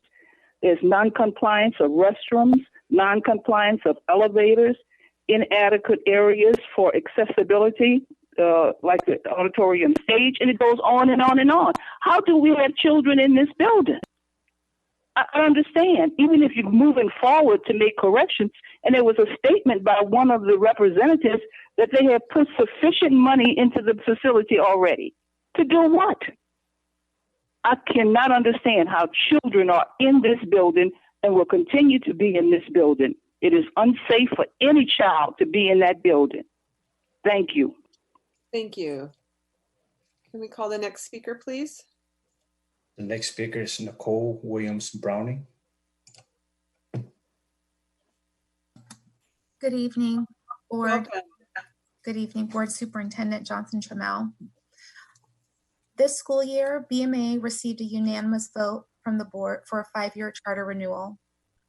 Our community takes pride to serve both OUSD students and families who have deep roots and ties to the city of Oakland and our district. We especially take pride in providing high expectations and high quality instruction and opportunities for our students, where half of our scholars are African American. BMA's diverse community recently received national recognition due to our intentional and strategic focus to provide consistent and exceptional educational experiences for our Black and Brown scholars. Our students and staff and community deserve a facility that is a reflection of their potential, their hard work, and their ability to succeed in an ever-changing world. We deeply appreciate your ongoing support of BMA as our school, as we continue to provide high quality instruction, quality and care for our most deserving population, our students, now and many years to come. Thank you. Thank you. Can we call the next speaker, please? Next speaker is Hussein Thomas. Board. So I guess I'm just struggling, and maybe I'm struggling morally on a national level at the battles we choose to fight and the battles we should be fighting. We talk about loss of revenue. We talk about benefit to aspire. We talk about things that I don't even understand what any of that means in the context of, like, you are not a for-profit organization that is supposed to be maximizing profit. You are an organization that is committed to a mission of serving children in the city of Oakland. And the city of Oakland includes children who have made different choices because traditionally the choices haven't been great. And we can discount those choices and we can tell those families they have abandoned the ship because they made those choices. But at the end of the day, they made choices on behalf of their children. And I don't think we get to judge those choices. And I don't think we get to punish those families and those kids because they made those choices. And at the end of the day, I don't think you should think about loss of revenue and benefit to aspire and all those things. I think you should think about, do you have the resources to actually make that school great for those kids? No, you don't. Are there resources at the state level we should be leveraging? Yes, we should. Do those kids count, and should they have access to a safe building? I mean, the last speaker spoke to all these things wrong in that building. You're on the hook for all those things unless you sign this lease, and then they're on the hook for all those things. You can't go to sleep at night and say, all these things are broken in that building. We're technically legally liable for all those broken things. I get it. You have a huge deficit. You have billions of dollars of facilities improvements you have to make, and you can't afford to make them. Let us just take those off your plate and let Aspire take care of those kids in that building. I don't think it's rocket science. It comes down to, do you think those kids matter? Are they part of the system? Are you accountable to those kids or not? And if you're not, then you're not. And I get it. It's a moral decision you all have to make as individuals, but it's a decision. And all those people that are saying, don't give them the lease, they have discounted people who made choices for their children. They have said those kids don't count. Thank you. Thank you, Ms. Thomas. Can we call the next speaker, please? Next speaker is Jay Stack. Thank you for your time. I want to thank the previous caller for advocating that we absolutely need to upgrade our facility. We successfully qualified for the Prop 51 state funding to support safety upgrades at our school site, which offers us 50% grant but 50% loan. As a nonprofit, our personal school budget does not have the financial means to amass revenue to pay off a loan all the way up to $20 million. The state funds would support upgrades to our fire systems as well as ADA compliance and everything else the caller mentioned before. We are asking for a lease that allows us to partner with OUSD to make the necessary upgrades to the facility we rent that would ensure basic safety needs are met for our students in Oakland. Supporting a lease agreement that permits us to repay our loan is a financially stable decision for upgrading a campus 580 children attend normally each day. A unanimous charter approval, recognition from the National Charter Network for changing outcomes in a majority African American school. We're named one of 16 schools in California and the only one from Oakland, which also included 2 from LA, as well as comparative outcomes with similar schools are reflective of the work that we have done. We still have work to do and we appreciate your support on these upgrades to our facility in the best interest of our students. As I did our renewal hearing, I invite you to come to see our school and see Oakland students thriving when this pandemic concludes, but also to see a facility that is about to celebrate a century in existence. Thank you. Thank you, Mr. Stack. Can we call the next speaker, please? Next speaker is Carol.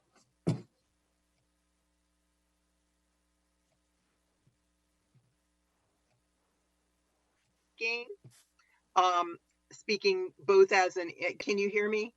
Yes, we can. Go ahead, please. Okay.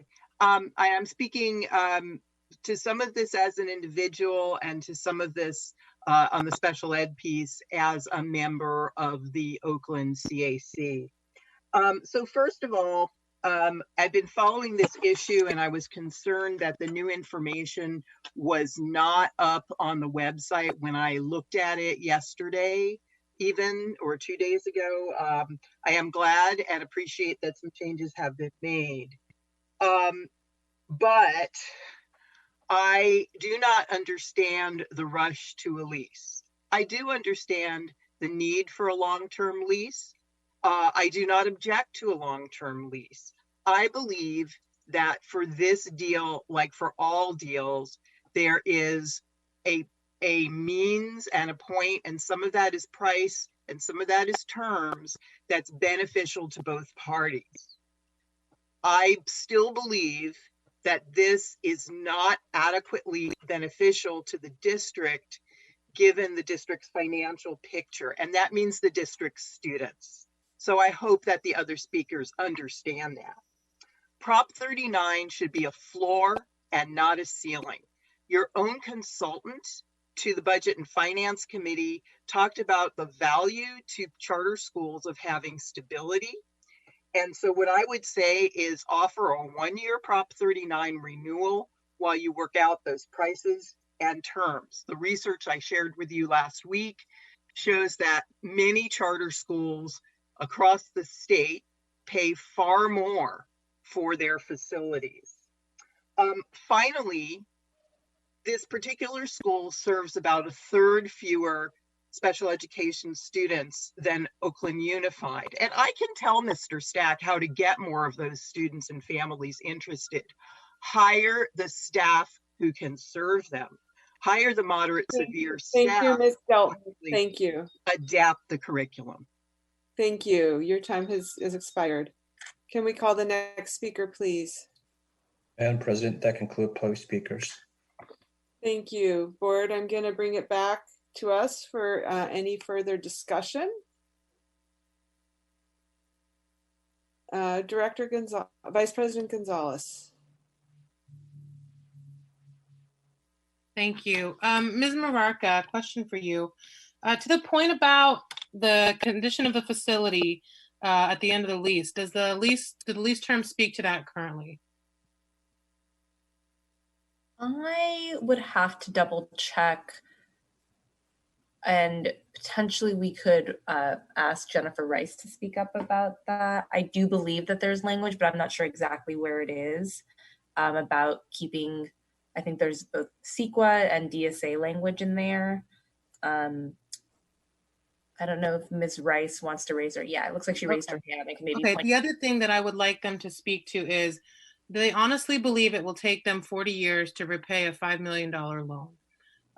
Because I don't see why, if it's not going to take 40 years to repay a $5 million loan, why they should be getting rent reduction or subsidized rent for 40 years.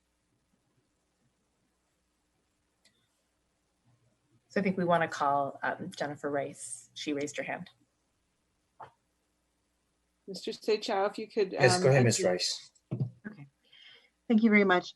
So yes, to reiterate what Sonali has mentioned, it is already part of the lease, part of the FUA agreement, that capital improvements must be done by Aspire BMA during the term of the lease agreement. So that is correct. In addition, Sonali is correct that CEQA and DSA are also parts of the process that Aspire will be required to go through.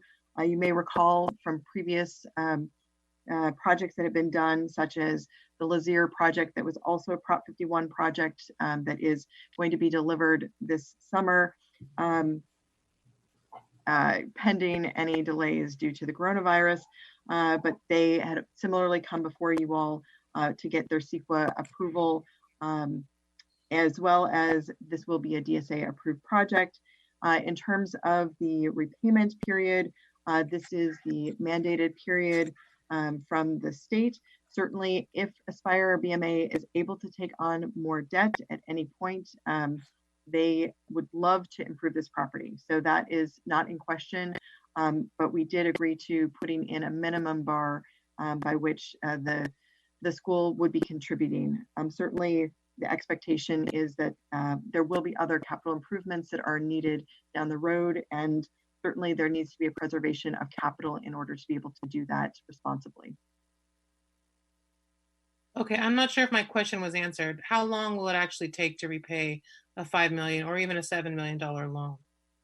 They should plan on repaying that over the 40-year period.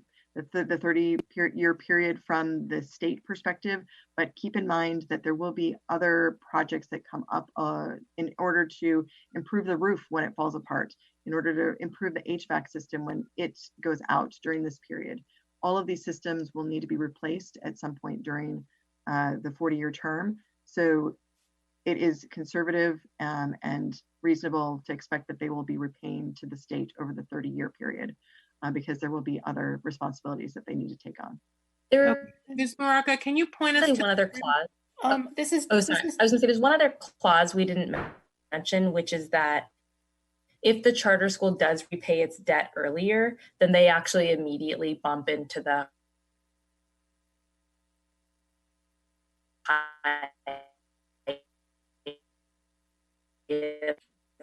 for out of district, they actually go to that rate. But in the 30 years,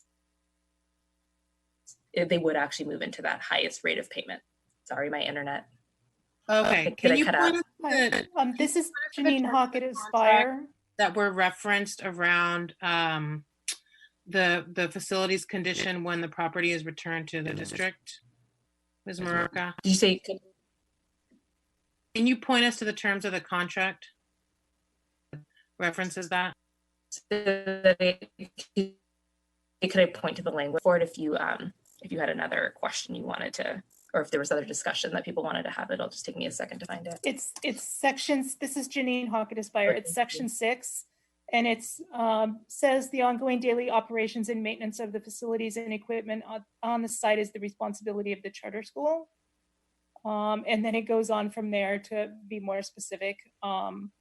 But it's section 6 of the agreement. Okay, on I don't page think 18. that language is not sufficient if that's the language that. Well, there's a whole section. That was the very first sentence in the entire section, of which is 2.5 pages long. There's also bear the exclusive responsibility and bear the exclusive cost for full compliance with any and all improvements or modifications made under this agreement with all legal requirements, including but not limited to the Field Act, all requirements of the Division of State Architect, any other applicable building code requirements, the California Environmental Quality Act, Americans with Disabilities Act of 1990, state law governing access to facilities, and any federal, local, and state requirements governing building construction, building occupancy, fire safety, food storage, and preparation. Okay, can I ask General Counsel, what is our remedy if those things are not fulfilled? I understand it's in the contract, but what is the language doesn't really clear. What is the remedy if those things are not fulfilled when the property is returned to us?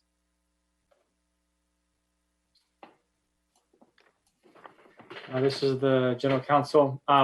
Without getting into too many specifics, since that would be sort of detailed legal advice that I prefer to provide in closed session, I will say that in general, contracts that one party believes the other party has material breached, there is typically a provision that would have you notice the other party, say, please cure it.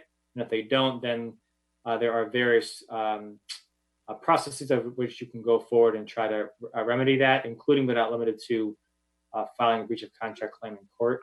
I've not, this contract was negotiated by outside counsel, so I've not looked at all of the nuances.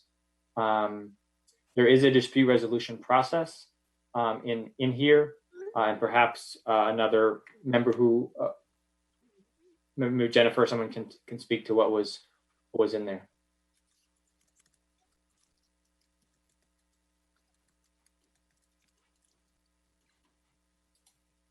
Okay, colleagues, I'm just not satisfied that all the due diligence has been done. I would propose that we do another round of, really hashing out what the concerns are and seeing if we can resolve some of these other issues. Let's see if other people share that. We've been in closed session around this issue for a number of months. We had a first reading. People have been responding to individual board members need to do different things. Let's vote it up or vote it down.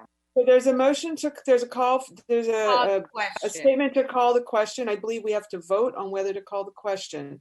Mr. Rakestraw, can you call the roll, please, on whether we should call the question?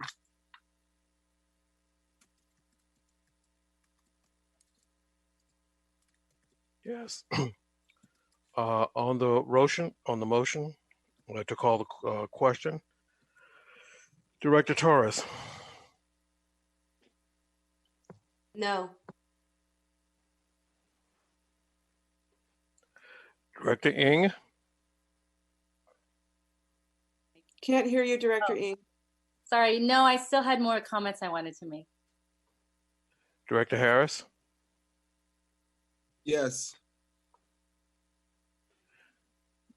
Director Hinton Hodge, Yes, stop the filibuster. Director Yee, Yes.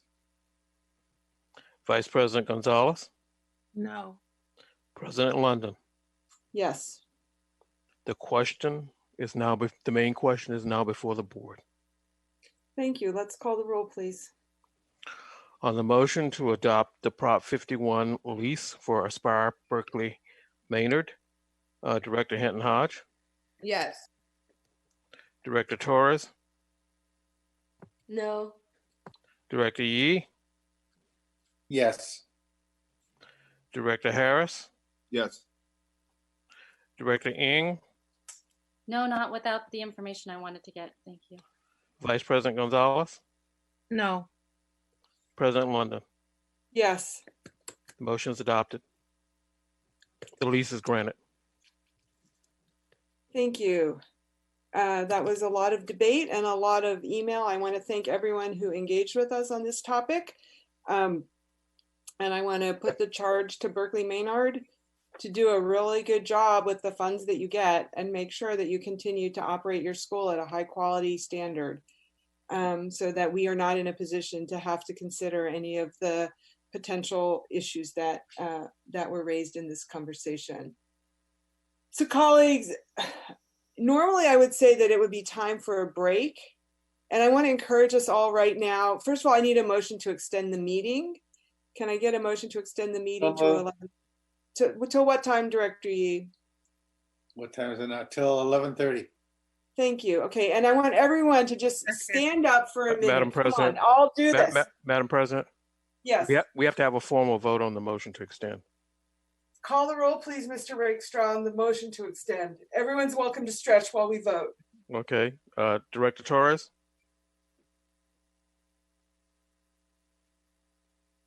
I guess she stepped away. Director Ng, Yes. Director Yee,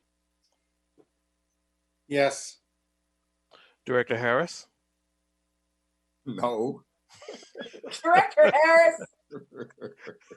all right. Director Hinton Hodge, No. okay. Vice President Gonzalez, Yes. and President London. Yes. The motion to extend is adopted. Okay, now y'all missed your chance to stretch, but I stretched, so I'm feeling a little better. If you want to stand up and move around, please go ahead. Beat us on. All right, we're now on item T, new business. I want you all to have some energy because we're now going to talk about, that's not the time to get the giggles. This is item 200681, state and federal legislative priorities in light of the COVID-19 pandemic. And I'm opening up the memo. What you will see in here is a few discussion items. We talked about this earlier this evening. We also included a memo from our state legislative advocates, school services, about what they knew about the state of the legislature about a week ago when they had to write this memo. That was when the legislature thought they were going to come back into session on April 13th rather. They've subsequently determined that they're not even coming back till May. But we are aware that conversations are continuing around what kind of additional relief the state will provide. And then there's also talk in Washington, D.C. of a fourth bill from the federal government. So the point of this, the point of this is just to provide some direction to the superintendent and staff around the priorities that we believe are important. So it's really kind of an open conversation. In the conversation that we had a few hours ago, we talked about superintendent, you listed several priorities. I'd have to look at my notes in your report. So anyway, I guess superintendent, oh, okay, you said some of the issues that had come up for us were devices, food distribution, additional investments in cleaning, professional development around virtual learning. Colleagues, I would like to just, think about what are the priorities that you would have, given what we know right now, for the next, month, let's say, because I think we're going to be revisiting this over and over. And Superintendent, did you want to add anything to this conversation? Yes, I mean, I brought those pieces up in the spirit of, in the prior conversation, we were talking about immediate financial impact and places where we were immediately seeing the need to invest. I would say, or I guess just pay for. In terms of investing, I talked a little bit about professional development. I would say specifically special education and what it means to thoughtfully provide those services in a virtual setting is going to take a whole other level of investment in terms of training. So I just think being able to provide compensatory educational services is a huge area of need. It's come up on national calls with Great Council City Schools. It's come up with AXA, with superintendents across the state. It's come up on every county call as well. ELD, bilingual education. So all those things, when you start to break down, it's not just generic professional development, but when we're looking at the diversity of students that we serve in California, what does it mean to really prepare and have high quality virtual experiences to make sure that students aren't falling in the gaps? So that's a great level of investment that's needed in addition to the other areas that I brought up earlier.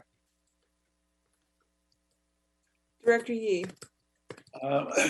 We haven't talked about this, but let's assume that we go into a significant recession with high unemployment, which is already starting to happen. There would be an opportunity for us to work on a more aggressive teacher development program. This tends to be a time when people maybe reflect upon what really matters, and the one good thing is that it's clear how much people appreciate what educators do now that many parents are homeschooling. So I think a legislative agenda around teacher internship programs, teacher preparation pipelines, which direct families, direct individuals to districts like Oakland, which are well suited to do that early professional development, would be worthwhile. We used to have, different programs like that, and maybe we can, I think that would be doubly beneficial to the person who's a prospective candidate and to a district like ours, which is always seeking more teachers. Thank you, Director Yee. Anybody else have some priorities they want to put forward? Some of the, one of the things that we ask in this memo are whether there are specific relief measures we would like to see the legislature put in place. For example, deferring the 2021 employer rate contribution increases to PERS and STIRS, flexibility on the use of restricted funds. A lot of the restricted funds have been flexed with LCFF, but that was one thing we didn't have 12 years ago. And then, do we want to protect LCFF? Like if the legislature starts to say, our Prop 98 amount is much less than we anticipated, we're going to make reductions. What is it that we want to preserve? And also we also face the prospect of the pension programs further increasing their asking us to increase our contribution because they're going to be underfunded again. So Director Gonzalez, I saw you raise your Vice President Gonzalez. Go ahead, please. So what we heard tonight from Ms. Casares was very scary, that they could tell us our budget is whatever, 500,000 or 500 million, and then only give us 450 million. Like, that's really scary to me. So I don't want them to do that. So I would suggest that they should, if they tell us that they're funding us at whatever level, then they need to actually come through with those dollars. And then the piece about Persian stirs, yes, we definitely need some relief on that front. But yeah, I mean, whatever they tell us, we actually need to be able to plan and hire so that we can pay people the number of people that we chose to hire based on what the budget guarantee was. So that I would say is a very high priority for me.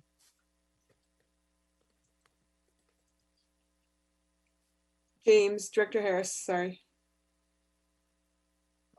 We talked a little bit about, I just want to vote for distance learning support in the specifically getting computers to students and connectivity to families that don't have it. Right now, we're experiencing, I think, one of the greatest divides. This is the digital divide come to life. I heard early on, maybe 20% of one teacher's class at Elmhurst was in touch with her after the initial outbreak and the shutdown of the state. And now we're looking at a space where other schools actually aren't. Private schools are not shutting down. They're actually continuing to work and continuing to learn. So as our students sit home, we had students who were already performing above, who didn't have access issues. Now, what is it going to look like when they have not been in school for 3 months? What have we done to serve them? What have we done to prepare for this? So I think we can ask for all the money we want, but if we don't look squarely at the opportunity we have to get computers, whatever they are, in the hands of every student, all 37,000 students in OUSD, and all the thousands of students in the state need to be able to contact their teachers in times like this. So if we're not pushing for that now, I think it's a huge miss. Our superintendent before this began was asking for $750,000 a year that we begin to invest in technology. We got to take this seriously, folks. My biggest fear is that 8th graders will not be ready for high school, that kindergartners won't be ready for 1st grade, and that folks that are graduating college will not be, or high school will not be ready for their college experience.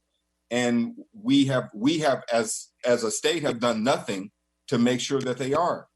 We had an opportunity over the last 10 years to make technology a priority. We haven't. I think now is the time to start talking loud about that and about the disparity that's going to get greater between students who have less, and we have to make that a priority.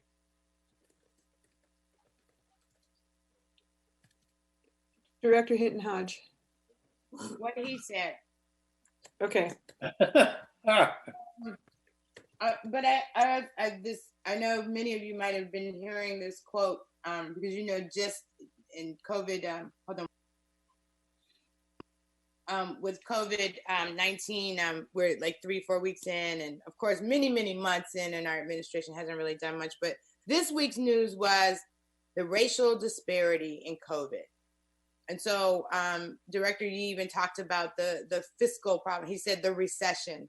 And so often people will talk about that in terms of communities of color. Like when white folks have a recession, Black folks have a depression. When it looks like we can't get distance learning off to the ground, what Director Harris talked about in terms of like an incredible digital divide that has like confronted us in our face. And yes, we're stone's throw away from Silicon Valley, and we've been talking about it for years. And we actually bucked the superintendent a little bit around, why do you need Chromebooks?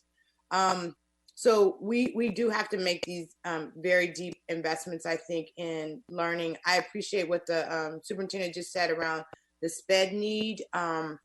I mean, I've even talked about how do we actually build, when we talk about, the bond, right? Like all these things around reinvestments in our buildings and things like that are going to look very different.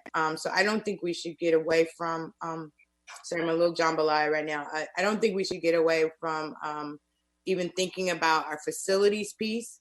And so we lost, I think, Prop 13 recently, but I mean, we may want to legislatively think about and talk about how do we need to do our buildings different? Does distant learning, or it's not distant, social distancing or physical distancing, how does that now apply in our schools? Do we need to think about our schools in a different kind of way? Obviously, it's going to look at like who is our teaching force, how many folks, those types of things. So just more of a broader comment of like how important it will be for us to have a solid COVID response. And I think it'll be, it'll have to get racialized. And for people who are uncomfortable talking about race, you're going to have to really think about it and kind of get with it, because Black girls and Black boys right now, they're not getting on Google schools. Like there's a really high percentage that have fallen through cracks. We don't know where they are and what they're doing. Kids who are English language learners, all these kids that like we try to serve diligently I believe are really struggling. And I'm not trying to be pessimistic. I'm just trying to say if we don't serve, the least amongst us, then we're not doing, I think, the best of the work. And so I'll stop there. And I definitely have an agenda and a memo that I did attach that comes from the Council of Great City Schools. I want to share that later. I think I incorporated that into the cover memo, Director Hinton Hodge. Can I ask one more question, President Yeah, Levin? please. I'm going to try to summarize in a minute. Go ahead. And so this is more a request, and at one of the next board meetings, can we actually know of the 37,000 students we serve, what percentage of them are online and participating in some instruction? So that as you know, and this won't go away. It's not as though we adopt a priority and then it'll happen and we won't get a chance, another bite at the apple. But I think if we can present real data to the state, and whatever that is, so if it's 30,000 kids are online and 5,000 or 7,000 are not, then I'd like to be in a position to say that. So Superintendent, my question is, at what point will you be in a position to give a complete assessment of what the distance learning program has been like for OUSD so far? That way we can help and get, garner support with community to begin to advocate for the technology needed to actually bridge the divide completely. I think this is an incredible opportunity for us to do that. Yes, thank you for the question. I think by our next board meeting, we should be able to provide a close to full assessment. I think in terms of getting the information, what we're finding is obviously in some of our school communities, being able to get surveys back is complicated by families that don't have access. So we'll definitely be able to give a good projection of what the need is by the time we have our next board meeting. But I think we need to just continue to have ongoing updates around the distance learning and the implications of this pandemic as we learn more. So it'll be one kind of bite of the apple, but we're going to continue to learn more. We had a really good discussion. As many of you know, we have, I think, around quarterly convenings with charters, with our charter partners, and we were talking about the access gap. And so even once we have the devices and you have the hotspots, you have the issue of language and translation and making sure that folks, so there's so many layers of this apple that it's almost like the first piece is just getting a solid number. Like we already know at a minimum, we're gonna need those 1,500 I referenced before and 800 hotspots. So that's just a place to start so that we can continue to rally up a lot of the the capital, the social capital, the financial capital that we have in Oakland and the Bay Area right now, we'll be able to give a much more comprehensive assessment of that need and be able to speak to when we talk about implementing and what does it mean once people have the device and the hotspot in the house, all of the other kind of equity access issues from a systems level that we're going to have to address. So happy to do that. Director Yee. This is real quick, but it's all in the distance learning thing. Why do we not have citywide internet? Why do we even have to worry about hotspots or who's going to get it or not? It seems to me that right now the access to the internet is as much a problem as the Chromebooks. You know, because we can provide the Chromebooks, but getting the internet through the phone or whatever it is seems to be the challenge. So that's the question I have. Why can't we have citywide free internet? Great question, Board Member Yee. Well, we're working on that as well in partnership with the city. Because I believe they have it in.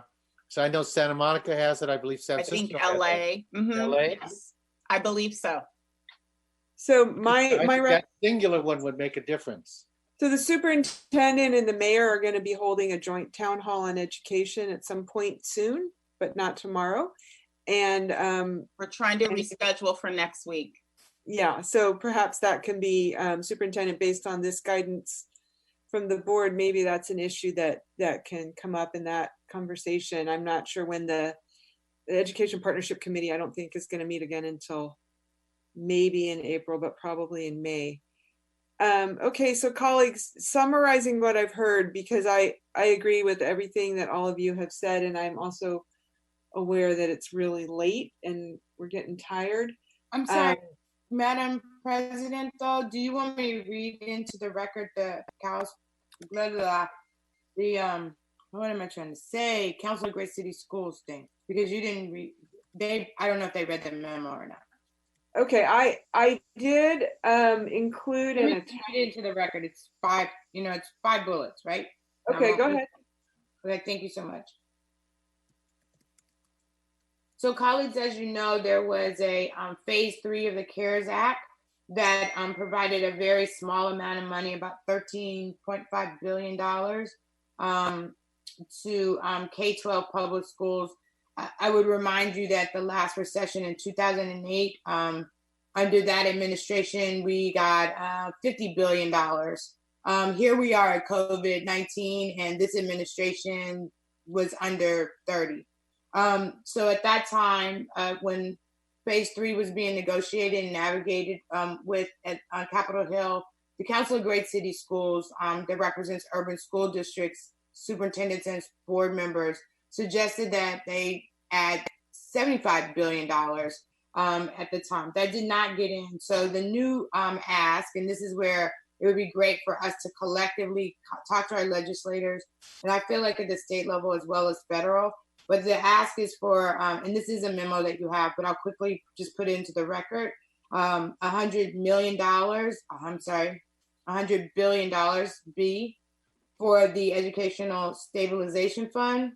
It should be large. And then $25 billion appropriated towards Title I and IDA, so special needs students and students who are in poverty. And then to the other third piece is a significant state school construction bond. There was a federal bond or federal legislation that was coming forward. Because of COVID, it's kind of been backtracked, but this group is saying we need to put that forward because, again, we made to look at facilities differently. And the very last thing, and I hope that the CFO is listening and anyone in the administration is talking about the ability for us to lift the tax, do something different with our tax credits. Currently, as a governmental agency, we don't have the benefit of receiving tax cuts as we retain staff members, right? Or we retain our employees. So there's some things that they say governmental agencies don't get a tax credit around. In this particular case, there's a recommendation that we might be able to benefit from a tax credit as a school district. Thank you, Madam President. Thank you. So colleagues,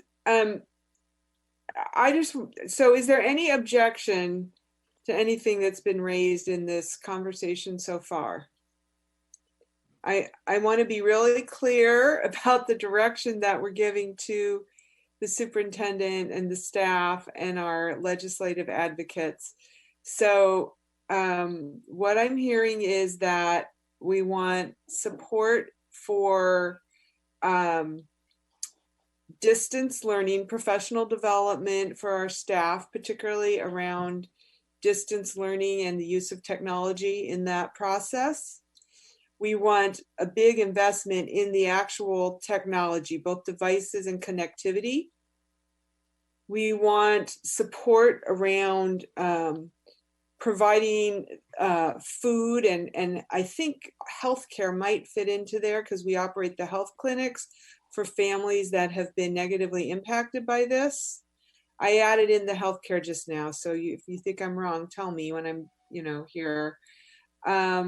The investment in just the ability to clean our facilities, and then support for our special ed students in particular. And then there was also some issues around getting relief from pension contribution requirements. And I wish Vice President Gonzalez was still visible. I don't know if she's just turned off her there she is. Hi.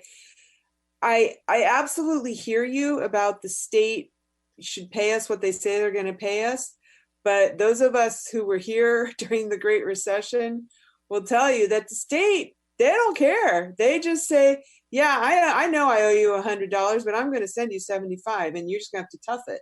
So we can say that, but I don't think it's going to move them, but I'm happy to say it.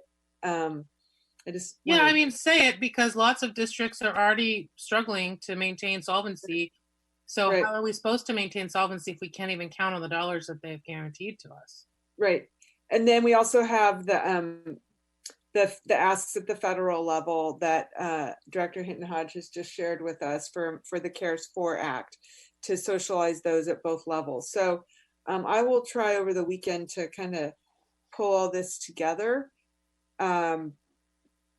so that we can be sharing it more broadly. And then Superintendent, I can work with you and your staff to hopefully turn it into something more beautiful. Do we have any public comment on this issue, Mr. Seychow? Yes, we do. We have one so far, Carol Delton. Great. Ms. Delton, go ahead, please. Good evening, board. For this portion, I'm speaking as a member of the CAC, the Community Advisory Committee, that's composed of community parents, students, and specialists supporting special education students in Oakland. And the two areas that I wanted to focus on, one of them is sort of medium term, and that is what I was really pleased to hear the superintendent mention, the issue of compensatory services and how are we going to help our special ed students catch up, because it is more difficult to transition that learning from the in-person learning to online. Second piece is a longer term issue that the governor proposed a change in the special education formula. We don't know how much of that is going to go forward, but to look at that and look at the particular situation of Oakland and other districts which have a large proportion of charter schools who are not serving the same percentage of students with special needs overall, and especially not staffing for students with moderate severe needs. And if there is a way that the formula can help these types of districts more in order to balance the needs of both students with disabilities and students without disabilities. Thank you. Thank you, Ms. Dalton. Is there additional public comment, Mr. Seychow? Yes, the next one is a common listener, 510 area code, last 3 digits, 345. Yes, this is Sada Oligbala. I would hope that there is some discussion at some time that the realization that we're doing distance learning for some of our students while other students are not getting any accommodations, that creates a gap in learning. And so the gap has to be closed. At some point, we're going to have children in a situation where they have had the advantage of learning materials and other kids have not learned.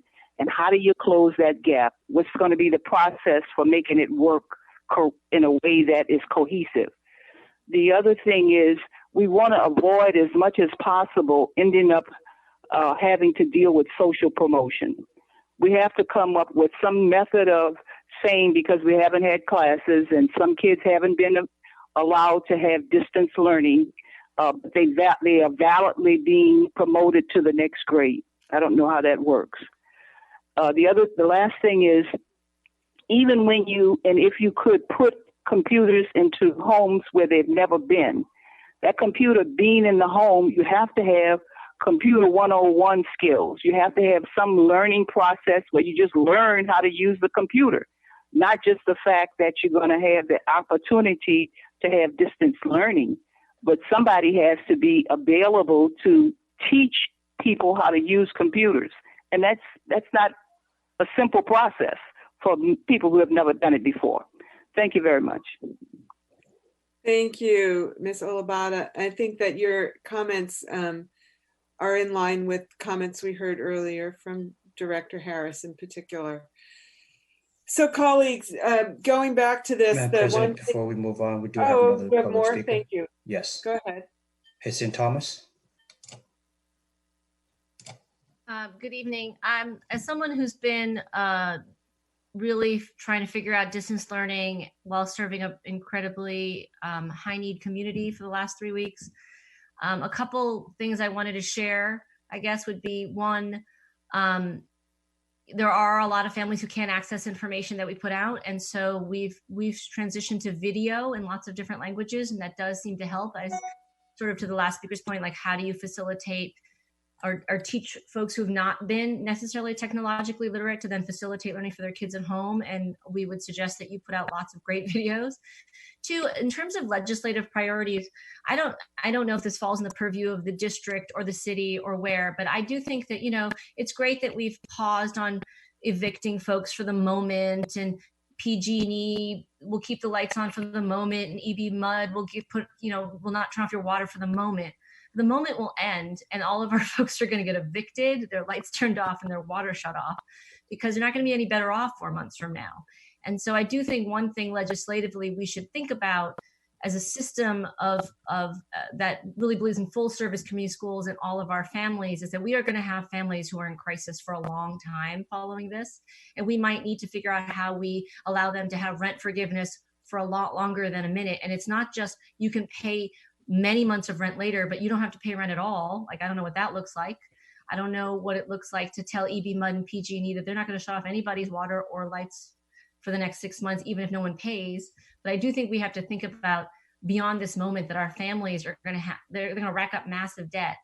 And we're going to have so many families in crisis that distance learning and all of that stuff isn't going to be relevant for so many of our families in crisis. So if there's any way the district can take lead on some of that legislation or policy work, I think, or advocacy at the state, it feels really important that it's not just about this moment, but the ripple effects of this moment to our community. Thank you.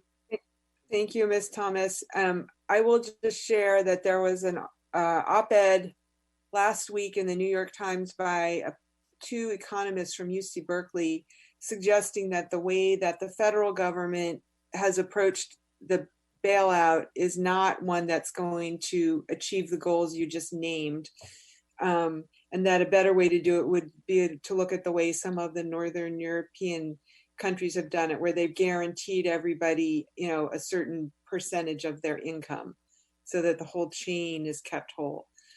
So if I find that, I'll send that to you. So are there additional public comments, Mr. Seicho? No, Madam President, that concludes public speakers. Okay, so I heard 2 additional things in this conversation. One was around, the first point from Ms. Dalton around special ed and compensatory services. I think that was in line with what we had heard earlier from Director Hinton Hodge. Ms. Dalton also raised a point about looking at the fact that some of our charter schools serve special education students in a disproportionate way from district schools. I don't know if that's, I'm not, and that the governor had been proposing a change in the special ed formula to address that. So I guess the question is, would we want to encourage the governor to continue to pursue that change in the formula? And then the second thing that I heard was from Ms. Thomas around some of the bigger issues that will confront families in our community for a long time to come, and what our role can be there.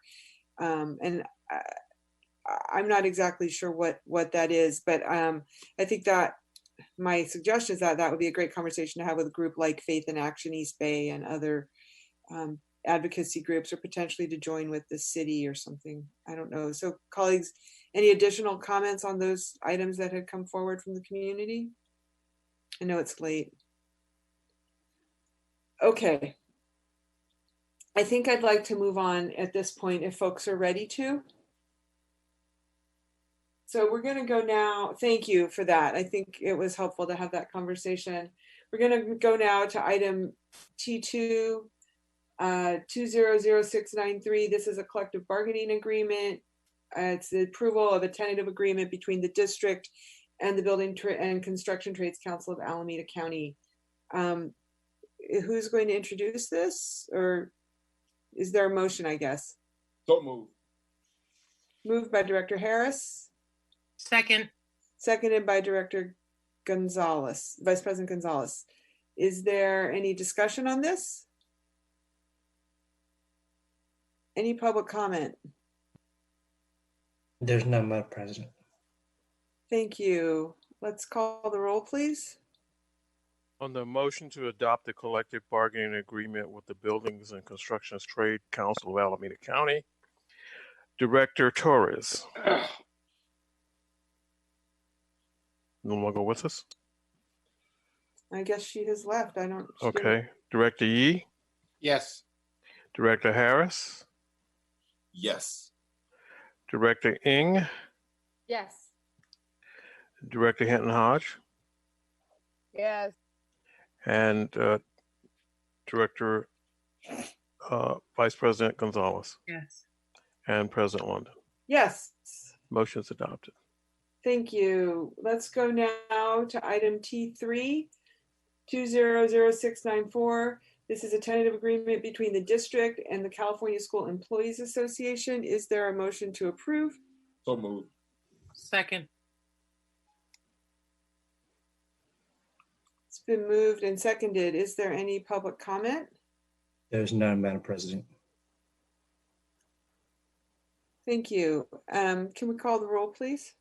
Yes, on the motion to Oh, adopt. excuse me. Director Ng wanted to say something.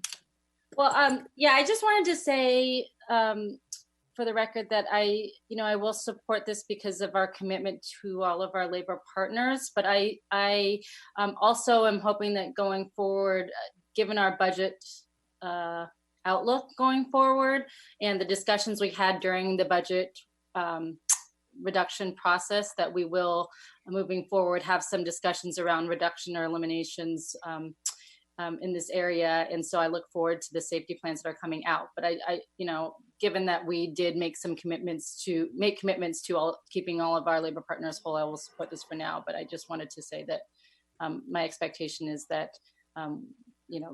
going forward, we may have additional discussions or negotiations. Thank you.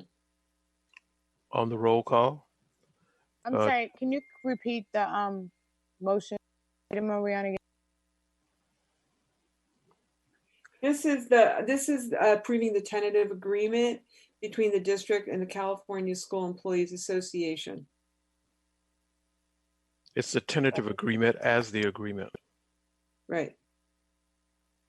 It's item T3. On the roll call, Director Torres, absent. Director Yee? Yes. Director Ng? Yes. Director Harris? Yes. Director Hinton Hodge? Yes. And Vice President Gonzalez? Yes. President London? Yes. Motion's adopted. Thank you. We're going to go now to item T4, 200609. This is an application for a variable term program waiver for several of our employees. Is there a motion to approve? I will move adoption. Vice President Gonzalez, Second. seconded by Director Harris. Is there any public comment on this item? There is none. Can we call the roll, please? Yes, Director Harris. Yes. Director Yee. Yes. Director Torres. Director Ng. Yes. Director Hinton Hodge. Yep. Vice President Gonzalez. Yes. And President London. Yes. Motion's adopted. Thank you. We've already had public comment. We'll go now to item V, adoption of the pupil discipline consent report. Move Is there a adoption. motion? Second. Moved by Vice President Gonzalez, seconded by Director Harris. Can we call the roll, please? Yes, Director Harris. Yes. Director Yee. Yes. Director Torres, absent. Director Ng. Yes. Director Hinton Hodge. Yes. Vice President Gonzalez. Yes. And President London. Yes. The motion is adopted. Thank you. Item W is board member reports. Colleagues, does anybody have a report to give? Director Harris. It's not so much of a report. It's just anybody that watches the video, any of my colleagues that are online, I just encourage you to contribute if you can. $5, $10, $100 to any of those GoFundMe campaigns that were mentioned, either on the OUSD press release. I also mentioned them in a very brief newsletter last week. But campuses at Esperanza, Rudsdale, as well as Elmhurst in my district have ongoing GoFundMe campaigns.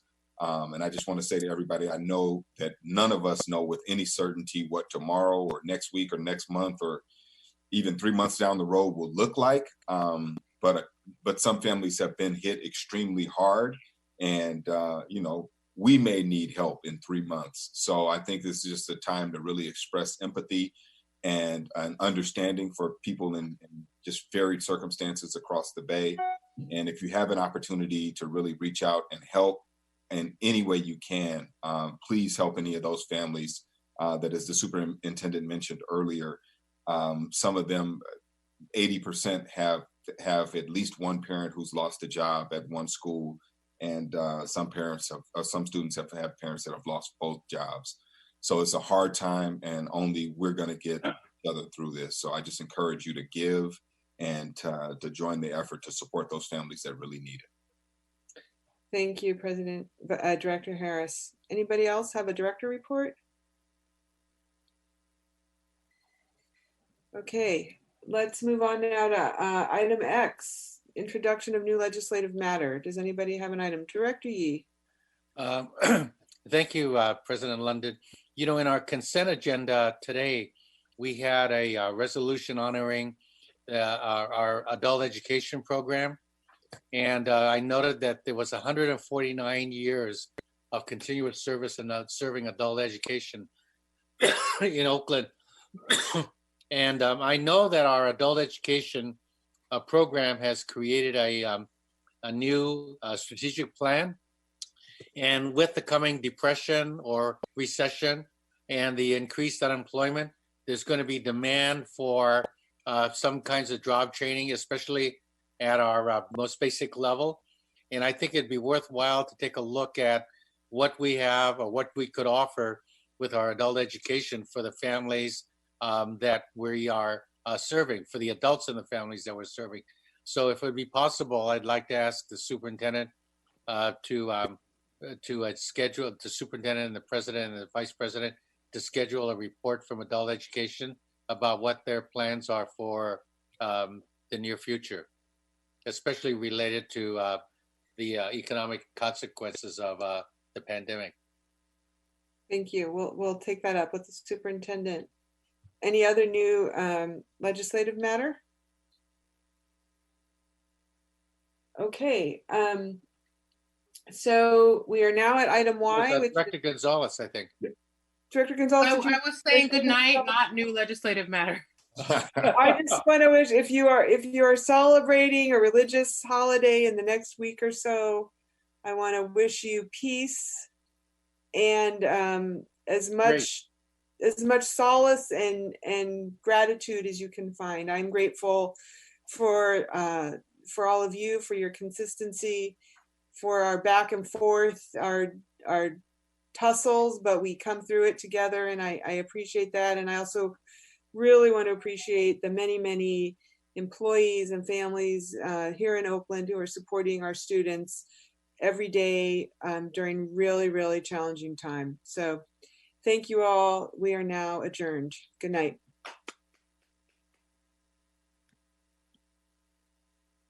Thanks, President.